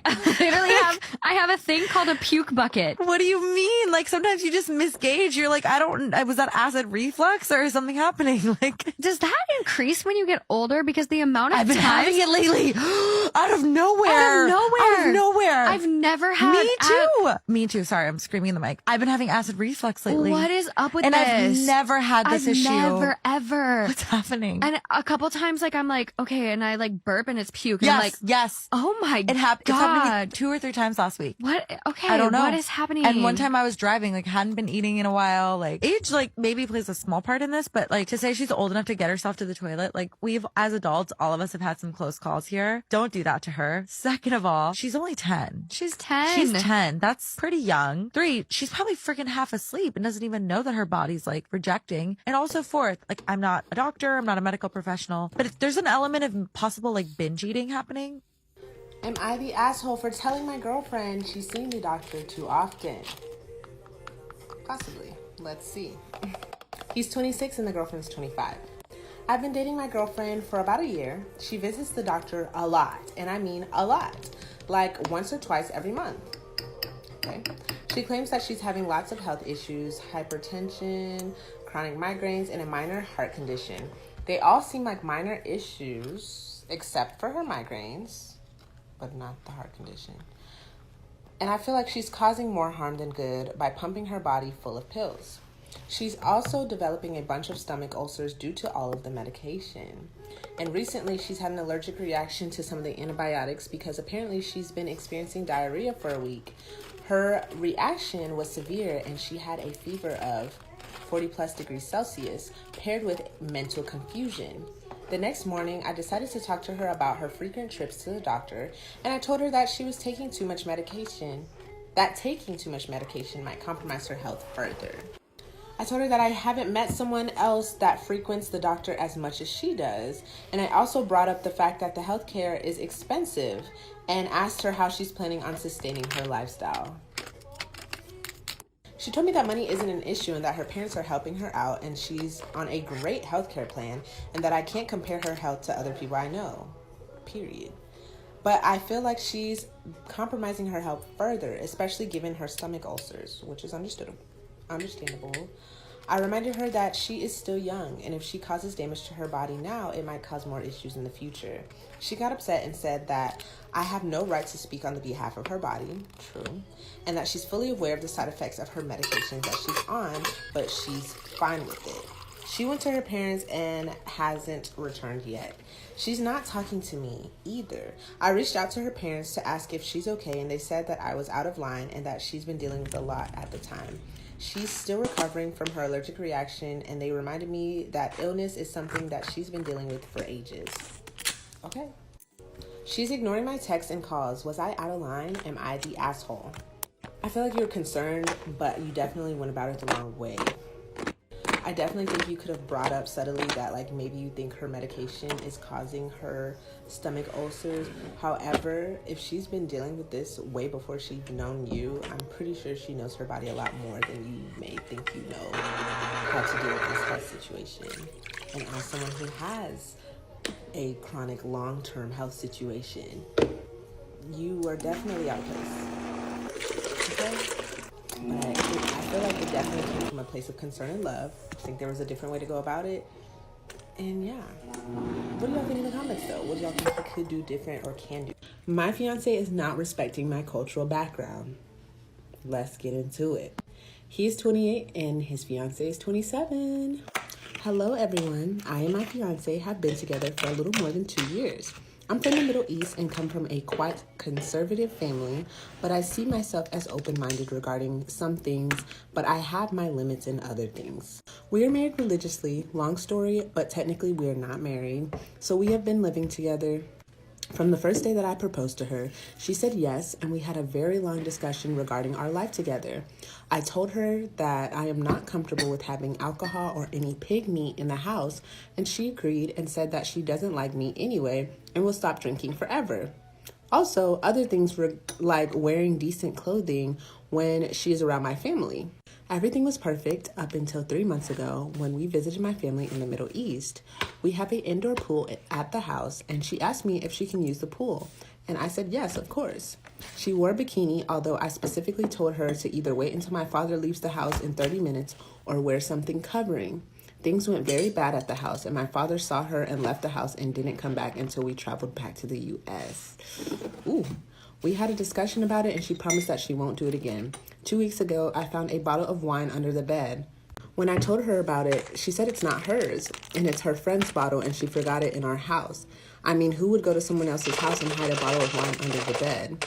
The thing that is bothering me is that we agreed about all of this. I'm very much in love with her, and she's a very good partner, but I don't know what to do about this. She agreed from the start about all of this, and now she's just hiding it from me. I really need advice, input from you, and I really have no one to talk about this. If I tell my family, they will hate her and most likely will not approve of our marriage. Thanks, everyone. Edit, after reading through your comments, I've concluded that maybe I'm pushing it too far with no drinking at home. I hate to admit it, but now I realize that maybe I'm being too controlling and not respectful of her culture. I mean, I would like if she wouldn't do it, but I'm going to have a conversation with her and let her know that she can do whatever she wants and I will still love her no matter what. I mean, a glass of wine won't hurt, right? Thanks everyone for your comments. Well, I'm not gonna lie, that definitely took a turn that I didn't expect. I do like that he is taking her culture into consideration. I do think, however, she should have been more honest and had a conversation with him before just like going and doing the things, if it is her that's actually doing it, instead of lying and saying that it was her friend that was doing it and stuff Candy like that. drawer You know, Restock. especially if she agreed to the terms of their marriage or proposal beforehand. You know, be honest. You got to be honest with your partners because it just leads to problems in the end. But I'm glad it took a turn for the better. So I wish them a long and prosperous marriage. And yeah, that's crazy. But what do y'all think? I'm only asshole for getting mad at my sister for telling my girlfriend about our family's wealth. My family is low-key wealthy, but my parents have made sure that we are never flashy about it. We live in the same place we've lived for about 15 years, don't have flashy clothes and cars, and generally make sure we're spending money on experiences rather than objects. Cue my younger sister, who is totally spoiled and for some reason feels extremely entitled to her share of the wealth. She just turned 21, and I think part of it is finally getting information about her trust and in general how we stand. I'm 25 and the older one, so I sort of know about all of this for a while. Anyway, long story short, my sister ended up going car shopping with my girlfriend for expensive new cars. Porsches. My dad had not approved anything, so I don't know what she's going to do, but apparently she flashed my dad's credit card and talked up to the salesman about how much money she has to spend. My girlfriend was shocked at me driving a simple, unassuming 10-year-old Lexus, and my sister will be throwing $100K at a car.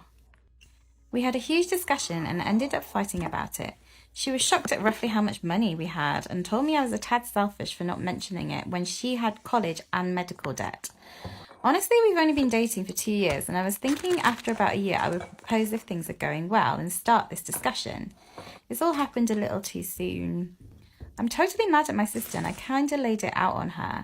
Told her how immature and selfish she was and how she is undoing everything our parents worked hard for to instill values in us.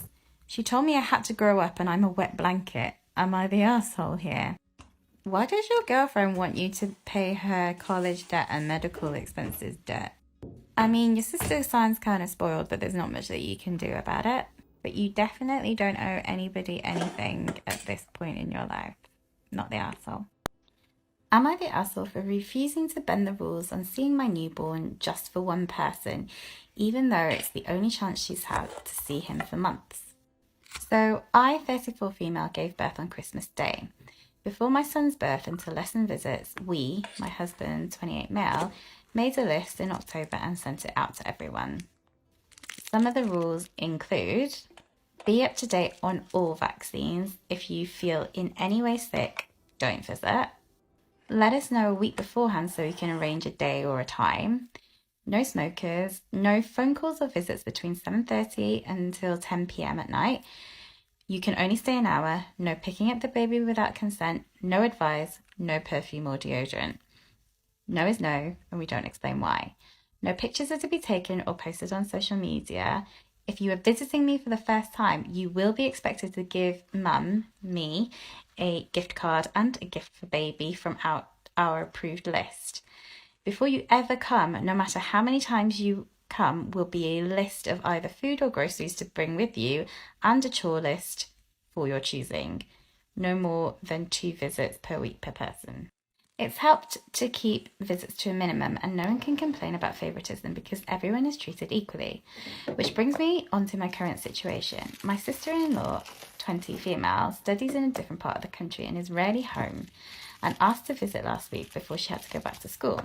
So we set up a date with a link to our gift list, then sent her the takeout we'd like, including the chores she can choose from. She immediately texted back saying she's broke and she can do extra chores instead. Me and my husband talked about it and came to the decision that if we bent the rules for one person, everyone would want the same treatment. We told her no, we were very clear about our rules and maybe next time she could visit. She begged, even said she'd clean the whole house because it would be June before she's home again, and we'd simply texted no. She didn't reply. She left this morning and we got multiple texts from my in-laws belittling us for using our child as a cash grab.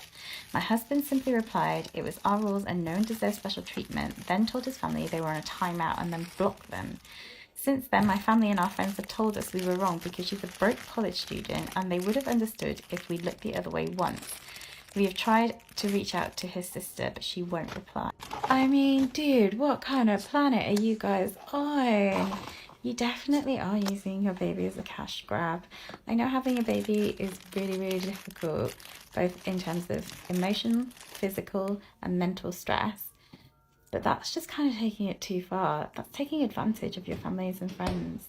Am I the arsehole for uninviting my sister-in-law who is in love with my husband? Story time. So my husband and I met each other at ski lodge about 9 years ago. We'll call him Steve. I was with my friends, my sister and my children, and he was with his brothers and sisters and a couple of his friends as well. We'd been talking throughout the night and my friends and his friends set us up so we'd have to sing together. It was very High School Musical vibes. And even at this point, I could catch on to my sister-in-law's disturbing behaviour. After we had done our little song, we went to the cafe to have a little chat afterwards to get to know each other a bit more. The middle sister, who we'll call Amy, came storming up to us. And for some context, Amy was adopted at birth, so she's not a biological sister at all. She was demanding that he return back to their group. She didn't look at me once and then whined when he told her no. She actually ran off crying and then locked herself in the room, so everybody else in that room had to stay in someone else's room. It was quite the inconvenience. Fast forward to when we bought a house together. We invited our friends and family, and of course Amy was there. But she turned up wearing this like a really skimpy, sexy little clubbing outfit to a housewarming party with friends and family. She literally ignored me the whole entire time and hung off my husband the whole time. She kept kissing him on the cheek, hugging him. She touched his arm whenever he made her laugh. This girl was flirting with her own brother. People commented about how she looked like the girlfriend and I looked like some random girl. She was going around telling everybody about how he'd always said that he didn't want kids, but now he's changed his tune and is playing daddy to my daughter. She even went as far as to talk about how hot his modelling pictures were from when he'd done them in college.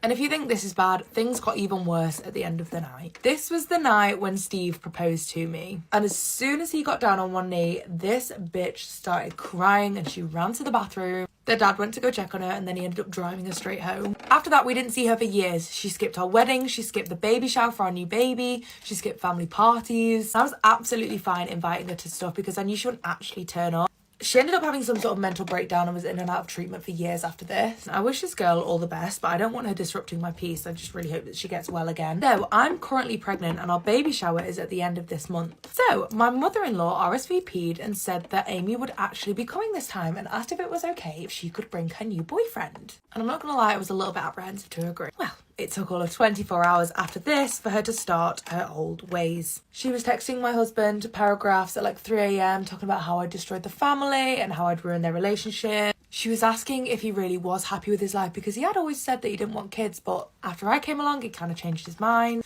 She then was asking if he had ever thought about her this whole time when they'd not been speaking. That was the last straw for me. I asked him if he was aware of the fact that his sister was in love with him. And Steve had just shrugged his shoulders and said, well, I don't really doubt your theory. He opened up about the fact that when they were 11, she had asked him if they could cuddle and kiss. And he obviously said no. He admitted that since then, her behaviour had always been a little bit strange and dramatic. I then asked him if he would uninvite her for the baby shower because I was convinced that this girl was going to bring all the drama and I was not in the mood.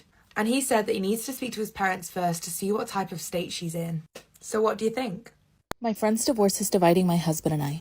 My husband, 37 male, and I, 40 female, have been happily married for 10 years. Minor bumps along the way, but nothing we couldn't communicate about or work through, until now. My best friend Cindy and her husband Mike are going through a nasty divorce and it has caused a serious rift between my husband and I. I didn't realize how serious it was until this morning when he told me he was going to go stay at his brother's house for the weekend. To understand the current situation, there is a bit of background I need to provide. 4 years ago, my husband's close friend Alan was caught having an affair on his wife. We'll call her Carol. I was good friends with Carol. Not super close, but we'd get together for cocktails a few times a month, and occasionally we'd go on double dates. My husband told me that Alan had been unhappy for a while because Carol had stopped having intimacy with him. When I talked to Carol, she didn't deny this. She said that Alan had gained weight and she was no longer attracted to him. This is somewhat true. He was around 6 feet tall and went from about 200 pounds to 250 pounds over the course of a year. Those are estimates. Alan was a chef and started sleeping with a female coworker, 15 years younger than him. He was 35, she was 20. The affair lasted some time before they were caught at work. It all came out, he was fired, and Carol left him. Cheating hits very close to home for me. My father had an affair on my mother when I was young, and it ripped the family apart. Carol and Alan had 2 young children, and the divorce hit them hard. I was there for her and the kids through it all. The divorce was ugly and costly. Suffice to say, it would take Alan years to financially recover. Throughout the whole ordeal, my husband still talked to Alan and would occasionally loan him money. The money isn't the issue, as my husband and I both work and have our own accounts. The issue was that Alan had just cheated on his wife and ruined their family. I didn't want my husband remaining friends with him. Alan started drinking and going down a dark path. He was trying to drag my husband down with him. I told my husband if he continues his friendship with Alan, then we would have problems. After some back and forth and me basically putting my foot down, he agreed to basically cut Alan out. We didn't need influences or other people like that in our life. I should mention that my husband says he didn't know about the affair, which I still question, but without proof, he knew I let it go. Alan was extremely upset when my husband told him they are no longer friends. They had grown up together, but I didn't want men like that in our life. Shortly after all of this, we started reflecting on everything, and my husband said something that I never forgot. He said, "One day, one of your friends will do something they regret and need you. I hope you have the same wherewithal to cut them out if I ask you to." Cut to the present, and you guessed it. My bestie Cindy cheated on her husband Mike. Mike worked in a manufacturing and was laid off in the midst of COVID. He eventually went back to work, but at a much lower wage, according to her. And money was tight for them. Cindy picked up a job working as a barista. As she tells it, one of her regulars was a young guy in real estate who had an eye for her and was constantly asking her to get together. He would slip her $100 tips a few times a week, she says. He knew she was married. Eventually, Cindy gave in and started seeing this guy regularly on her days off, while Mike was working. She told me she always felt guilty and knew what she was doing was wrong, but couldn't stop herself. She said that the intimacy was like nothing she'd ever experienced with Mike, and she felt wanted and desired again. They were caught when their oldest daughter came home early from school because she wasn't feeling well. Cindy was busy with her affair partner, didn't see the text from her daughter, and her daughter walked in on them. The daughter told Mike was devastated and they are getting a divorce. The family has basically ostracized Cindy and want nothing to do with her currently. I and a few friends have been supporting her through everything. I need to say that I recognize what she did was terrible. However, my husband has pounced on the opportunity and is demanding I cut her off completely, just like I did him 4 years ago. He says we don't need cheating cradle robbers in our lives. I explained that this was different and that the issues between Mike and Cindy are more complicated as she feels genuine remorse and wants her family back. Also, what his friend did years ago was creepy. He says he doesn't care about the issues or how she feels, that he made a sacrifice for me years ago by cutting out one of his closest friends, and I need to do the same for him. I told him I wasn't going to do that, and he was being petty and vengeful, as he knows the situations are completely different. This morning he said he's headed to his brother's for the weekend. He says he feels betrayed. I honestly don't see how he feels this way. I don't know what to do. I asked him not to go. I told him I love him and we can talk this out. He responded with, I'll see you Monday. I'm at a loss. I just realized my wife doesn't love me. Today I came to the realization that my wife doesn't love me. She said she does, but her actions over the years show that she doesn't. She loves the life that I have given her, but not necessarily me. My wife is a lovely person, whom I adore and treat like a queen. She had been working up until about 3 years ago when she was diagnosed with the disease. She would at times help with household chores when we were first married, but doesn't help with any daily housework. She doesn't clean, vacuum, wash clothes, do yard work. She pretty much just does the dishes and that's it. She doesn't make much money now that she is on disability. She contributes little monetarily. The amount she contributes basically covers her cell phone bill and cable TV bill. I pay everything else each month. She does treatments every night but goes to bed around 2 a.m. and wakes up anywhere between noon and 1. There were many times where she wouldn't do anything for my birthday or Father's Day. I am a giver and shower her with nice gifts for special occasions and gifts just because I love her. I mean, I'm talking Louis Vuitton purses, bags, diamonds, and nice shoes. Sex is non-existent and I've always had to initiate it. The thing that really has been in the back of my mind is something that happened last year. Last August, I had a heart attack. I was feeling bad when I went to bed and woke up at 4 a.m. with really bad chest pain. I went downstairs to find the blood pressure cap to see what was going on. It was really high. I started sweating, had a hard time breathing, and sick to my stomach. I sat down for a few minutes, I looked up signs of a heart attack, and I had them all. I drank some water and felt a tiny bit better. I decided to drive to the hospital. I know it was stupid, but it's a fairly straight shot, and it was early in the morning. I got to the hospital, and they fast-tracked me through and started running tests. My wife woke up at 11 and noticed I wasn't home and tracked me. She texted me and I told her I was in the ER and they thought I had a heart attack and I had all of the markers. She came to pick up the car and dropped off a couple of things. She then left and went to dinner with her friend. The next day, I'm still in the hospital and I was hurt she went to dinner when I'm in the ER. I told her not to come up and well, she didn't. She only came up to pick me up to go home. She's been in the hospital about 6 or 7 times. I would visit her every day when she was in the hospital. I would bring her flowers and treats. I would wait in the ER every time to keep her company. I only missed 1 day and that was because she was supposed to be released and I was waiting till she was sprung. This has been sitting on me for the last year. It's not getting better. We had a fight that I instigated today. I told her how hurt I was and she said my feelings always get hurt. I asked her if her mother, sister, or grandfather was in the ER with a heart attack, would she go back home to be with them? And she said yes. After that, I knew she wasn't in love with me, just loves what I give her. She doesn't understand that she isn't giving any back in return. She is like a roommate at this point. A roommate that doesn't pay rent or help take care of the house or do much of anything to make my life better. My girlfriend 25 female repeatedly insists that I redo my proposal over and over. I 24 male proposed to my girlfriend in late 2019 after 2 years together. Admittedly, now that I think back on it, it wasn't the most well thought out or planned proposal. It was mostly spontaneous and came as we were lying in bed together, so I didn't even have a ring at the time. At the time, my girlfriend said that she would love to marry me, but she had been looking forward to a more elaborate proposal. I assured her that I'd sort something out. A month later, after shopping for the perfect ring, I set up some candles when she was coming home one day, think the Chandler-Monica proposal in Friends, and asked her again. Well, my girlfriend loved the ring, thankfully, and teared up with happiness. She said that she really appreciated my effort, but what she meant by elaborate was something original that she could tell our kids about one day.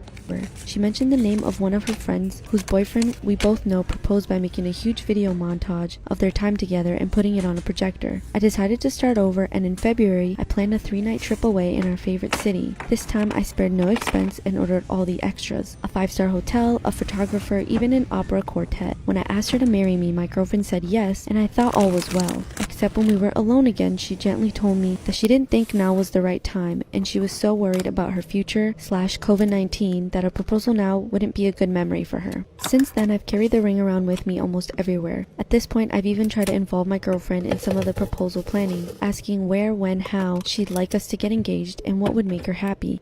However, all she has told me is that she doesn't know exactly what she's looking for, and I'll know when the right proposal comes. From my perspective, this is hugely frustrating since in all other respects, she's assured me that she wants to begin our lives together. Last week, I thought I'd bite the bullet again, and after cooking her a homemade meal, I asked her if she'd like to be my wife. She asked me if I was trying to propose, and I asked her what was wrong with that. Once more, she told me that she can't wait to marry me, but it still wasn't quite the proposal she needed. Honestly, at this point I'm frustrated. I realize that my girlfriend might come off as pushy or high maintenance in this post, but I love her very much, and in day-to-day life she's honestly the most understanding, chill person to be around. However, I don't understand why she's acting this way and what I'm supposed to do to satisfy her with the perfect proposal at this point. I'm confused and running out of patience. Am I the asshole for not liking how my girlfriend dresses for work? So I, 43 male, don't think I'm in the wrong here, but my mother is very angry at me, and my best friend said I was a horrible person for saying what I did, and I'd be lucky if my girlfriend didn't put me out with the garbage, since I decided I wanted to act like trash. My girlfriend, 34 female, is a preschool teacher, and for some reason I can't explain, she dresses like Miss Frizzle, like a dress with the pattern of whatever they are studying. She makes a lot of them herself, now including matching masks. The kids love it, and the parents seem to think it's great. I don't like the amount of attention she gets, honestly. I'd prefer if she came home and changed before running any errands. On Friday, she helped my mom with something after work, and she was still in her weird dress. I have told her before I don't like when she dresses that way, but she tells me I don't have to like it, but I have no right to tell her how to dress. I was upset she went out like that with my mother and told her that my mom said she was embarrassed and to ask that she please not dress like that again if they're going out. I was not expecting her to call my mom and apologize. When my mom asked what she meant, she told her what I said. My mom was furious, explained she doesn't have a problem with how my girlfriend dresses, and thinks it's great she spends extra time doing things to engage her students. My mom then yelled at me for lying to my girlfriend and trying to throw her under the bus because I was being an insecure jerk. My girlfriend and I got into a huge fight. I said she should be embarrassed to be seen in public like that. She said the only things she was embarrassed by was me. She hasn't spoken to me or done anything for me since. My friend said I was horrible and called me trash. I shouldn't have lied, but I think my girlfriend should take what I think about her clothes into consideration, and I'm not sorry for expecting her to dress more appropriately in public. Am I really such an asshole here? Edit, I'm sure you will all be pleased to know we broke up tonight. She said I'm too controlling and narrow-minded, so she broke up with me. I've been holding on to this secret for more than a decade, and the guilt has been gnawing away at me my entire adult life. In order to tell this story, I need to take you back to high school, when I was 15 years old. I was a pretty typical teenager in that I had desperately low self-esteem and a huge crush on the most popular boy in my year level, Matt. I loved basically everything about him, but there was one unavoidable issue. He wanted nothing to do with me. After months of pining for him, I noticed that he had a type. Girls who are edgier, cooler, and more mysterious than myself. While it might not make a heap of sense now, at that time of my life, I grew convinced that in order to make Matt fall in love with me, I needed to find out more about him. I felt that if I just had the chance to talk to him a little bit, get to know his interests and hobbies and quirks, I could grow closer to him in the real world. And that's where Eliza came in. Eliza was a fake online identity I created for myself in order to get closer to Matt. I found someone on social media who had the kind of look Matt found attractive, downloaded their photos, and created an email to go along with it. Eliza was who I desperately wanted to be, a girl who perfected all of my real-world insecurities. She was bubbly, outgoing, completely beautiful and charming. From there, I made a Facebook account and added people from my school, including Matt. What shocked me the most about being Eliza was how instantly Matt and I connected. Our conversations were great. We had so much to talk about and relate to each other on. As the days and weeks passed, Matt told me he had feelings for me, which felt like complete validation, as if my hunch that we'd actually make a great couple had always been bang on. Only, of course, Matt wasn't in love with the real me. He was in love with Eliza. I knew it was all so wrong, and that there was a natural time limit on how long I could keep the facade going. But if I'm honest with you both, the high of the thrill from catfishing was enough motivation to keep going. It was such a small decision on one day that snowballed into a huge, all-consuming thing. Being Eliza was like a drug for me. The more Matt liked Eliza, the more I wanted to be her, and the more I lent into the fake world I had created. After a while, it wasn't just Eliza whose fake life I was inhabiting.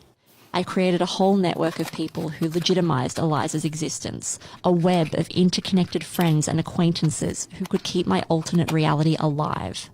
I even started using my mum's phone to give Eliza a phone number where the boys could call and text me.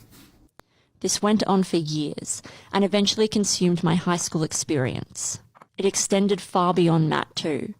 Eventually I found myself talking to Matt's circle of friends and even connected Eliza with my real-life self. Through Eliza, I told the boys that we were friends, which I felt would make them warm to the real me and see me as interesting and likable. And it kind of worked, only it also made everything so much more complicated too. Eliza would continually set up plans with Matt and his friends and, of course, continually flake out on them. I would get their hopes up and then crush them time and time again with stupid excuses as to why I couldn't meet them. I saw them grow more frustrated and embarrassed with every broken promise over the years, and yet I didn't do anything to fix it. Naturally, over time, I was exposed. The boys figured out Eliza's phone number was actually my mother's. They never confronted me about my secret in person, but the shame and mental spiral I found myself in was so significant that I stopped going to school. Soon after, I dropped out altogether. I've barely seen the men I catfished since, but on the rare occasion that I've seen any of them at a pub or bar, I've avoided all contact and been consumed with shame. I never owned up to what I did to them, and I never apologized either. I've never come clean to my best friend, who was on the periphery of all this for years and who I knew felt confused about who Eliza was. I feel such immense regret over it all. I wasted so much time and hurt so many people. For so long, I refused to let myself think deeply about it, but now that I've started as an adult, I can't stop. How can I let go and forgive myself completely? Sometimes I consider contacting Matt and letting him know how much it haunts me, or confessing to my best friend what I did all those years ago, but I don't want to open a deep can of worms that won't help them. I just want to move on, but I don't know how. Am I the asshole for telling my soon-to-be niece that she doesn't need to wear a dress to my wedding?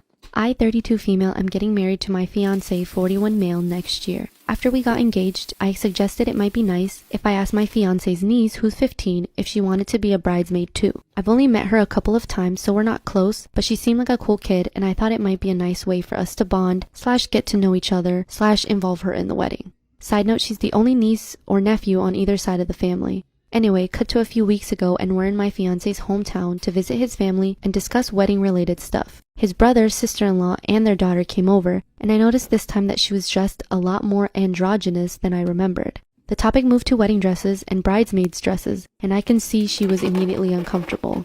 Her parents, her mom really, and grandma were making comments about how she'd need to be more feminine, brush her hair, etc., and how nice it would be to see her like that. I'll be honest and say this hit a nerve with me, as I was very much a tomboy as a teenager, even though I'm not anymore, and it absolutely broke me whenever my relatives would say things like that. Eventually, her mother made a comment along the lines of, "It'll be nice to see you dress like a girl for once." And she looked really sad, embarrassed, and upset. In response, because that really hit a nerve, I immediately told her that my maid of honor would be wearing a trouser suit for the wedding and not a dress, and that I'd given all the bridesmaids the options of wearing anything they want as long as it's in the wedding color to make things easier. I pulled out my phone and started showing her photos of the ideas my friend had sent me. A jumpsuit, a trouser suit, a tailored tux, etc. And let her know that she could pick anything at all she wanted. She could even wear jeans and trainers if that made her comfortable. And that it's a wedding, not a fashion show. My niece perked up a bit when I said that, but her mom looked really pissed off. She's since asked my fiancé to pressure me into getting all the bridesmaids' dresses so their daughter will have to wear one, which LOL no. My husband doesn't give a shit what she wears, but obviously also doesn't want his family and me to be arguing on the wedding day. I don't want to back down because I know what it feels like to be pressured into wearing something that makes you uncomfortable, but on the other hand, I know it's only for a day and it'd make the family happy. Am I the asshole for trying to overrule her parents? Am I the asshole for not wanting a ring my fiance already gave to another girl? My now fiance was engaged a couple years before we got together, and when they broke up, she gave the ring back. We've been together a few years, and a few days ago he proposed, and I was super excited. The ring looked kind of familiar, and when I asked him where it was from, he said it was the ring he gave his ex-fiance. I immediately took it off and was like, I don't want a ring you bought for someone else. It wasn't meant for me. He got upset and said it didn't matter because it's not hers anymore, it's mine. My family and friends are split in saying I'm the asshole, and I'm justified. I don't want him to spend a whole other $1,000 on a ring for me, but I want a ring that was meant for me, not for someone else. Update, we broke up like 2 weeks after the post. He didn't like that I posted about it on Reddit, therefore he said he definitely wasn't gonna buy me a new ring and called me a bridezilla. I pretty much told him, cool, get out of my house. That was about a month ago. He has a new girlfriend who will probably get the same hand-me-down ugly ass ring he already gave to 2 other girls. Am I the asshole for refusing to wet myself for my sister-in-law's wedding? The wedding happened in a little river, and I mean in the river, in the water. The minister, the bride, who's my husband's sister, and the groom stood on a little strip of land so they weren't wet. But all attendants were expected to stand in knee-deep rushing water for the whole ceremony. No, you're not. No, you're not, because I would be the asshole right along with you, because I'm not about to get dressed to go to your wedding to stand in the fucking river.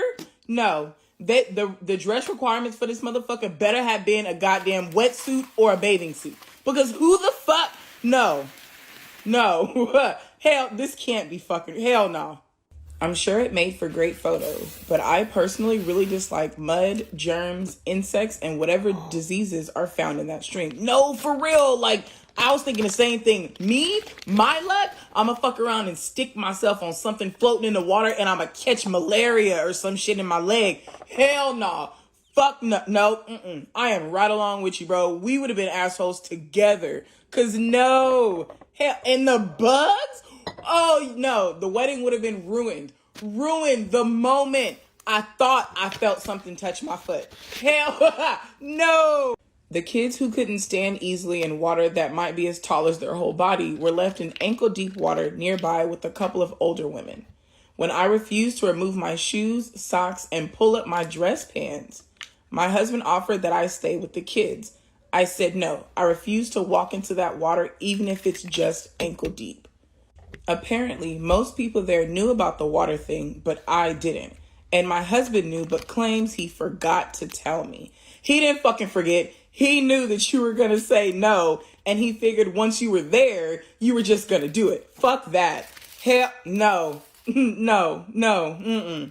The ceremony could have easily moved forward with me standing on the shore, just a few feet away from the kids. But no. The bride and groom apparently refused to start until every person was in the water. Why? This is their wedding. Why didn't they just keep going on? Like, what the fuck? My husband waded in the water back and forth between his sister and I to mediate. Really? Really? My husband was becoming visibly angry at me the longer it went on and kept acting like I was in the wrong. The bride and groom eventually relented and the ceremony went on, delayed by maybe 30 minutes. During the after party, I felt that I was being avoided by everyone else, including my husband. Girl, at that point, I just would have went home. Like, all right, bro, you better catch a ride or call an Uber because y'all just gonna keep looking at me like I ruined the fucking day. I'm gonna go home. I'm gonna go to McDonald's, give me a cheeseburger, and I'm gonna just go home. Because what the fuck? Like, what? All right, so first of all, no, I don't think you're the asshole because I don't think you made a big deal or made a scene about it. Like, who the fuck would have known that you weren't in the water if they didn't make a deal about you not being in the water?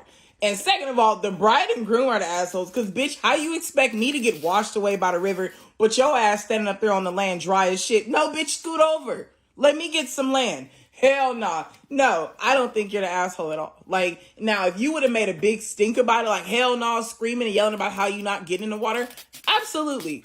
But I don't think you did. And your husband wading in the water back and fucking forth just brought that much attention to you when they could have just walked away and left you standing dry and went on about their fucking day.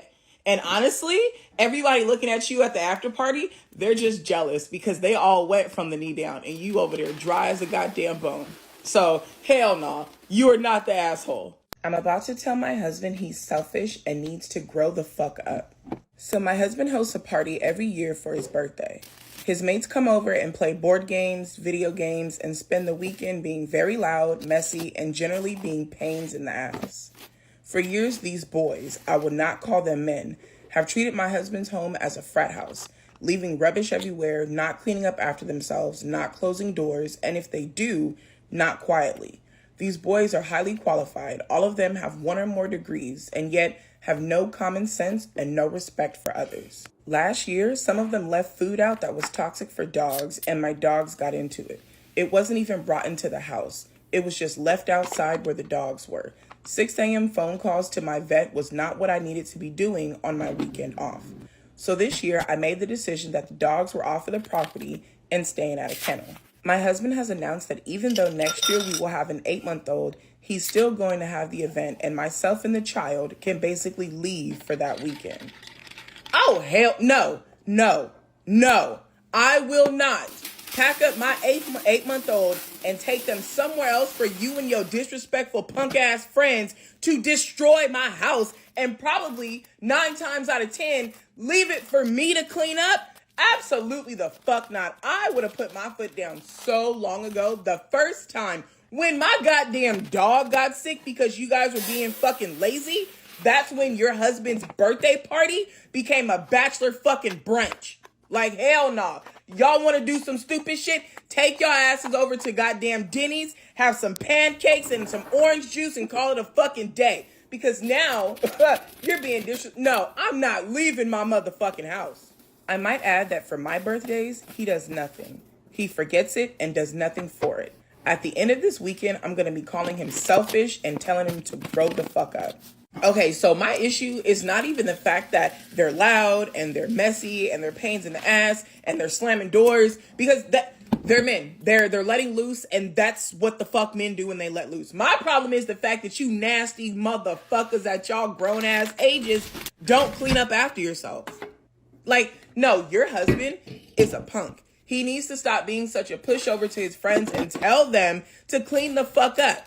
Because the one reason this shit is continuously happening at y'all house is because his friends ain't gonna let that shit go down at their house because they don't want to deal with the mess. They're not gonna clean up. They know your husband's not gonna stop it. If anything, he's gonna fucking encourage it because he's a pussy.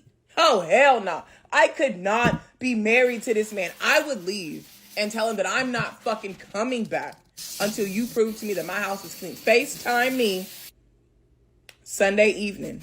Show me that my house is clean. I don't want to see a speck, a spoon, nothing. You know what? Take the fucking dogs to the groomers before I get home.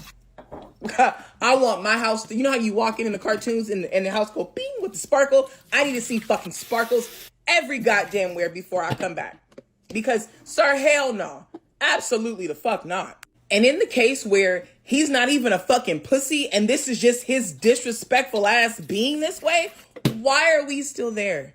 I would leave and not come back. Why are we married to an overgrown man-child? What has this man done to get into your good graces? Why does he deserve your time?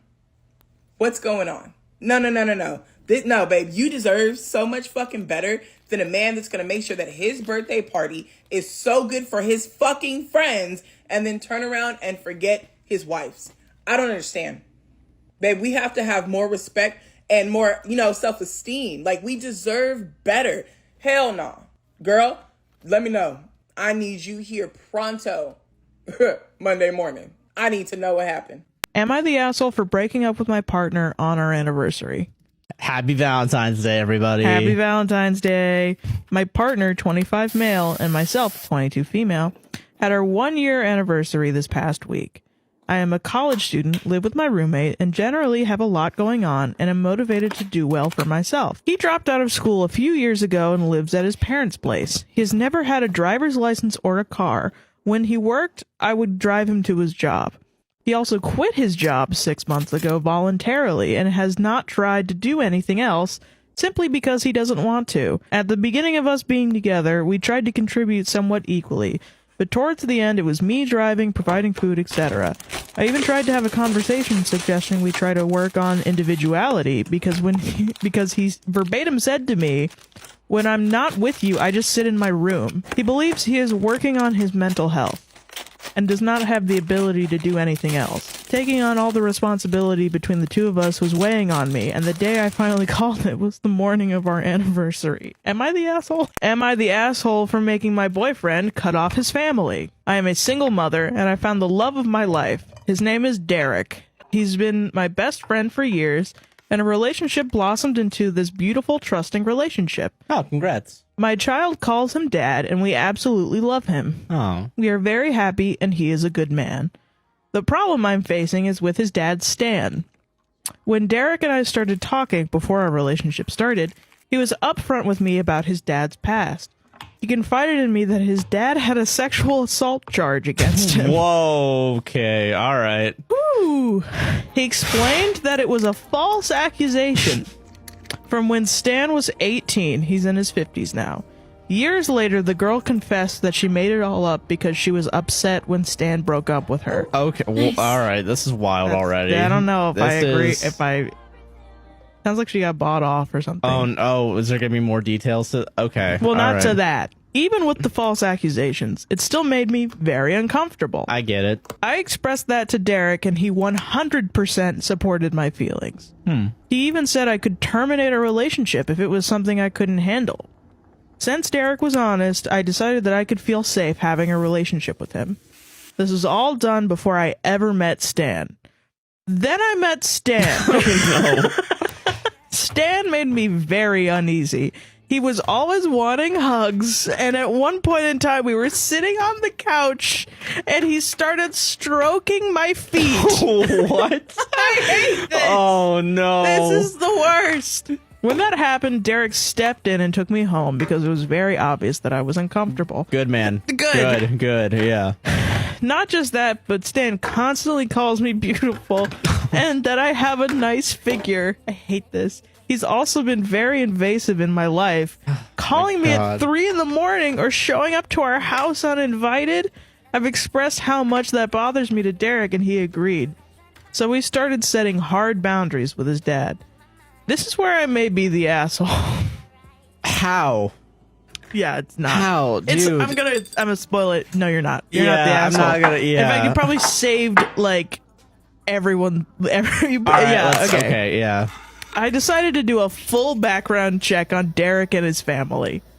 Derek even encouraged it since his family is so large. And also, you have a dad with a sexual assault charge. Yeah, literally, yeah. Who's I know that one. motherfucker Like, I know alive. that one's like maybe shouldn't be there, but like, still, he's creepy. Like, oh yeah, you're right to do this. Yeah. Yeah. Okay. I looked up Stan and found a second sexual assault charge. What? On his record. Bro, who is this guy?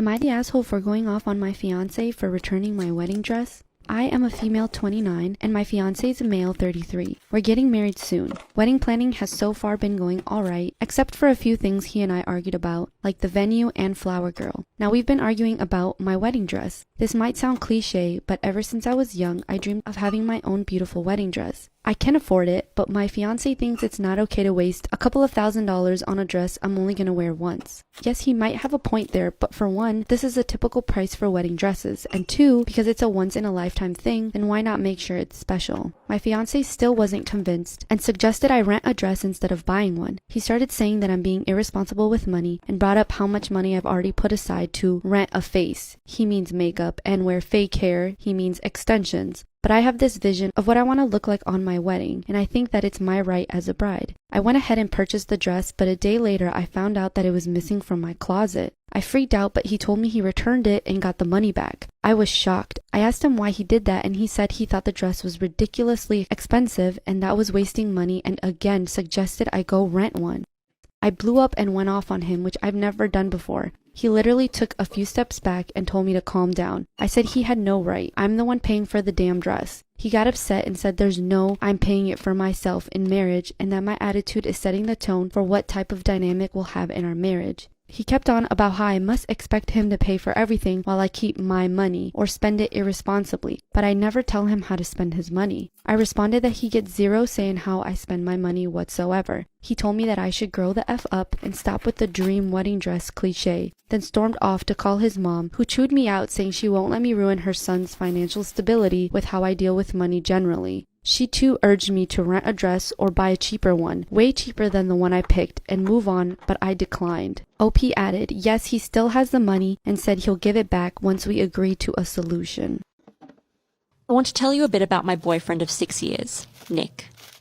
He is one of the funniest and kindest people I know. He loves his family deeply and loves my family like they're his own.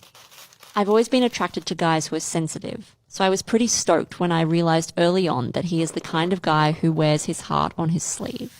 I could tell you so many wonderful things about our relationship over the last 6 years. But honestly, the best part about being by his side is that we never have to do much together to have a good time. Give me a long, mundane car trip with him, and I'm sorted. So yeah, that's Nick, and that's us. And for the most part, we are truly happy together. End of episode. Which brings me to the secret. About 3 months into our relationship, I was lamenting to his mum and sister one evening that Nick was stalling on booking some flights for our upcoming overseas trip. I was desperate to book and couldn't understand why he kept delaying me. His mum and sister were originally a little evasive about it all, before eventually mentioning that, at the age of just 21, he was carrying around a bunch of debt from gambling. Initially, I didn't quite believe them. Yeah, I thought, I guess we go to the pub pretty often, and he does put a bet or two down when we're there, but doesn't everyone? A few days later, when we were lying in bed, Nick finally opened up to me about his serious gambling addiction. Since then, our relationship has been a roller coaster of highs and lows as he's battled his addiction in secret. Socially, I'm his rescuer. If we are out with friends and he heads to the bar to buy a drink, he will often text me, asking if I can transfer him some money. There have been other times when I have handed my bank card to him under the table so it looks like he is paying for things. I also get messages sometimes when, halfway through a workday, he realizes he doesn't have any money to buy lunch. I guess it feels like I'm in a tug-of-war all the time. 1 minute I'm like, I absolutely have to leave. I'm in my 30s now, and I need to think about my future. I find myself comparing my relationship to the ones around me and yearn for a time when my boyfriend can just shout me something as small as a coffee.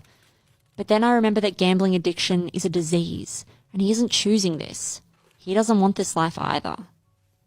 Carrying this secret feels heavy. I've told my mum, dad, and one friend. My best friend doesn't know because I get the sense she will be a little black and white about it all and tell me to leave. She doesn't understand addiction, so she won't understand Nick in all his complexity.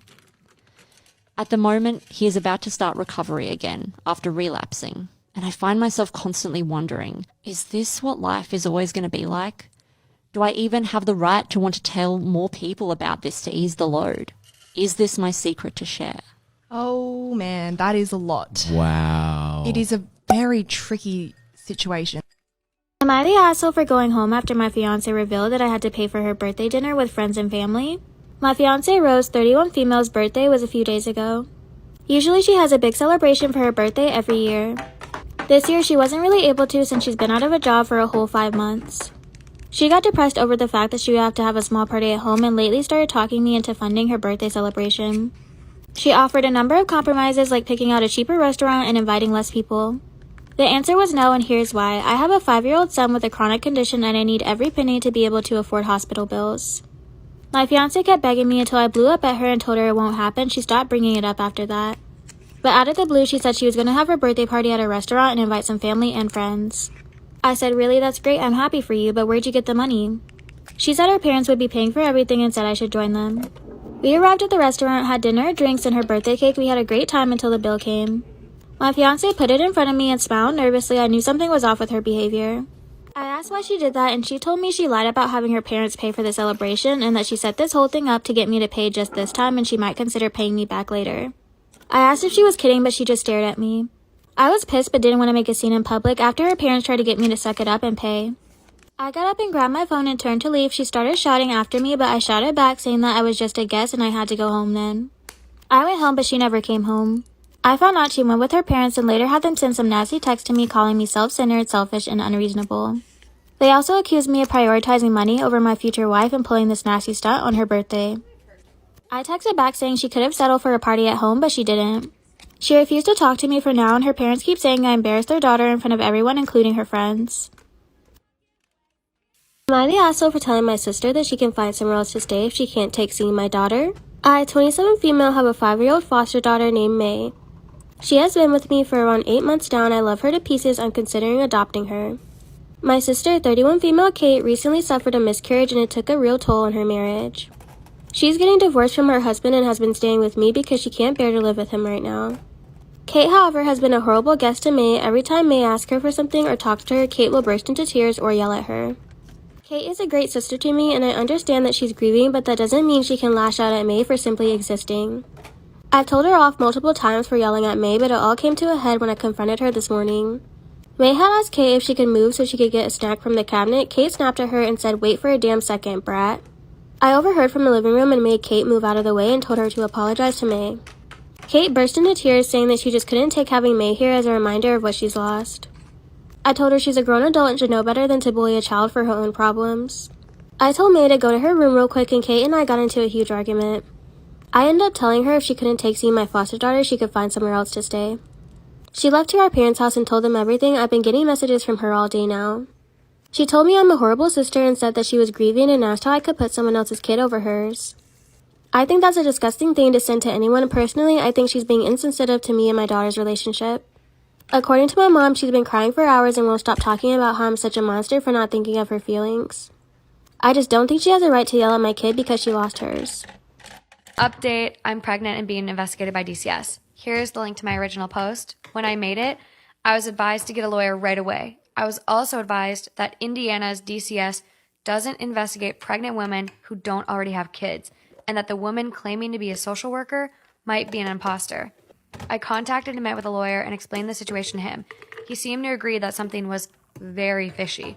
To make a long story short, the woman, quote, handling our case has no affiliation with the Department of Child Services. Oh my God. I am still in complete shock. We went straight to the police. They're taking this very seriously. I can't give a lot of details because it's an ongoing investigation, but she seems to have been a very skilled / well-researched liar. I never would have known anything was amiss without the advice of this subreddit and the intervention of my attorney. I feel like a complete idiot, but the instinct to cooperate unquestionably when faced with an intimidating authority figure is strong. I haven't had the baby yet. We're staying at a trusted family member's home until the baby is born. My OB in the hospital we'll be delivering at have already been informed of the situation and will be taking the appropriate security measures. I'm still freaking out, but we're taking every precaution for the safety of my child, and hopefully everything will turn out okay. Thanks again, everybody. Truly. Oh my God. Reddit like saved her. I was literally just going to say.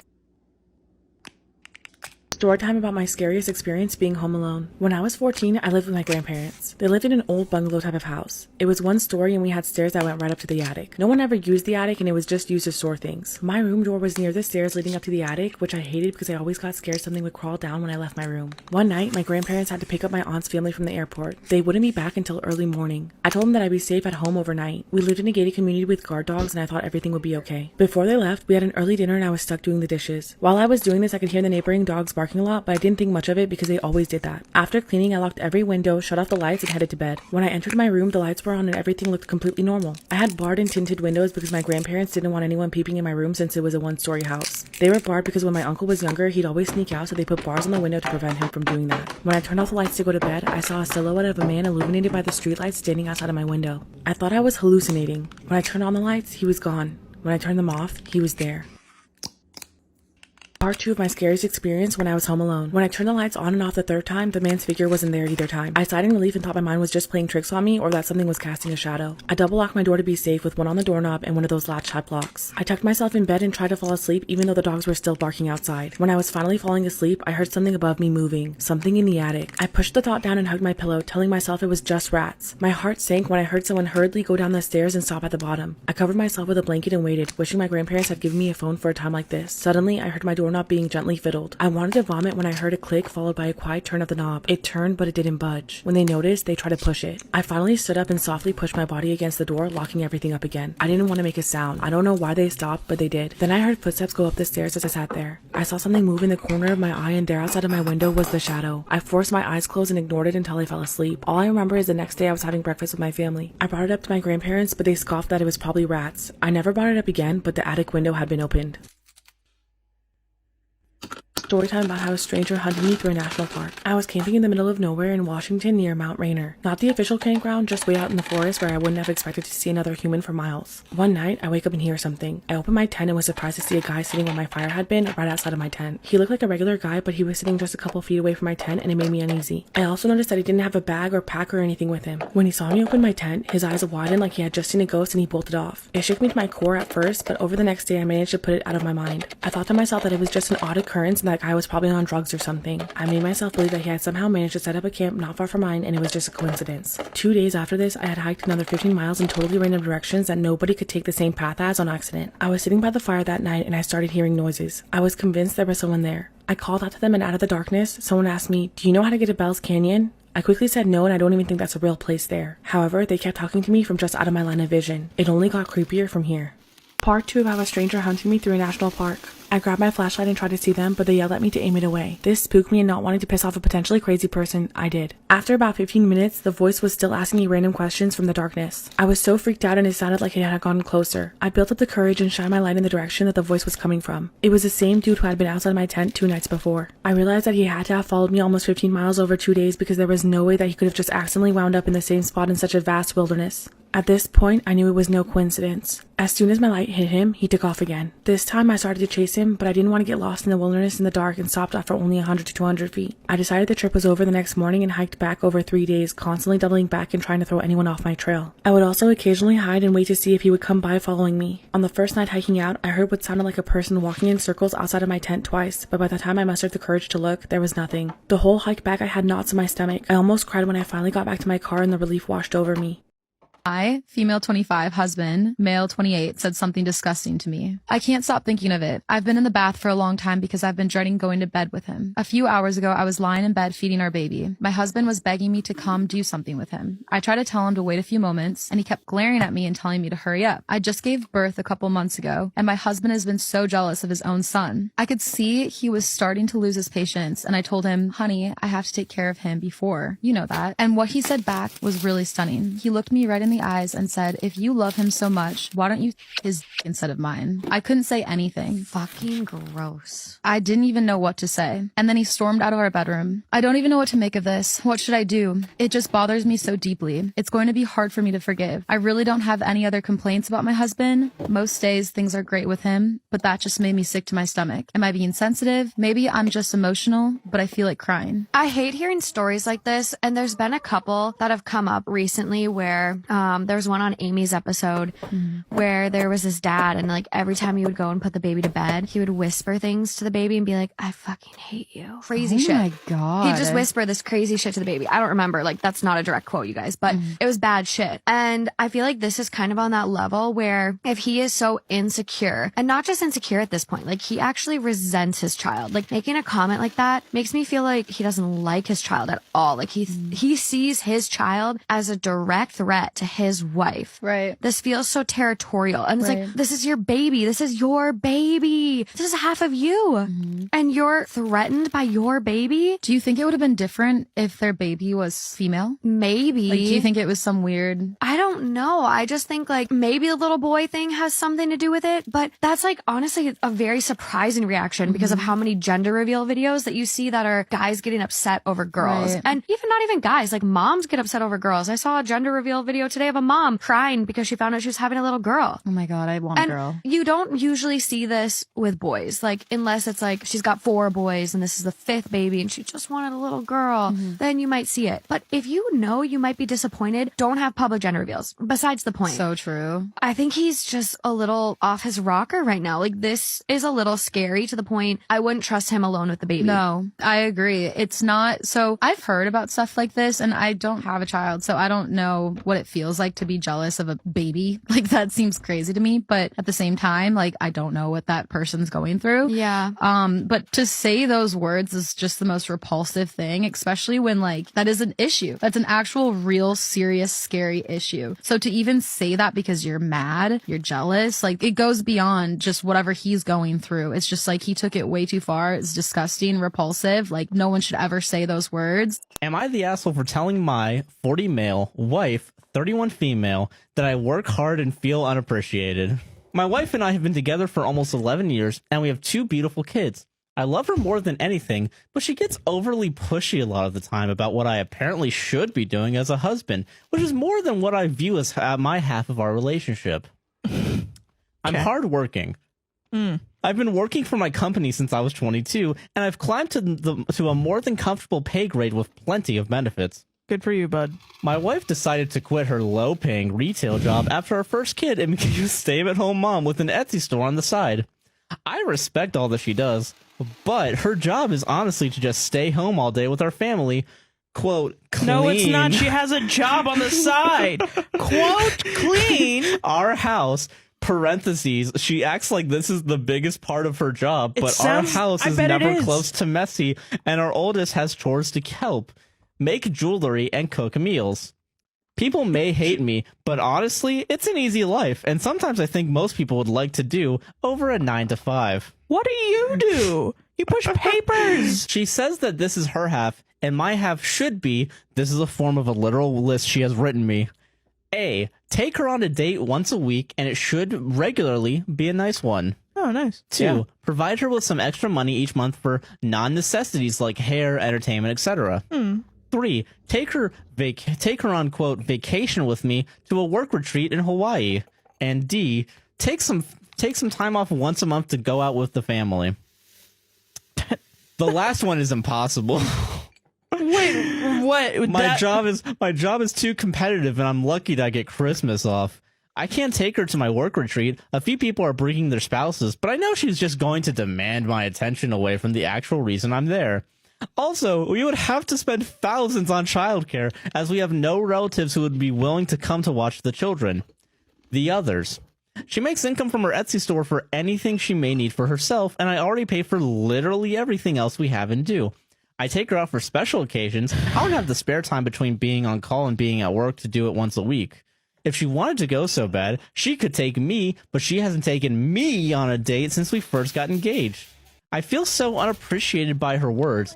Her treating my overtime and cram schedule as my fuck-up and not a blessing to our family really opens my eyes to how she perceives us. This is what happens when you marry a capitalist, ladies. Literally, yeah. I told her about my schedule and how busy I was, and she accused me of lying and possibly cheating. Which I am not. I snapped back and asked how dare she when I take care of both of our lives by working, while she gets to stay home with the family and do her hobbies. I said I feel unappreciated, and that it's literally a job, and that I've already given her the world. Am I the asshole? Yes.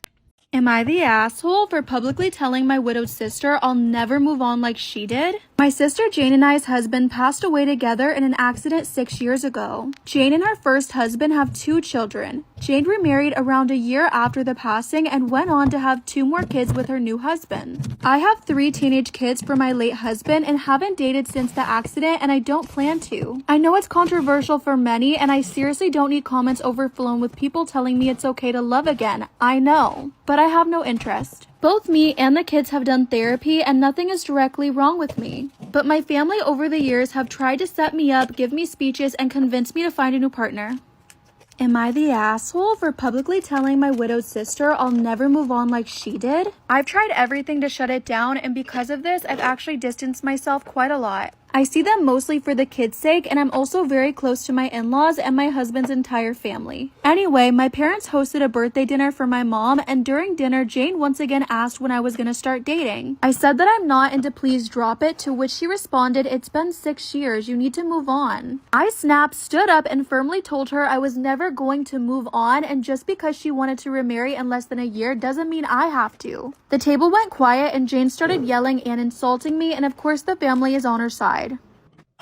Am I the asshole for rushing home to get my sister's forgotten wedding veil, but giving up on bringing it? My oldest sister Odette just got married at a venue 2 hours away, and Odette planned to wear our great-great-grandma Mary's veil. In our family, it's considered good luck and heavily sentimental. We have multiple bridal pictures of eldest daughters in the veil while standing with their mom and grandma. The bridal party and family met at Odette's house before driving to the venue, and the veil was in the garment bag but must have fell out. We made it to the venue by noon for the 4 p.m. wedding, and Odette realized the veil was missing and ran to me in a panic. She asked me to go get it, but I told her I don't think I can make it there and back.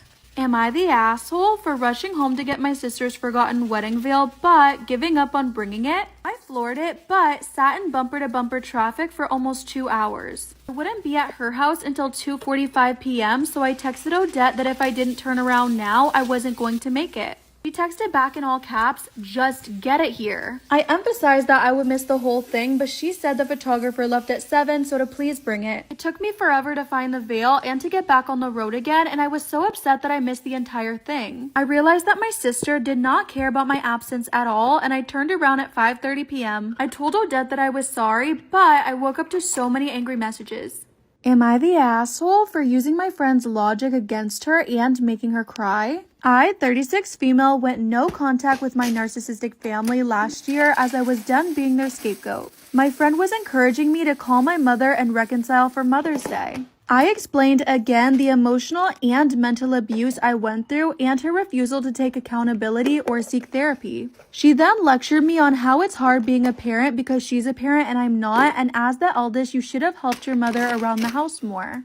And that I should let bygones be bygones and call my mother for Mother's Day. So I said, you'd think if I did more chores and accepted more parentification, that wouldn't have happened to me?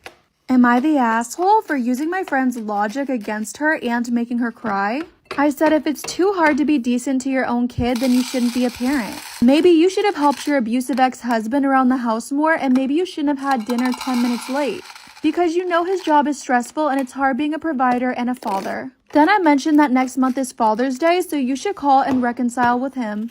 And how could I as a child stop the behavior of an adult when you as an adult couldn't stop your husband from doing that to you? She then cried and walked off, and our mutual friends agree she was wrong to pressure me, but that I did definitely take it too far. But I genuinely just did it to make a point. Am I wrong?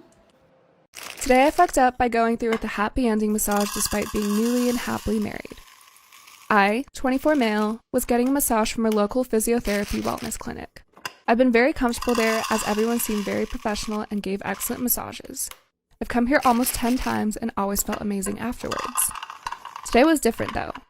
Usually when I'm getting the massage, I'm always a little turned on, but this time around, this massage therapist, who was a lady, pressed my glutes more than normal, which admittedly felt good. I'm a pretty vulnerable person, so when a physiotherapist is doing something, I just assume this is a long-time tested technique and I should just be mature about everything and let my stress drift away. The more time that went on during this full-body massage, the masseuse perhaps accidentally, or on purpose, who knows, grazed past my package. Apologized and asked if it's okay. I said it's fine, no worries. Which she gives a surprised reaction and then proceeds to pull my boxers down and asks if I want it here too. It was such a good massage, I just agreed because I used to wonder what that was like back in my bachelor years, and after she finished, I just felt so dirty and ashamed.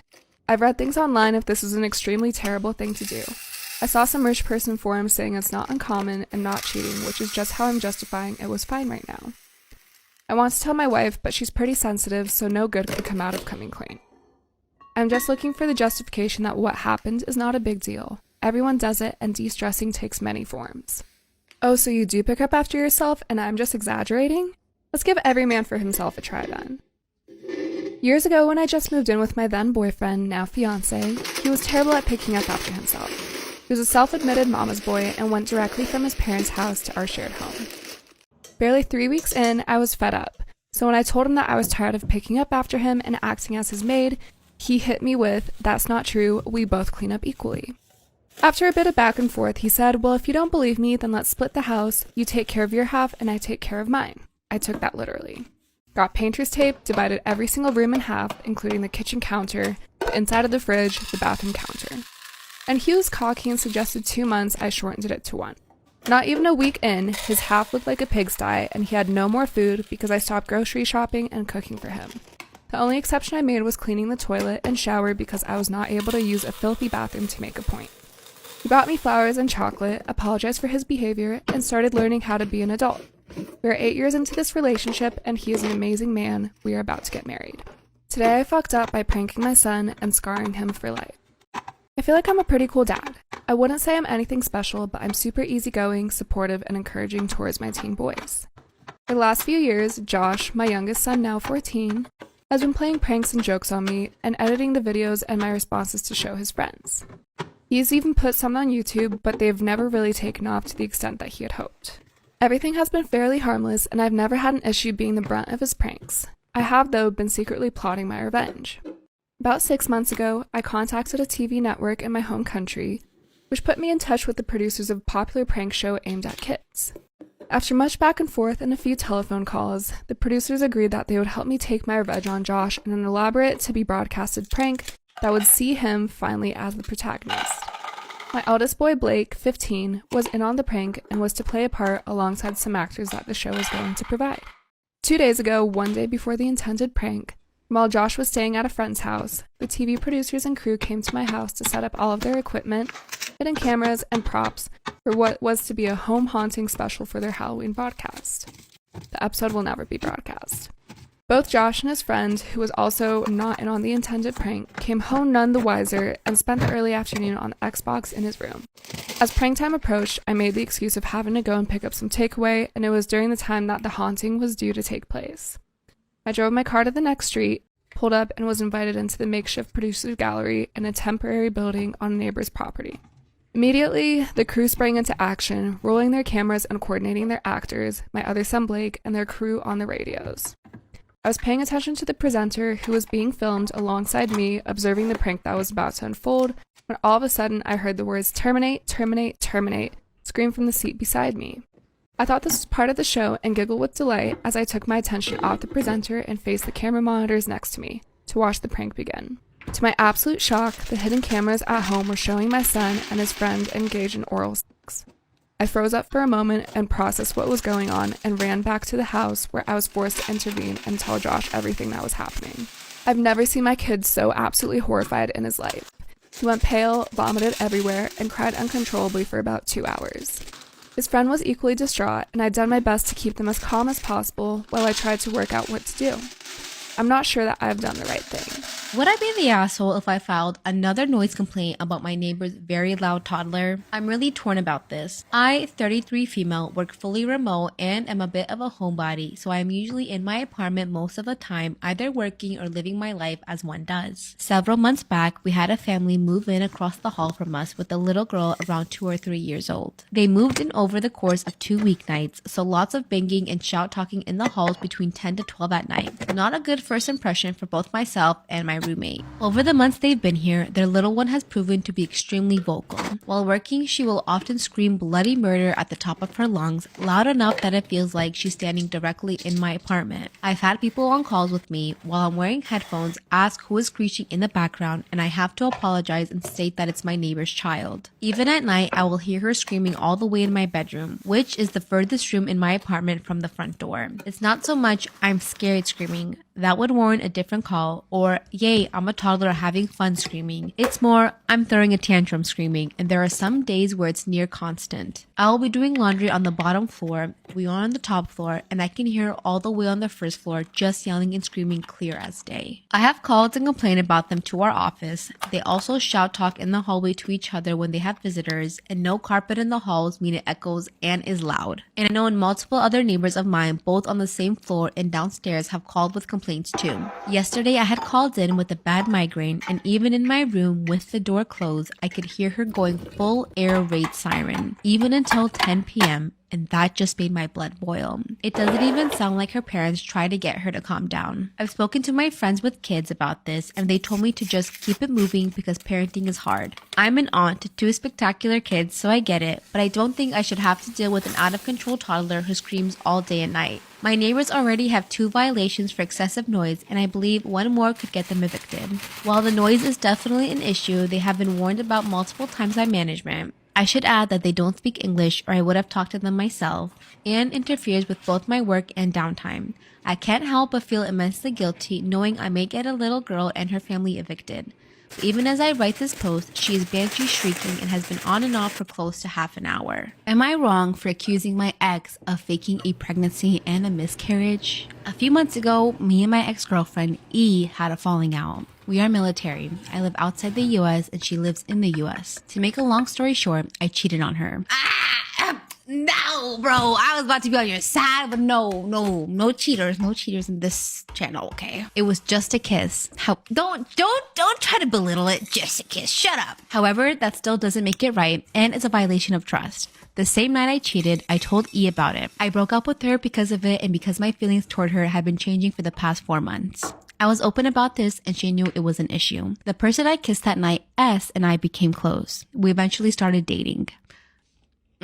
Keep digging yourself deeper, my friend. In the hole. Keep going. In late March, E told me she was pregnant. I processed this and we talked about it. She told me not to tell anyone. However, I told S since we were dating. I figured S had the right to know. The last time E and I slept together was January 1st. I asked E for proof of pregnancy. She said she had blood work done that came back positive. However, she could not produce records of the visit or the results of the blood test. I believed her anyways. Okay, that's first red flag. Of course you can prove your pregnancy, bro. Go pee on a stick in front of him. There you go. E and I talked extensively about our relationship with the child. I told her I would be in the child's life, but we were nothing more than co-parents. S was on board for being a stepmom should things progress with us. We talked about buying things for the baby and how we would both see our child. We even decided on names. E asked if I was seeing anyone, and I told her I was. You can imagine how that went. Oh no, was this like a pregnancy to like a fake pregnancy to try to get you back even after you cheated and expressed to her that you don't like her and you're with the girl that you cheated on her with? E said she was having abdominal pain and spotting. E told me she got a blood test and an ultrasound after going to the ER but couldn't give me the results or even a picture of the wristband or ultrasound from the hospital or discharge paperwork. Okay, this homegirl's obviously lying. Though the military has TRICARE, she claims she paid for her hospital visits out of pocket. I became suspicious and pushed for E to schedule an ultrasound and see a doctor and meet with her leadership to discuss how we should go forward. She said she scheduled it. However, the day before her appointment with her leadership and the doctor, she told me she was in the hospital and was having pain. I became worried. I called and texted for almost a whole day trying to see if the baby was okay. She did not answer my calls or messages. Finally, she answered, saying she had a miscarriage. I talked to her and tried to see if she was okay. I tried to help. After talking a bit, I asked to see her discharge paperwork. She said the hospital didn't give her any and didn't show me anything proving she visited the hospital. I told her I needed time to process. After a couple of days, I asked why she couldn't show me any proof of our child ever existing. She said she couldn't believe that was all I cared about, which it wasn't. I even bought her pregnancy pillow and did extensive research on baby food and health, and that she didn't want to talk to me at all because of it. She then cut contact abruptly. I told her I didn't believe she was ever pregnant or had a miscarriage. I accused her of lying and manipulating me and my emotions. Am I the asshole here? You're an asshole for cheating, but everything else after that, no, so. Am I wrong for denying my boyfriend a once-in-a-lifetime experience just to be stubborn? I get free tickets to events in the US every year, keeping it vague for privacy but box seats at popular sports games and up-close seats as well as concerts. And each year I get X amount of tickets. My boyfriend wanted to quit smoking and I told him if he did we could celebrate with tickets to X event. He was excited for that and came up with a plan to quit. Well, fast forward a month later, I saw he made no progress and said, I guess I'll invite your sister to the Taylor Swift concert then, since you're not making an effort to quit anymore. Now he's getting upset and saying it's not fair to tie the tickets to smoking. Am I wrong for denying my boyfriend a once-in-a-lifetime experience just to be stubborn?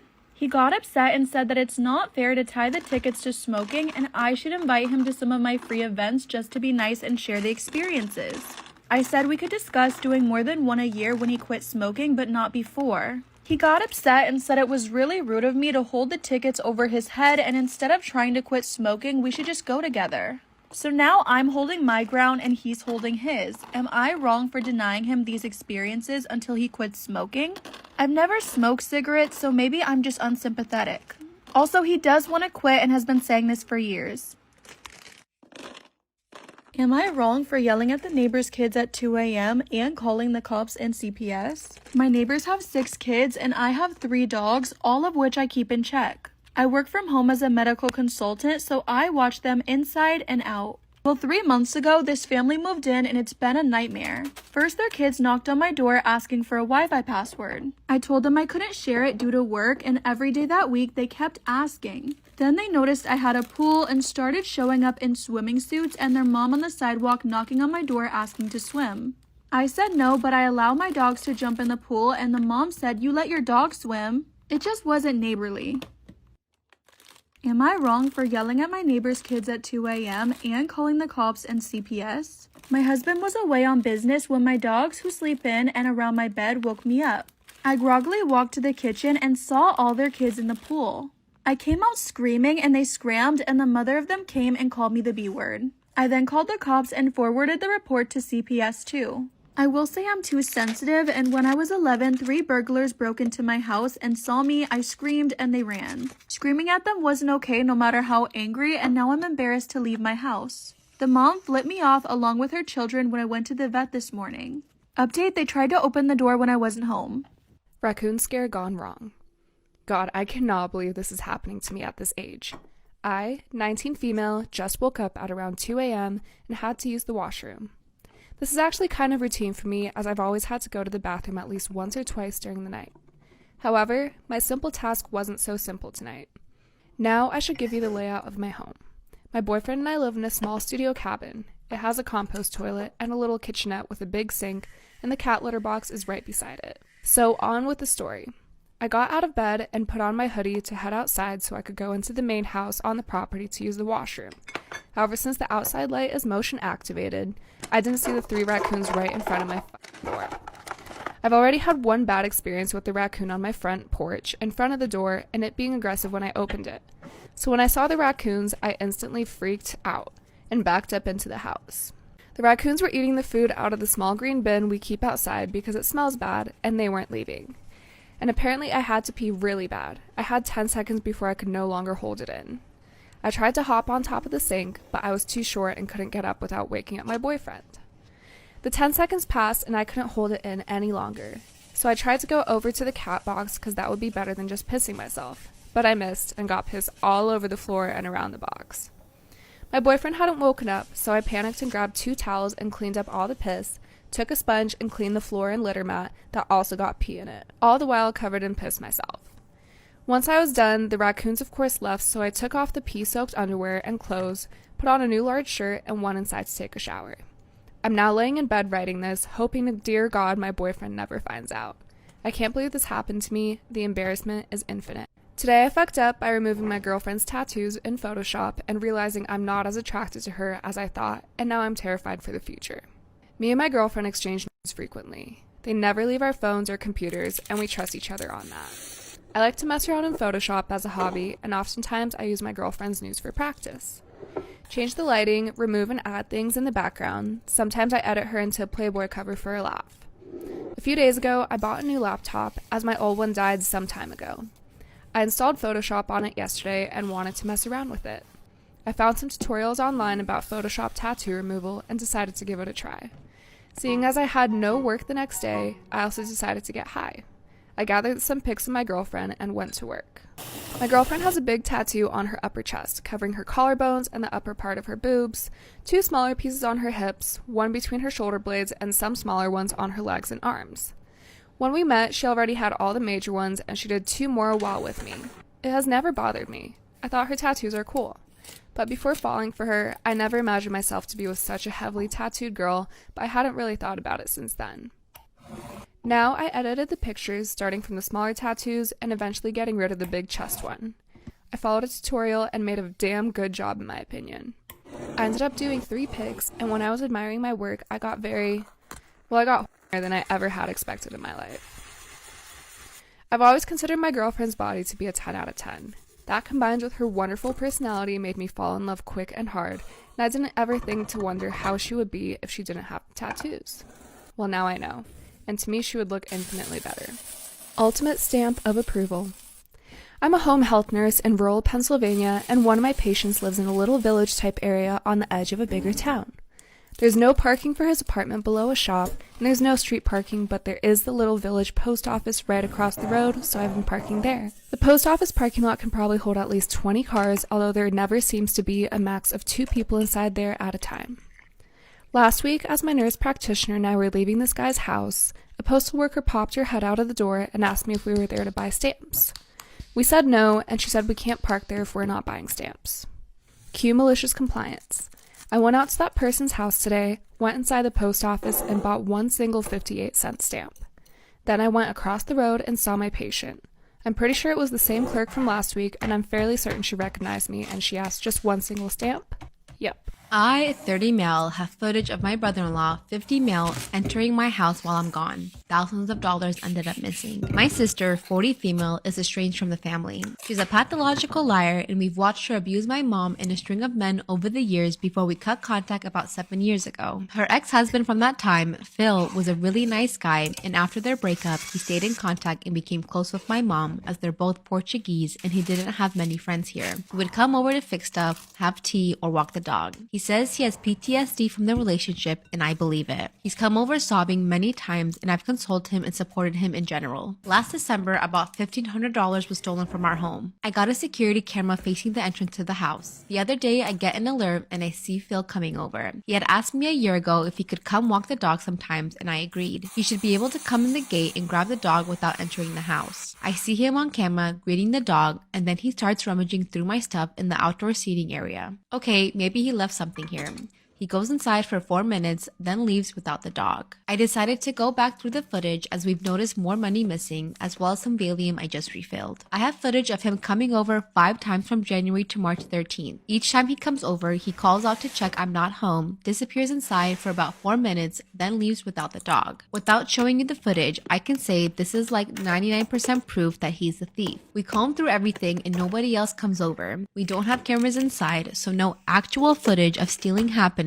But what the hell do I do? I'm planning to confront him this afternoon, but I don't know the best way to do it. He's massively built, ex-bouncer, with anger issues in the past, extreme depression right now, and he can be aggressive. That said, he's always been the most perfect gentleman to my family, and his angrier side may just be in the past. I'm pretty fucked up by this, not to mention a few $1,000s down. He's coming over in about 8 hours, and I don't want to involve the police unless it's an extreme last resort. Update! Okay, I'm full of adrenaline right now. He was meant to come over but fell asleep as he works late. He messaged to apologize and said he'd come to see me tomorrow instead. I talked to my partner and friend, and we decided to send him a message instead of meeting in person. Here's our chat. Hey Phil, I've discovered something pretty upsetting that we need to talk about. I want to say that I really love you and I think very highly of you and really love that we've supported each other through the years. I'm saying this now because I want to clear the air, make things right, and get back to being good friends. Since last year, I've noticed lots of money and Valium going missing from my house, at least $1,500. Me and my partner were very stressed out and didn't feel safe knowing people were coming into our home. We suspected my friends and investigated for a long time. It was really stressful and hurtful thinking someone I knew would steal from me and I didn't know who.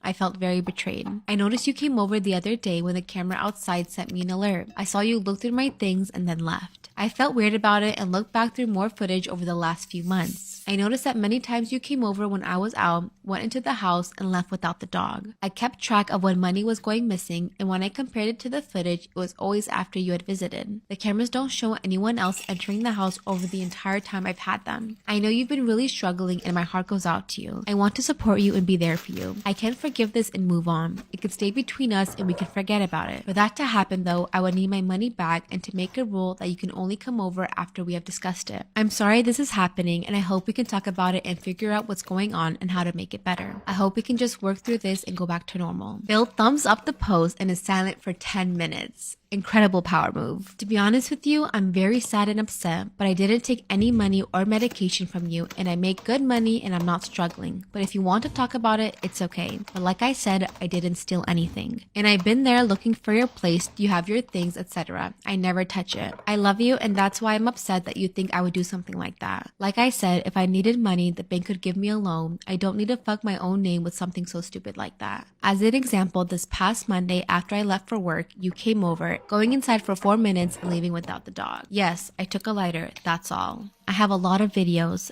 Think about what you want to do. I just want to get my money back and an apology, and then I can move on. It's pretty confusing to me, but I want to keep you as a brother. Me too, but I didn't take any money. Seriously, sad face. Why do you come over when you know I'm not home? Go inside and then don't take the dog. The leash wasn't there, that's why. You don't trust me. I think you'd have messaged me to ask about the leash after the 4th or 5th time. On February 9th, you come over and the leash is on the outside couch, but you leave it and leave without the dog. The leash is also on the couch on this video, and he sends him the video of him coming in with the leash being on the couch. His hand is in my bag and the leash is precisely 2 inches from my bag. I took a screenshot of his hand so close to it that in the grainy footage you can't even see a gap. Okay, my apologies about it, but what upset me is the fact that you think I took money from you. I'm an honest man, I would never do something like that. I'm really upset. I understand your side as well. I have some money at my place as well. That's why I have a spy camera. This makes me feel very uncomfortable and we need to talk in person because this is so stupid. I'm not like your sister. She was stealing our clients. That's why she lost the clients when I left her. It's hurtful, but I know you're a good guy. We can talk on here until we figure out what we're going to do. Like I said, I hope we can work this out and put it behind us. Me too. Do you guys think Phil did it and he's just lying through his teeth?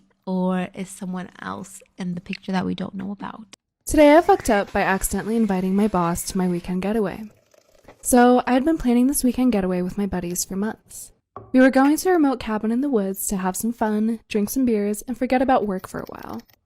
As the weekend approached, I was excited to finally take a break from my stressful job and just let loose. But here's where I messed up.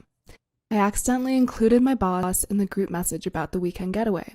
I didn't realize it until I saw his response in the chat saying he was excited to join us. I immediately panicked because, let's be real, nobody wants to spend a weekend away with their boss. I tried to backtrack and come up with some excuse, but it was too late. My boss had already made plans to come with us, and there was no way out of it. So, I spent the whole weekend trying to have fun while also keeping a professional demeanor around my boss. It was the most awkward and uncomfortable weekend of my life. My boyfriend of 7 years doesn't seem to be considering proposing anytime soon. Am I stupid to think that he ever will? I, 29 female, have been with my boyfriend, 29 male, for 7 years now. We have a lot in common. I love him, I love our life together, and I can't imagine sharing my life with anyone else. Up until now, I've not really been hinting, pushing, or mentioning engagement or anything like that too much, as we both don't have a lot of money and I never want it to be forced.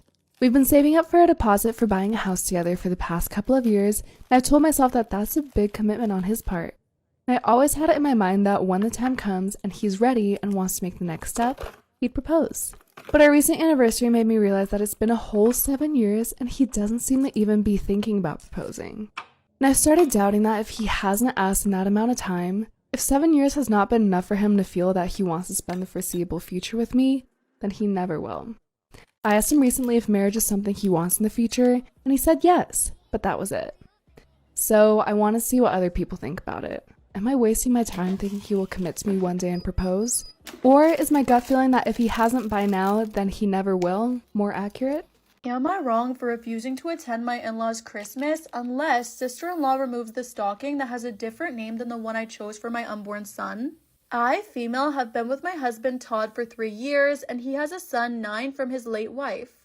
Todd is pretty close to his sister Monica. Their mom's deceased, and Monica has basically taken over. She's nice to me and all, but seems to be a bit controlling, especially when it comes to Todd. But that wasn't a real issue until after I got pregnant. When we found out the gender of the baby boy, she insisted on the name Tommy, but I refused because I already had a name in mind. And Todd also loves it, but he chose to stay out of the fight, saying maybe we should just let Monica call him Tommy. I refused and asked her to please respect me and the fact that I'm the mother, and she said okay. Like always, she's hosting Christmas for the family this year and invited me and Todd to Christmas dinner. I was intending on coming until I discovered she hung stockings with her kids, nephews, and nieces' names and hung a Tommy stocking saying that's for my son. I completely lost it and there was a huge fight, and I told her I wouldn't come unless it's removed. Am I wrong for refusing to attend my in-laws' Christmas unless my sister-in-law removes the stocking? I told her I will not be coming to Christmas dinner if she doesn't remove the stocking or put his real name, and then left. But my husband got mad, accusing me of trying to ruin an important family tradition by refusing to come. He also said I'm overreacting and cannot be telling his sister what she should or shouldn't do in her own home. He tried to convince me, but I said no, not until she removes the stalking, and it doesn't look like she's going to do so. Now he's mad at me for making a big deal out of it. Her husband, Philip, that's usually nice to me, called yesterday saying he spoke with Todd and he'd be devastated if I caused the family to miss the event at Monica's house. Not only ruining it for the adults, but also for the kids as well.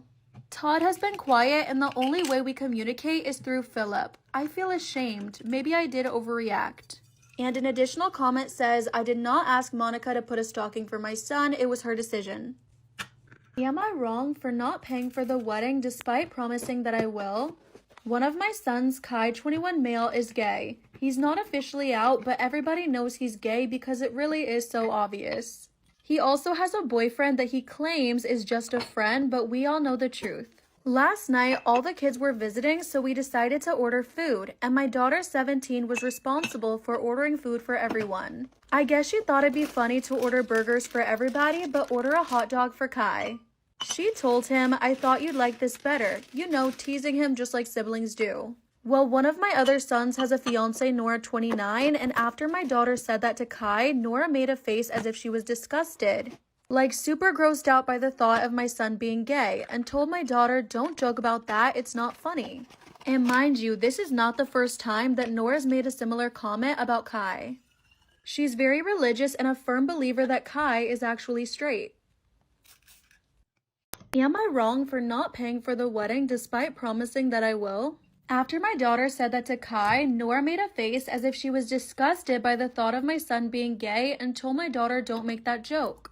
This isn't the first time that Nora said something like this about Kai. She's a firm believer that Kai is straight. And for more context, she's super religious, so I don't think I need to explain how she feels about gay people. Here is why I might be wrong. Years ago, I promised my son, Nora's fiance, that I will pay for their wedding, but I don't want to do it. I have a gay son, and I don't want someone who's against it to be a part of our family, so I told them I've changed my mind and won't be paying. As a matter of fact, if she ever says something that slightly offends Kai, I won't even attend their wedding. And now they're upset and think that I'm totally overreacting. Top comment says you're all wrong except Kai. You for it's so obvious, your 17-year-old daughter for the hot dog, and Nora for being, well, Nora. Am I wrong for snapping at my sister-in-law after she kept insulting my husband? I have a sister-in-law, Allison, who's married to my brother, Harvey, and I'll be honest, I don't like Allison. She is the most negative, bitter person that I've ever had to spend more than an hour with. She has a negative opinion about everything, but notably my husband. I do try to brush it off, but we're all at my parents' for Christmas, and her comments have been constant. She hates that me or my husband refer to him looking after our daughter as babysitting, an unpopular opinion nowadays, but I don't mind it. I'll say he's at golf, so I'm babysitting, and he'll say she's going to dinner, so I'm babysitting, but Allison is only upset when my husband says it. Then she needles him by asking pointed questions that she thinks any mother would know, and then gets smug when he doesn't know the answer. And every time I do things with my daughter, she makes comments about me being a married single parent. I have told her so many times to stop and even asked Harvey, but nothing works. And my husband and I have an agreement that we don't fight with the other side of the family. Am I wrong for snapping at my sister-in-law after she kept insulting my husband? 2 days ago, we're all in the living room with the exception of my husband who was finishing up some work. Allison remarked that she hasn't seen him all day and it was really rude that he wasn't putting in more effort. To spend time with his daughter or the family. I sternly told her that my husband is working to provide for his family and that not everybody can just take works off at a time. For context, I'm a stay-at-home mom, and that's when Allison said, of course you'd say that, you're basically paid to be his bang nanny. I cannot remember the last time I was so enraged, and before I could even process my own thoughts, I said, yeah, and you get cheated on for free, so tell me who got the better deal. For context, everybody knows Harvey's indiscretions, but I guess Allison didn't know that we were aware. She went completely silent, then left the table. It's been 2 days, and she hasn't said a word to me, barely to anyone else. Harvey's mad at me, but my dad said she effed around and found out, period. But my mom does feel bad. Okay, let's get into it. Okay, this story already has an update, so I'm super excited about this one. I think my husband's cheating. New here, sorry about the formatting. She is 32 and he is 33. Husband and I have been married for 8 years and together for 10. About 2 years ago, husband and I were separated. We kept arguing over the smallest things. It was right after I had given birth to our daughter, and I was suffering from PPD, and he just didn't understand that. While separated, husband had been seeing Anna, who's 31, who also had a kid about 3 weeks earlier than our daughter. Husband was still living with us, but in a separate room, and I was finally able to get over my PPD and wanted to work things out with him. This had been about 3 months into our separation. We were finally able to talk things through and decided to try again. He wanted to remain friends with Anna. Why? But the beginning was rough. At first, she was okay with it. She understood. They weren't in an actual relationship and blah, blah, blah. About a month after we got back together, she switched. She said she felt used and hurt and that he would go back to me even when she was right there for him and she didn't have the PPD drama like me. Ugh. Okay. Basically, tried to manipulate and guilt him back. He didn't want to go back since we were doing so good together again, but still wanted to remain friends. Why? Well, last week I found emails and texts through Kik between the two of them. They were mainly about how she missed him and what they had. She went into detail about their sex life during that time and talked about how her kid kept asking about him. He said that he missed her and the kid too, and that he agreed that their time together was fun. There are some messages missing, and I assumed those were photos and whatnot in between, because he replied that he couldn't keep those and that he was worried that I'd see them. I haven't been able to talk to him about it because I'm afraid of what would happen. What do I do? The too long didn't read says my husband might be cheating on me with a separation lover. Don't know what to do. The edit says a lot of people have been asking about how the kid knows him, and since he is friends with her, he occasionally hangs out with them, but only in public as far as I know. Update. I'm not gonna lie, there might be a part 2, but I'm hoping not. So husband and I talked. He purposely left the messages open because he didn't know how to approach the situation about the messages with me. He told me that he deleted the pictures because they were extremely distasteful and didn't want me to see them. He said that he wanted my help on how to end this friendship with Anna because he realized how much he messed up with leaving me and how fast he got with her. He wanted our relationship to work out, and he said that he would do anything. So we will be going to counseling beginning next week. Okay, there's gonna have to be a part 2. Part 2. Husband said something that really made him mad was that she kept calling our child my child, as if he wasn't the father, which he knows he is because our daughter looks so much like his mother and sister. I did ask if there was any way that Anna's kid was his kid, and he said absolutely not. He never cheated on me, and he didn't actually meet the kid until about a month into their sex-only relationship. He doesn't understand why she is saying the things that she said in the messages when their entire relationship was just sex. They didn't go on dates or anything, just sex. But he regrets it fully. He wishes he would have waited.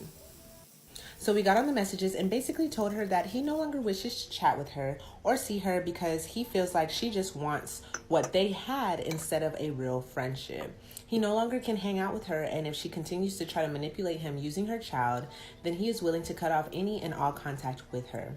He doesn't like the pictures and doesn't like how she has been talking to him about his wife, me. Our child is our child, and there is no denying that. And then he deletes the app.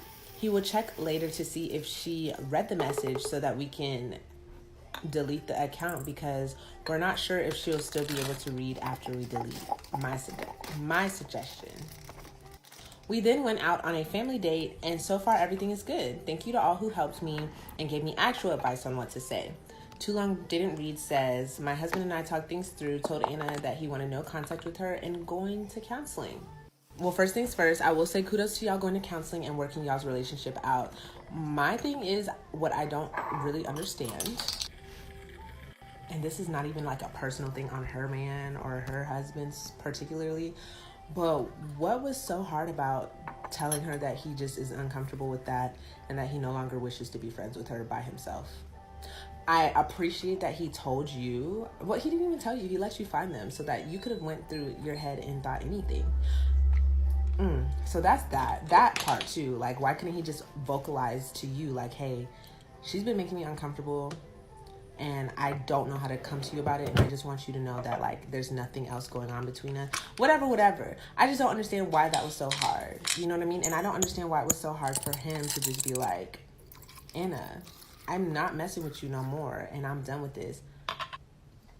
I don't know why he needed to be friends with the girl in the first place. But look, it's so many, like, little things that just kind of irritate me about this whole situation. But all in all, I'm glad that y'all are working out what y'all want to do in y'all's relationship, and y'all do what y'all want to do. But this is crazy. And I hope that he knows how to set up boundaries in the future, and y'all don't have any more issues. So, what do y'all think in the comments? I was once just like Haley. In fact, for a time, I was sleeping with my partner's friend. We were doing something terrible, and guess what? We got caught. 6 weeks after my partner and I got married, he discovered our affair in the cruelest way possible. It was a horrific period of time for all of us and each of our families. First of all, I felt like I had ruined my then husband's life. My actions sent him into a months-long spiral, and it took me a long time to even partly forgive myself for that. On top of that, I humiliated my parents and made our family a laughingstock. I had to wait 2 long years before they accepted me back into the fold properly. I moved jobs because the gossip became too much to bear. It was the bleakest chapter in my life. Now that years have passed, though, I realize everything ended up the way it should have. First of all, my ex-husband and I were a disaster. He was a shitty partner to me. That doesn't excuse what I did. I absolutely betrayed him, but it's still the truth. He was a bad boyfriend and a bad husband. We needed to break up, but the pressure of life got to us, and we did what we thought we should be doing at the time. Now, he's happily married to a new woman, and they look blissfully happy together. She's also, from what I've heard, the polar opposite of me, which truthfully sounds like a perfect match. Secondly, I am now happily married to the best friend. Oh. His name is Paul. We are soulmates. Yes, we got together in a pretty gross way, but it was worth it. We were good people who did a very bad thing. We lost every single friend we had, and it was still worth it. I love him with all my heart and know that we have grown immensely in the last 7 years. Our 2-year-old daughter is our life force. Our family is everything to me. I don't know what you might do with this information, but there you have it. Good people do bad things. Life is messy and complicated. I love my husband fiercely, despite all the headaches we caused when we were younger. Just wanted to share the story we don't often hear. Am I the asshole for leaving my boyfriend when his ex died, leaving him to take care of his kids full time? I, female 26, have been with my boyfriend, male 30, for 2 years now. He has 2 kids, male 6 and female 4, with his ex-girlfriend.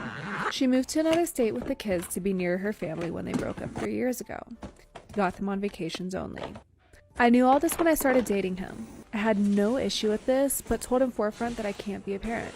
I was parentified by my mom and raised my 5 younger siblings. The oldest of them is 6 years younger to me, and I had to change his diapers and feed him formula.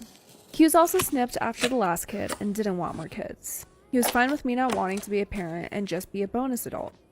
We were taking it slow, and I didn't even meet his kids until a few months back. We took a trip together and got along great. Things changed 2 months ago when his ex died. The kids were really crushed as they moved into his new house. We were not living together, but he asked if I could move in to help him out, just for a while. I couldn't refuse and stayed, but I started hating it again. I hated how clingy the kids became and how much responsibility I had. I did my best, but my mental health started getting worse every day. I didn't even get help from my boyfriend because he was struggling too. Last week was especially bad since the younger kid had a cold and wanted me to nurse her back to health exactly as her mom would have. The soup wasn't the same, the song and story wasn't told the same way. I didn't hug her the way that her mom did, etc. were some of the long list of complaints. I know she is grieving, but I was already working from home and stressed too. When I told my boyfriend he should take over, he said they need me more since I am a mom. It triggered me. I didn't want to be held to a mom's responsibilities again. I told him I can't do this. I said I needed to stop acting like a child and step up. I understood if I stayed, my whole life would be like this. Never measuring up, never being enough, and all the responsibilities of a mom. I left yesterday, moved in with a friend. My boyfriend, ex-boyfriend, is blasting my phone, calling me an asshole. Am I the asshole for asking my bridesmaid to cover up or she's not invited? I'm from the southern part of the US, getting married, so basically all of my sisters and cousins are my bridesmaids. Before asking one sister in particular to be a bridesmaid, I explained that although I love her dearly, my wedding isn't the place to show off her tattoo and to please have it covered. She went on to say, would I be asking the other bridesmaids or even the groomsmen if they were going to cover up their tattoos? I said probably not, because none of them had a naked woman, nipples, and things we cannot mention here about the size of their hand. She said, well then she won't be a bridesmaid. I said that's fine and I understand, but she won't be at the wedding, period, if she doesn't cover it up. If anyone has anything crude or explicit at the wedding, they will be asked to leave. There will be children in attendance and people me and my fiance work with. We are getting married in October. By no means will she be in the sweltering heat. The bridesmaids' dresses also ensure that it would be mostly covered to an extent, but you would still see the bottom half of the very bared naked lady. She's not backing down, and I've asked the wife, Paige, of a groomswoman to just please be on standby if she can, and she can just escort her wife down the aisle. OP edit. The tattoo isn't just a naked lady like Venus de Milo. It is a naked woman on her knees and legs spread. Oh my god. I offered that she could wear a suit like one of the groomswomen is wearing. My sister uses she, they pronouns and will sometimes dress more masculine. Finally, she asked to be a bridesmaid. I gave her the option of backing out and it wouldn't hurt my feelings, and she agreed.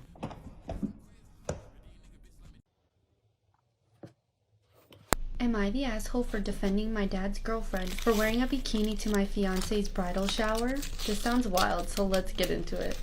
My dad has been dating Tiffany for a year and a half. She is honestly really annoying. I'm not gonna lie, I recently got engaged to my girlfriend of 3 years, Melissa, and we are currently wedding planning. Her mom and maid of honor recently threw her a bridal shower. As in Olive Branch, Tiffany and my mom were invited. For some background, Melissa does struggle with insecurities and self-esteem. She is also very into things being picture perfect, which sometimes results in anxiety. She also hates how the women in my family dress. She totally gets it isn't her business, and she would never say anything, but she has confided to me that she hates it. For the bridal shower, most of the women wore sundresses. Tiffany wore something which looked to me like a roughly crop top and a matching skirt.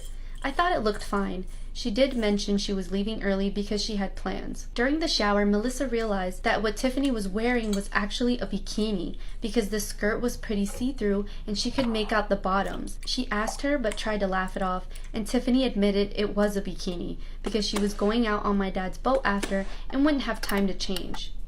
My future mother-in-law asked Tiffany if she found it a bit weird. Tiffany said no, she thought it passed as a crop top. Melissa and her bridesmaids went off and talked about it, and Melissa decided that she was offended, but declined her mom's offer to kick Tiffany out. When Tiffany was leaving, she said goodbye, and my fiance said, I hope you had fun, and I hope you found the attention you were looking for. I heard this through my mom's sister and then through Melissa. At this point, I was sick of hearing about it, and I was annoyed because my mom was trying to make it into a much bigger issue and act like I shouldn't marry Melissa over it, which I promptly shut down. By the time I talked to Melissa, she was heated and was calling Tiffany an attention whore and a show-off. She asked if my mom had said anything because I guess my mom was rolling her eyes at her at the shower. I told her I talked to my mom and told her to shut up. Melissa then asked if I hated Tiffany. I said that I don't hate her, and then I said, to be honest, I think her outfit was fine. It just looked like a crop top, and if that ruined the day for Melissa, that is something Melissa needs to work on. That upset Melissa, and she feels that I was brushing her feelings aside. She said I should talk to my dad, and I told her I wasn't going to, and that it's embarrassing. She stormed off and is now refusing to talk about it. So what do you guys think? Is she the asshole for defending her, or is everyone else the asshole in this situation? Make sure to comment below and follow for more story times. Bye guys. Am I the asshole for not wanting to teach my boyfriend how to do chores? I, 20 female, and my boyfriend, 23 male, have always lived at home where his mum did most all of the chores. He moved in with me a few weeks ago and asked me to help him learn how to do certain things. I started with cooking. I figured that would be one of the most useful skills for him to know. So every night when I'm cooking, he helped a bit with me explaining why and how I do things. This has been the first 2 weeks ago. This week, I told him to try himself without help. I found some easy recipes of foods that he likes and left him to try things out. Every single night this week, I've had to do a big part of the cooking because he doesn't know how to cut this, or doesn't know how to do this, or it just tastes better when you do it. I'm tired of it. And that's just cooking. I've been doing almost all the other chores myself too. So I told him I'm done, that he'll do his own laundry, cook every other day, and do the dishes on the days he doesn't cook. That he can ask certain things, but only if he can't find the answer himself, and I won't show him or do it for him. He got upset because relationships are about helping each other, but I feel like he doesn't want to learn and just pushes things off on me. I've shown him how to make French toast twice, but he still claims he doesn't know how to do it. I even wrote down the recipe. I just want to put in some effort instead of expecting me to do it all. I talked this over with his mum and she said I should be grateful he's even asking to learn. My boyfriend thinks I don't want to help him with anything. I think he's a grown man and shouldn't need his hand held the entire way, especially with simpler stuff. Am I the asshole? She posts an edit later on saying it's not just the cooking, it's also things like vacuuming or doing dishes, which is why she doesn't think it's lack of confidence or not knowing how to do things. He's seen the girlfriend vacuum. She's explained it to him, but he still wants her to show him. No, you are completely not the asshole. This is weaponizing confidence. He is a grown-ass man. He's 23 years old. He can work it out. He can go on YouTube if he doesn't understand. You are his girlfriend, not your mother. You are his girlfriend, not his mother. Honestly, all these people that appear on Reddit, you'll never believe this story. Am I the asshole for telling my husband that I was disappointed in the gift he had for my son's 16th birthday? Background. I've been married to my son Jack for 3 years. I have a 16-year-old son from my previous marriage, and Jack has an 18-year-old son from his previous marriage as well. My stepson and my son aren't close, and they only see each other while they visit. But everyone is happy with these arrangements, and there are rarely any issues. My stepson's 18th birthday was a couple of months ago. I wasn't at the party since his mum hosted, but Jack told me he bought him a car because he's been needing it since he has a disability and will be going to college. I saw the pictures, the car looked nice. Now, my son's 16th birthday took place this past week. My son and I were both excited for the gift Jack said he'd bring, and I hinted to my son that it would most likely be a car, just like the one his stepbrother got recently. Turns out we were wrong because at the party, Jack's gift for my son was actually a gaming console. My son got so upset that he went to his room and shut the door mid-party. Everyone noticed something was wrong and left shortly after. Jack looked confused the entire time and asked what the deal was. I asked if he really didn't know and he just stared. I told him that my son was expecting something like a car as a gift. Jack asked why, and I told him because my stepson got one for his 18th birthday recently. I bluntly told him that my son was rightfully disappointed, and so was I in this gift, and really thought it was unfair, especially since my son told his friends he was getting a car from his stepdad. Jack argued about the difference in circumstances, saying his son needs the car to drive to college while my son doesn't need it. And besides, he doesn't have a disability like his brother and can walk or commute. Also, I shouldn't have assumed it would be a car, and I messed up by hinting at this to my son. I couldn't help notice the difference in treatment. I let him know that no matter how he tries to explain his reasons, my son will always feel like he's less than his stepbrother in a way, and what happened now will make it worse, even between the stepbrother, not just him and my son. Jack called me unbelievable and that I should feel ashamed and then rushed out. He's expecting me to get involved and ease things between him and my son, but I decided to give my son time to process. Am I the arsehole for what I said? Absolutely. You promised your son a car, you go and buy it.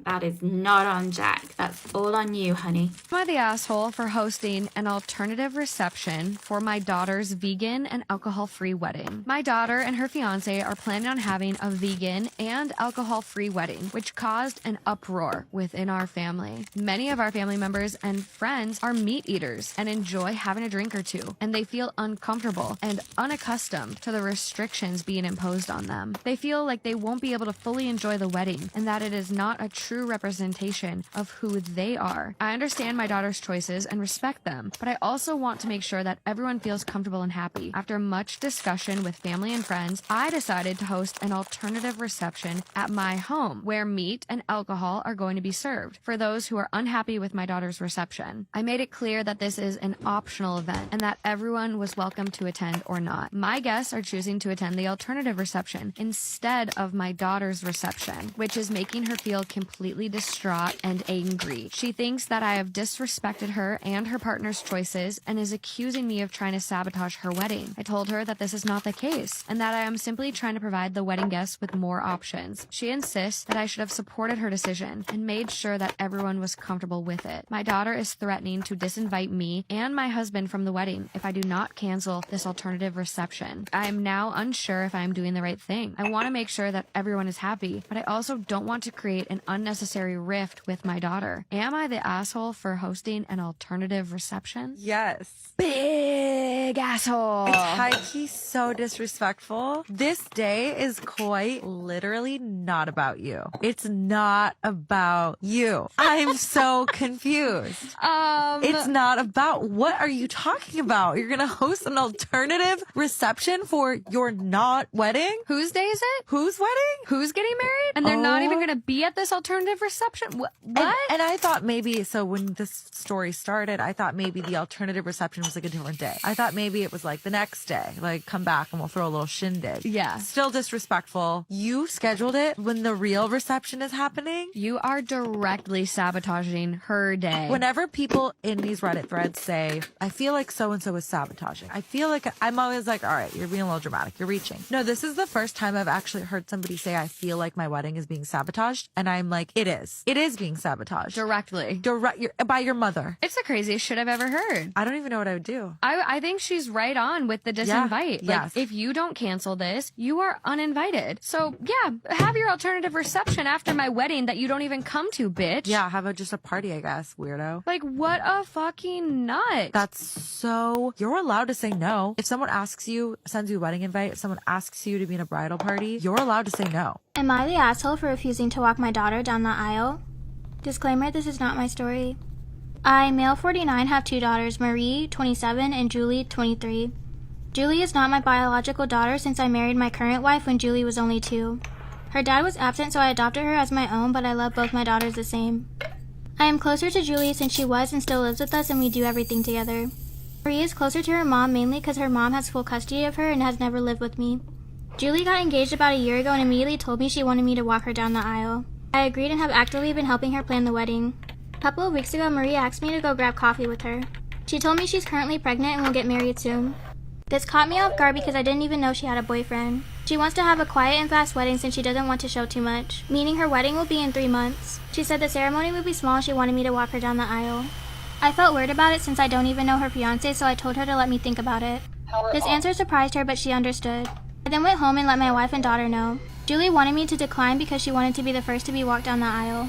I agreed since it's a more of an us thing rather than an afterthought like Marie's wedding. I texted Marie to let her know my decision with a brief explanation, and I even offered options like her mom or her stepdad. I also said that I'd still be there to support her. She immediately called me crying and telling me how much of a horrible father I am, and how I've always played favorite. That hurt me because I love them both. I tried to explain my reasoning, but she said it doesn't matter and she doesn't care about my excuses. She ended up hanging up, and my ex has been sending me tons of text messages calling me names. It also spread to other family members and they're calling me a deadbeat and trash. But my wife and daughter agree with my decision. Am I the asshole for leaving my husband passed out on our lawn? Disclaimer, this is not my story. I, female 30, and my husband, male 32, have a toddler together, male 4. Our property has no fence. I was inside, my husband was sitting on the porch watching our son, and our son was playing on the lawn. All of a sudden, I heard my kid crying and I rushed outside. He had fallen and scraped his knee. I saw my husband head over before me, which makes sense because he was closer than I was. But when he squatted down to help, he fainted. I don't know if he squatted then fainted or fainted mid-squat, I just know he passed out in the grass before I got there. My husband is squeamish, he doesn't like gore, and blood makes him uncomfortable. I've known this since before we started dating. He's fainted before and he usually gets back up shortly after. We've been together 10 years and I've only seen him faint maybe 3 times, including this time. He was passed out on the grass and my son was still screaming, so I picked up and carried him inside. When I was dressing our son's wound, my husband came in a couple minutes later angry that I left him unconscious and unattended on our lawn. We don't live in a dangerous neighborhood, we're friends with our neighbors, and he was dressed for the weather because he was sitting on the porch. It was maybe 70 degrees and clear, which is why we left our son outside to play. It only takes a couple of minutes to dress my son's wound and kiss it better, so I would have checked on my husband shortly after. But my husband said I should never leave someone unconscious and unattended. I agree with his point, but if there's only 2 of us present and our son is hurt, I don't see what the big deal is. Thinks I should have left our son with him while I went inside to get the bandages and dress his wound on the lawn, or take my son inside, get the bandages, and bring him back out to dress the wound on the lawn. I guess the last idea made more sense, but as a mom with a crying kid, I didn't think about it that deeply. So am I the asshole? Am I the asshole for refusing to stop the car for my stepsister and refusing to drive her back? My mom and stepdad live around 12 hours from me by car. My stepsister Jane lives around 8 hours away, but is en route if I am driving. On Friday, my girlfriend and I finished work at lunch to drive to my mom's to spend the week.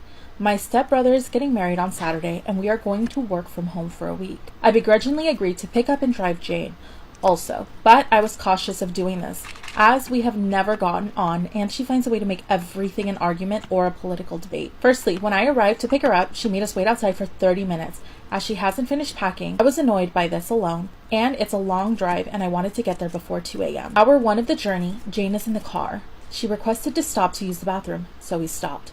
Hour 2, the journey, she requested my girlfriend turn the music completely off, as she didn't like music. Hour 3 of the journey, Jane wanted to stop for some food. I asked her to hold it in for an hour, as I've already planned where we're going to stop and get gas, and I wanted to limit stops. Jane then spent the next hour complaining of feeling sick and faint. Hour 4, we stopped, and Jane disappeared for half an hour, and when my girlfriend found her, she just sat outside on FaceTime with one of her friends. Hour 5, we stopped because Jane needed to use the restroom, at which point Jane purchased another meal. Hour 6, I pulled over so Jane could sit shotgun as she was getting car sick, at which point she wanted to debate why marriage is archaic and exists to limit women. Hour 7, stopped at the restroom and more snacks at Jane's request. Hour 8, we are finally on the stretch to my mom's house, and Jane requests to stop again. I say no, we are nearly there. Jane says that she's going to be sick and we have to stop. I refuse and say I will pull over if she's actually going to be sick, but we are 30 minutes away. When we arrive at my mom's house, she announces to my stepdad that I refuse to stop the car. When we arrive at my mom's house, she announces to my stepdad that I refuse to stop the car for her, and she's so ill. My mom then shouts at me because she knows I know Jane is sensitive. Jane is 29. I am 28. We are not children. Since then, all weekend, Jane has made reference to it and told my girlfriend that I can be cruel and nasty and have been since a child. I have now said I am not driving her back, and she has no transport home. Am I the asshole? No.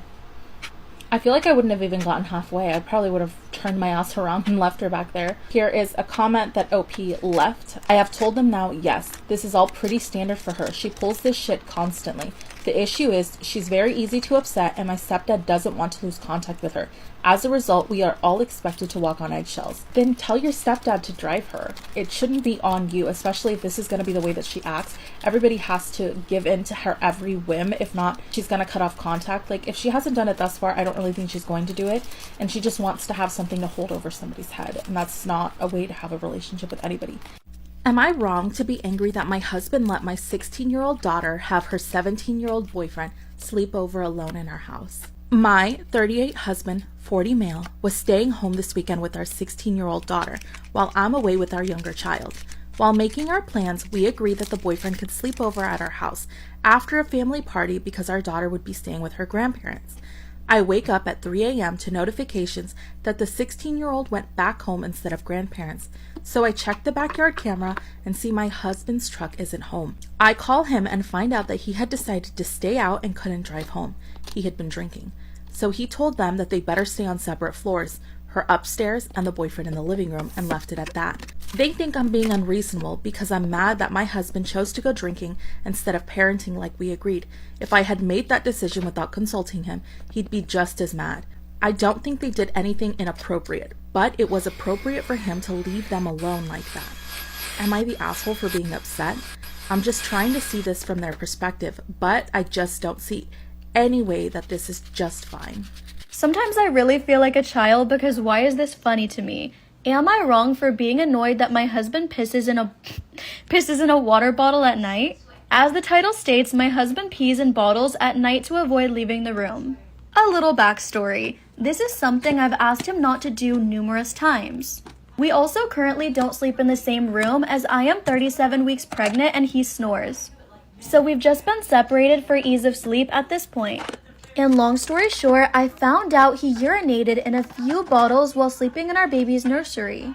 So I asked him politely to please not do that and just get up and use the restroom 2 steps from the bedroom. But he claims he'll wake up the dogs, which in turn will wake me up, and he doesn't want to disrupt my sleep.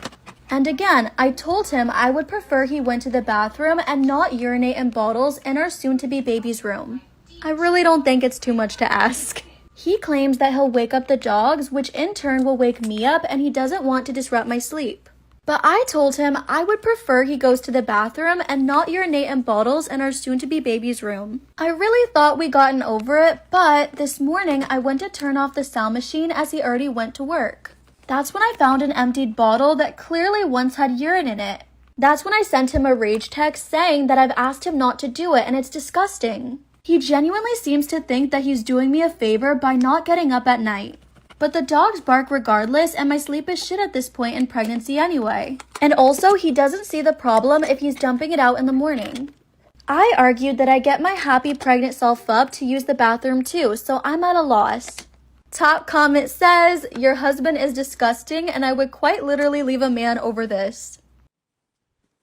Am I the arsehole for exposing my boyfriend in front of his family? Story time. Me and Steve have been together for 2 years now, and he is currently unemployed. He used to have a really good high-paying job, but he ended up getting fired because he had a fight with a co-worker. Red flag number 1. So every Friday we go round to his mum's house for dinner. It's basically me and all of his family. And he had made it clear he did not want his family to know that he was unemployed. And this is basically because he didn't want them to know that I was paying all of the bills at the minute. He stressed over and over again how emasculated it made him feel. So last night we are sat at the table, eating our meal, and that was when his cousin mentioned that his fiance was going to go for a boob job. Steve was like, you cannot be serious, she has got perfect boobs. He was like, I can't understand why she'd want a boob job. Steve then turned at me and stared at my chest. I have a bit of a smaller chest and I'm a bit insecure about it, so then I don't know why he thought this was a good idea. He turns to me and says, why don't you get a boob job? You're the one who needs it. The way his mum gasped, she was like, Steve, why would you say that? So as you can imagine, at that point, I saw red and I turned around and said, I'll get a boob job when you get an actual job. Considering you've been unemployed for 6 months now. Steve just stared at me in disbelief. His mum then began questioning him about being unemployed. Steve was just like, deny, deny, deny. But eventually he did admit the truth. At which point his mum started ripping him a new one. It got really awkward really quick with people shaming him for hiding it, literally to the point when he went and sat in the car until I came out. He then started yelling at me saying I could have held my fucking tongue, which I was like, your comment about my chest was insulting. And he said he was just trying to give me a bit of advice. And that was when my darling partner turned around and said, there's nothing wrong with me wanting you to look pretty. He tried to justify it by saying that what he had said was out of support and encouragement. And he said that what I said was with the intent of hurting his feelings. Did we hurt your feelings, Steve? Later that evening, I called him to see if he was alright, only to have the phone picked up by his friend Alan, who made it very clear that Steve was very much still upset with me. So what do you think? Am I the arsehole in this situation? Am I in the wrong for doting on my buddy's pregnant wife? My best friend Chris and I are both expecting our first babies with our wives. My wife is 36-ish weeks pregnant, and I believe Chris's wife, Polly, is somewhere around 28 weeks. Chris and I are very different in how we treat our wives with their pregnancies. Like, Chris still has Polly do a lot, whereas I will take the weight off my wife in literally any single possible way that I can, even small things. Mainly because I feel utterly useless and I don't want my wife straining herself to do things I could easily do myself while she's growing my baby and uncomfortable anyway. But I guess I messed up the other day. So Chris and Polly invited us out to their boat to go swimming and fishing. My wife was a bit uncomfortable because she's getting close to her due date and is just afraid of going into early labor, so her anxiety has been a bit heavier than usual. Well, Chris kept asking Polly to get up and do shit for him, and I would go right behind her and be like, no, sit down, I've got it. And essentially did the same thing I would do with my own wife. Well, there's a store along the lake that we stopped off at so I could grab some beers, and Polly asked me to grab her a few things. So I did. A mixture of both snacks and drinks, like 4 to 5 items. When I got back to the boat, my wife looked in the bag I got and was immediately pissed off and didn't talk to anyone for easily an hour.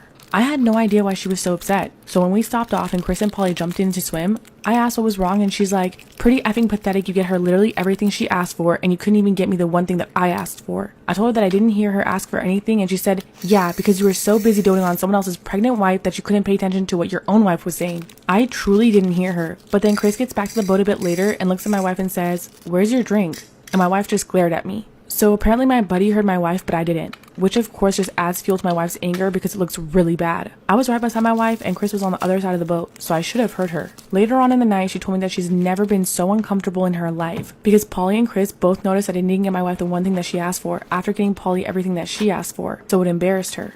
And that she's not comfortable with me doting on Chris's wife at all and that she doesn't want to hang out with them for a while because she's now insecure over this. I was just trying to be nice. So am I in the wrong here? I'll free because I know this is a turnoff for many men and I don't want to lead anybody on. After a month, he told me that he had 2 children, 11 and 12 now. I freaked out because I didn't know what to do. I liked him very much, but I didn't want to be a parental figure. He said that I didn't have to. He has shared custody with his ex and me and him would meet the weeks that he doesn't have custody. Now, he basically lives in my place the weeks that his daughters are with their mother. We said we loved each other very early on and we decided that this arrangement worked for us and to break up the moment that it didn't work anymore. I could see myself with him forever. I love him to bits. I love our life together. I love missing him when he's with his family. He proposed to me a month ago and I didn't know what he meant, but he said that we didn't need to get married, but he just wanted me to have a ring. I thought it was romantic. Anyway, a week later, he took his girls to my place for a weekend. His ex was sick and he didn't want the girls to get infected. I asked him if maybe he wanted to be with his daughters instead, but he said that he would miss me since it's our week. I said okay. I have met his girls on many occasions and they're lovely, so I had no problems more than I felt a bit awkward. Last week I got home and he had dropped his girls off in my apartment. They were in my closet trying on my heels and clothes. I was freaking out, so I called him. He said, yeah, change of plans. He and his ex switched, so the girls are staying with us. When he got home, I told him that I couldn't do this. If he was having problems with our arrangement, then I understand, but I still don't want children in my place. He called me an a-hole because his girls have done nothing and are polite, etc. He loves me and we're engaged. Did I expect us to have 2 separate lives when we're together for 4 years and love each other? I'm tired of men thinking that I don't really mean it when I say that I don't want children. I love him and I do want to be with him, and I see our future when his girls are old and left the home and we could live together and even get married. But I don't think that I'm being an a-hole. Yes, our way may be not traditional, but my love for him is not lesser for it. Am I the arsehole for being mad at my mother-in-law for returning my wedding dress? Story time. But me and Steve are getting married in December, and his mum is definitely the intrusive type. Overall, she is nice and we do somewhat get along. I hate to admit it, but the wedding planning has been an absolute nightmare because of her. She has disagreed on so many of my decisions. So because Steve is her only son, she has this whole big idea of what the wedding wants to be. And if anything goes against her vision, it's not happening. So when it came to wedding dress shopping, she insisted on coming. So I went with my mum and my friends and her. And I was so lucky to find my dream dress on the first go. But she had already been to the shop and had picked me out a dress. She said, this is the dress I always dreamed of my son's bride wearing.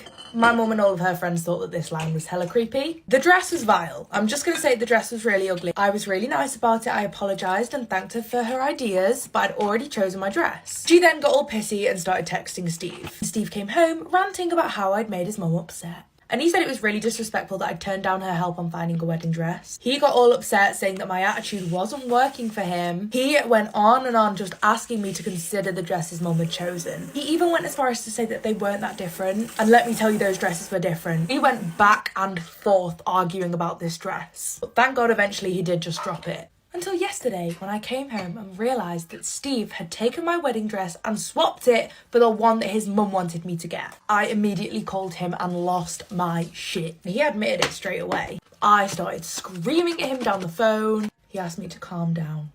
Never ask a woman to calm down. I was not about to face this man, so I went to stay at my best friend Amy's house. He began calling my phone over and over again, leaving me messages saying that I was overreacting. He said that this was his wedding too. And he insisted that I give this dress a chance. He kept saying that his mum just has good intentions and she has this vision that she really wants to make come true. His mum then texted me and said that she just wanted what was best for me as her future daughter-in-law. He then suggested that I wisen up and just go with the flow. So what do you think? I blocked my best friend after she dressed like a at my wedding. My now husband, 27 male, and myself, 26 female, got married on a private beach with just close family and a few friends. I only had one bridesmaid and my husband one groomsman. When I asked my best friend to stand by me at the altar, I told her she could wear whatever she wanted. Our colors were navy blue and cream, so she said she would pick a dark blue dress. The event was supposed to be semi-formal, but some people were in shorts or sundresses. My best friend couldn't choose a dress, so she brought 2. One of them was extremely dressy and one more casual. I didn't think much of it until the day of. We paid for all of her expenses to get to the beach. We showed up early and she was already complaining that she wanted to go home. She bitched the entire day and was making the whole experience miserable.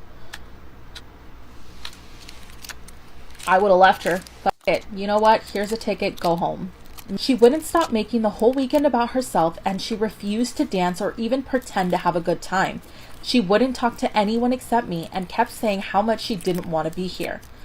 When it was time for me to put on my wedding dress, she pulled out the skimpiest dress I had ever seen, and she wasn't even wearing underwear. The photographer had to literally crop some of our photos because she had it all hanging out. Am I the asshole for blocking her? I would have thrown hands. I would have thrown hands. I would have had someone literally drag her out.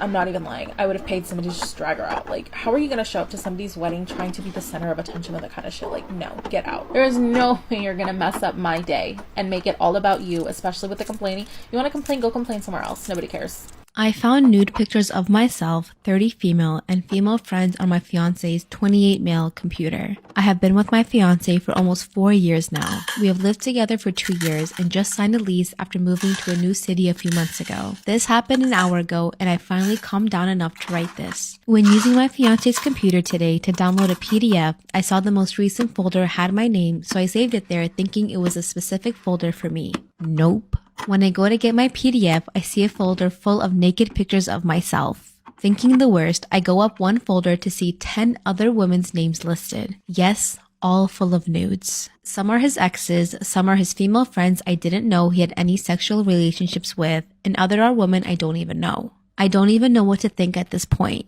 I have no idea how to confront him about this. We've had a healthy relationship and I trust him completely. Maybe less now. But we are always open about everything. We have had a healthy sex life as far as I know and haven't had any trust issues previously. I am unsure when these images were saved. Were they sent when we were dating? I have no idea and I don't really know computers well enough to know when they were saved. I don't even know if these other women are aware there are folders of them naked on his computer. I am not a averse, and he even has a normal folder that I don't have any issues with. The fact he has exes and friends saved is what's killing me. I have to confront him about this and I have no idea how. I feel like this isn't normal to have friends and old exes' nudes saved in a neat little folder. Please help. How do I confront him and have a helpful conversation about this without screaming and crying? Okay, she says something like about the nudes. She goes, the nudes of myself were all sent by me, but there were some of me sleeping. Ew, creepy! Am I the asshole for yelling at my girlfriend's doctor after he ignored her and belittled her pain? Me, 24 male, and my girlfriend, 23 female, both want kids, but probably not for another 10 to 15 years. With that being the case, she got an IUD put in 2 weeks ago. I came with her to drive her and sit with her when they put it in, but also she said she wanted me to be there so the doctor would actually listen to her. Still, I didn't want to butt in, so I mostly kept my mouth shut at first. She wanted actual pain meds for it, but all he gave her was a couple Tylenol and then he started. Pretty much right away, she said the pain was really bad, and after he ignored her twice, I told him the same. Am I the asshole for yelling at my girlfriend's doctor after he ignored her and belittled her pain? He looks at me, not her, and says she's fine. But she clearly wasn't because she was squeezing my hand off and had tears streaming down her face. I was focused on trying to help her through the last few minutes, but his comment after he was done set me off. He tells her, listen, if you really want to have children, you're gonna need to learn to toughen up. You think that was bad? Try a C-section. I told him to stop being a prick and we're going to report him. I got kicked out, but she did make the report. The issue is her sister's a nurse, and when she found out what happened, she got pissed the next time she saw me. She thinks I should have kept my mouth shut. I've been with my sugar daddy for 3 months. We met on a sugar dating site, and so far is the best sugar daddy I've ever been with. So basically, we go on dates in exchange for money and gifts. I have a specific allowance that he pays me after every date, and it always doubles this amount. I receive designer shoes and clothes from him almost every week, and extra money I don't even ask for. And we only go to luxurious places, so I don't know much about him. I don't know whether he's married or divorced, and I don't even think he's using his real name. But I don't really care since I'm also not using my real name. Let's let's call him Thomas. Now, I'm a teacher by occupation, and I only go on dates in the night or on the weekends. My relationship with Thomas has been very good so far, and he's a very sweet man. So 3 days ago, Thomas offered me a deal. He wants to travel abroad with me, and I've never traveled abroad with any of my sugar daddies. I always try as much as possible to keep the meeting within my city limits, because you never know, it's better to be safe than sorry. Now, he wants me to go abroad with him, and we are only going to be there for 5 days, and he knows I don't travel, so he's offering me a large sum of money, like a very huge sum of money that is definitely going to change my life. We'll be staying in a fancy 5-star hotel, and I just have to accompany him to the social event he's going to. Now, this social event is also a secret social event. He said a lot of prominent men are going to be there, and their identities must be protected, so he will be telling me the country and the city we'll be going to, but not the location of the event. Thomas has been very kind and very sweet so far, and I want the money he's offering me. I have a lot of debts to pay off. Like, the money is going to change a lot of things in my life. Should I just go against my rule of not traveling abroad and just go with him? And nobody knows I'm a sugar baby, so I can't ask anyone I know. I'm so confused and I don't know what to do. I need advice and any tips on how to protect myself if I go. This follower needs your advice, babes. Please drop some below. Am I the asshole for my response to my brother-in-law's comment about my leg hair? So my female 19 sister, female 28, and brother-in-law came over with the kids for dinner at my parents' house. I was watching my nieces while dinner was getting ready. We sat down and I happened to sit next to my brother-in-law. I was wearing a skirt and it was accidentally lifted above my knee. My brother-in-law looked down at my leg and made a face and loudly said, "Oh, shoo. Oh, this is gross. You should have shaved. That hair isn't supposed to be there." I told him, if it's not supposed to be there, then why does it grow there? Can you explain? And he was like, "It's just not supposed to be there." I point at his mustache and say, "Well, I guess the same thing can be said about your little mustache then, huh?" He looks at me, eyes wide open, and awkward silence takes over, though some laughed. My sister told me to knock it off as my brother-in-law got up from his chair and went inside the bathroom. My sister followed, and I could hear him having a breakdown, asking her if there was something wrong with his mustache. My brother and I kept giggling, but dinner got cut short because my brother-in-law wanted to leave. I later got scolded by my sister, saying I stepped over the line and disrespected someone who's older than me, who's her husband, and demanded I apologize to him for insulting him and ruining dinner. Am I the asshole? Am I in trouble for refusing to cooperate with the hospital as X's emergency contact? 3 years ago, I was in a relationship. He was abusive, did some really deplorable things I found out about later. I made a report, got a restraining order, and haven't spoken to him or anyone that knows him in 3 years. A week ago, he was in an accident. His phone was destroyed and could not be accessed, but he had some information in his wallet. He still had me as his emergency contact. I was not aware he had added me as his emergency contact at any point. I got a call Monday from an unknown number. It was someone from a hospital. They started telling me my ex was in a serious accident. I immediately cut them off and said, "I don't care who this is, do not contact me again." They called back and asked if I could help them get in contact with someone else. At least I think that's what they wanted. I didn't let them finish. I cut them off pretty fast and said, "I don't care, I hope he dies, do not contact me again," and hung up again. His sister, we were friendly, but I cut contact after the breakup, messaged me yesterday only letting me know that their family hired a lawyer to sue me for refusing to take the hospital's call, causing a delay in his treatment. He also had some allergies and medical details that they didn't know about, which caused complications and skyrocketed his medical bills. I had no idea about either. Am I in any kind of trouble here? My father was recently questioned by a cop regarding a 45-year-old cold case for a missing woman. He's not a suspect, but a few days later, another police officer called him and asked him to come into the station to discuss it further. Should he lawyer up? I feel like I answered my own question with the title, but wants to know if I'm being paranoid or not.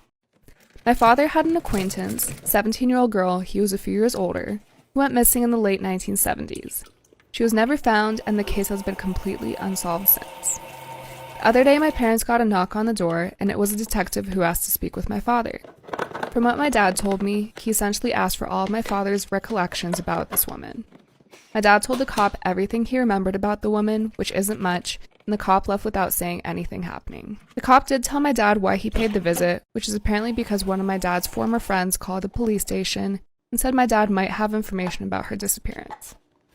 This former friend is a nut and a conspiracy theorist who has an axe to grind against my dad, so we think he's just trying to screw with my dad by sissing up the cops on him for no reason. Another officer called my dad today and asked him to come down to the station this coming Friday morning. We had no idea why. They apparently just wanted to discuss it further with him. I'm going to call the State Bar Association tomorrow to get in touch with a criminal defense lawyer. I don't know if I'm being paranoid or not, but the whole thing reeks to me, and I admittedly don't trust the cops in general. I basically don't want my dad to get screwed. Is it too much to go in with a lawyer for something like this? I caught my husband in my clothes one day after work. I was shocked at first, but then I burst out laughing. My clothes looked so funny on him. I could see fear in his eyes at first, but he also started laughing and told me he just wanted to surprise me and make me laugh. After that incident, once in a while, he would put on my dress and then prance around the room. This was very funny at first, but then he started doing it almost every day. He would come back from work and instead of him to put on a shirt, he would wear my blouse instead. This was not funny to me anymore. I started feeling weird whenever I saw him in my clothes. But my husband has always been goofy, so I brushed the weird thought aside. One day, he asked me if I could do makeup on him. I was very excited about this. I didn't see this as weird at all. After all, I've seen other women do their boyfriends and husbands' makeup on social media. So I did his makeup for him and it was so much fun. We laughed throughout the process. But then one day, I came home early from work because I was sick that day to find him at home with makeup on his face. And his makeup was perfect. It was as if a professional makeup artist did the makeup for him. It was 100% better than mine. Like as if he has been practicing makeup for years. I was really shocked by this. When I asked him about it, he said he has been practicing since the day I taught him. It didn't make sense. Either he was a really quick learner or he has been doing makeup for a very long time. And why was he practicing makeup, by the way? Men don't wear makeup. After this incident, I didn't know what to think. Like, what was really going on? Now, my husband has this really close friend from work. Let's call him Paul. Last week, Paul came over to our house. I was in the room and they were in the parlor. I came out for water, and the way I saw the two of them together didn't sit well with me. If Paul had been a girl, I would have been really pissed off. Paul was almost on my husband's lap, and their heads were so close together, it was almost as if they were kissing. When I asked my husband about this the next day, he said they were both drunk, and he didn't really remember much about anything. I don't know if all this is just in my head or if I'm overthinking, but something is wrong somewhere, right? Do you think my husband is gay? This follower needs your advice, babes. Please drop some below. Am I the asshole for telling my parents they made my sister getting pregnant ruin my life? She's 23 female, I'm 18 female. My grandma died 8 years ago and she left more than enough money to pay for all of her grandkids' college educations, with a few stipulations. Don't get arrested, do drugs, be a drunk, get pregnant, get somebody pregnant. The money was put into accounts in the parents' names since we were all kids then. During her sophomore year, my sister got pregnant. Shit hit the fan, panicking about college. The baby daddy left, and she has to try to find him or get child support from him. The stress caused a hard, complicated pregnancy. Both are okay. My mom and dad still let her go to college as long as she didn't have another and maintained a 3.5 GPA, which she did. Graduated last December with about $2,000 in debt. I figured her money must have been used to help raise her kid and pay for her pregnancy the past 2.5 years, so she got a bit of a loan, which seemed reasonable. Boy, was I wrong. I got accepted to my dream college on the other side of the state, but my mom kept trying to get me to go to a cheaper one-year home so I didn't need a dorm and it would be cheaper. I asked her why she was so insistent. Grandma left plenty of money, I thought. Turns out they flushed all the money that was supposed to go to me down the toilet to take care of my sister and her kid, and her expensive pregnancy. Turns out was a lot worse than I was led to believe. I broke down and just cried harder than I ever have before, shouting that they fucked me over and ruined my life for a kid that fucked up. Now I guess I have at least two. Am I the asshole for telling my parents they made my sister getting pregnant ruin my life? Now I'll have at least $70,000 in debt if I go to school. I guess this upset my sister because she asked in a very upset tone if I'd rather her be out on the streets, destitute, unable to care for her kid because she didn't have an education or support system, just so I could go to college and have a good life. I said yes. How is it fair that she got so fucked up and drunk and she slept with so many guys she doesn't even know who the baby daddy is? Something she told me, but apparently not mom or dad, breaking rule after rule while I haven't even had sex with my BF. And now I'm the one who has to be punished for it? Everything just kept evolving into more yelling and fighting until I left. I've been staying with my boyfriend for the past few days. I know with the Rona I shouldn't go anywhere, but I just wanted to be with someone who I feel actually gives a damn about me.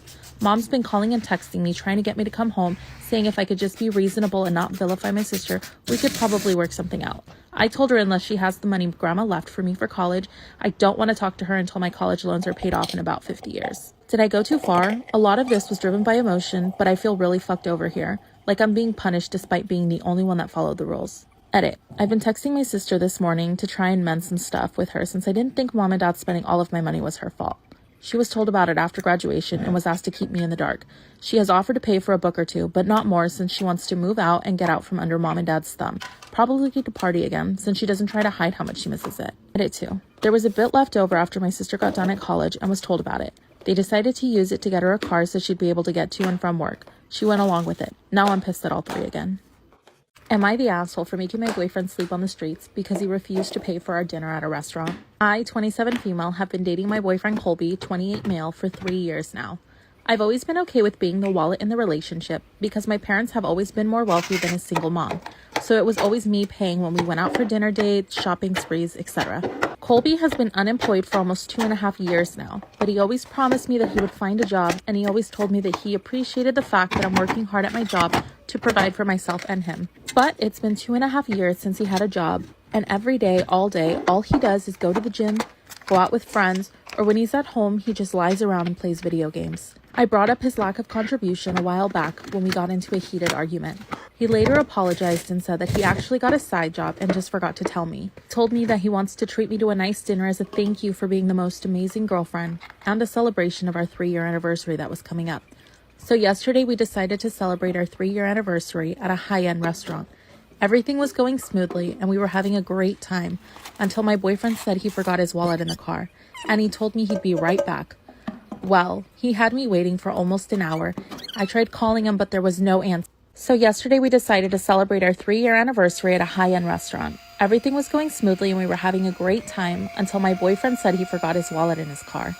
And he told me he'd be right back. Well, he had me waiting for almost an hour. I tried calling him, but there was no answer. So I just paid the bill myself and took an Uber home. Later that night, I called my boyfriend and he said that he was sorry, but that something came up and he just left. This was the first time he's done this, so I told him that I feel like I was being used and that it was over. I threw all of his things out of my apartment and refused to let him come in at night. He didn't have enough money for a hotel or an Uber to drive him to his mom's house, so that night he ended up spending the night on the streets. Did I overreact? So, am I the asshole for making my boyfriend sleep on the streets because he refused to pay for our dinner at a restaurant? Let me know your thoughts in the comments. Am I wrong for recording my uncle's drink requests? My uncle thinks it's funny to get me to run back and forth between the pool and the kitchen to get him drinks. He'll ask me for a Coke, and then when I bring it, says he asked for a beer, and then will ask where his Coke is. Then he blames it on us damn millennials always being on our phone and not paying attention, and for whatever reason, my parents haven't told him to piss off.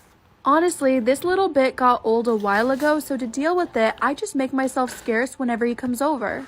But when he came over to visit for Memorial Day, he caught me. Of course he asked me for a Coke, so I got him a Coke.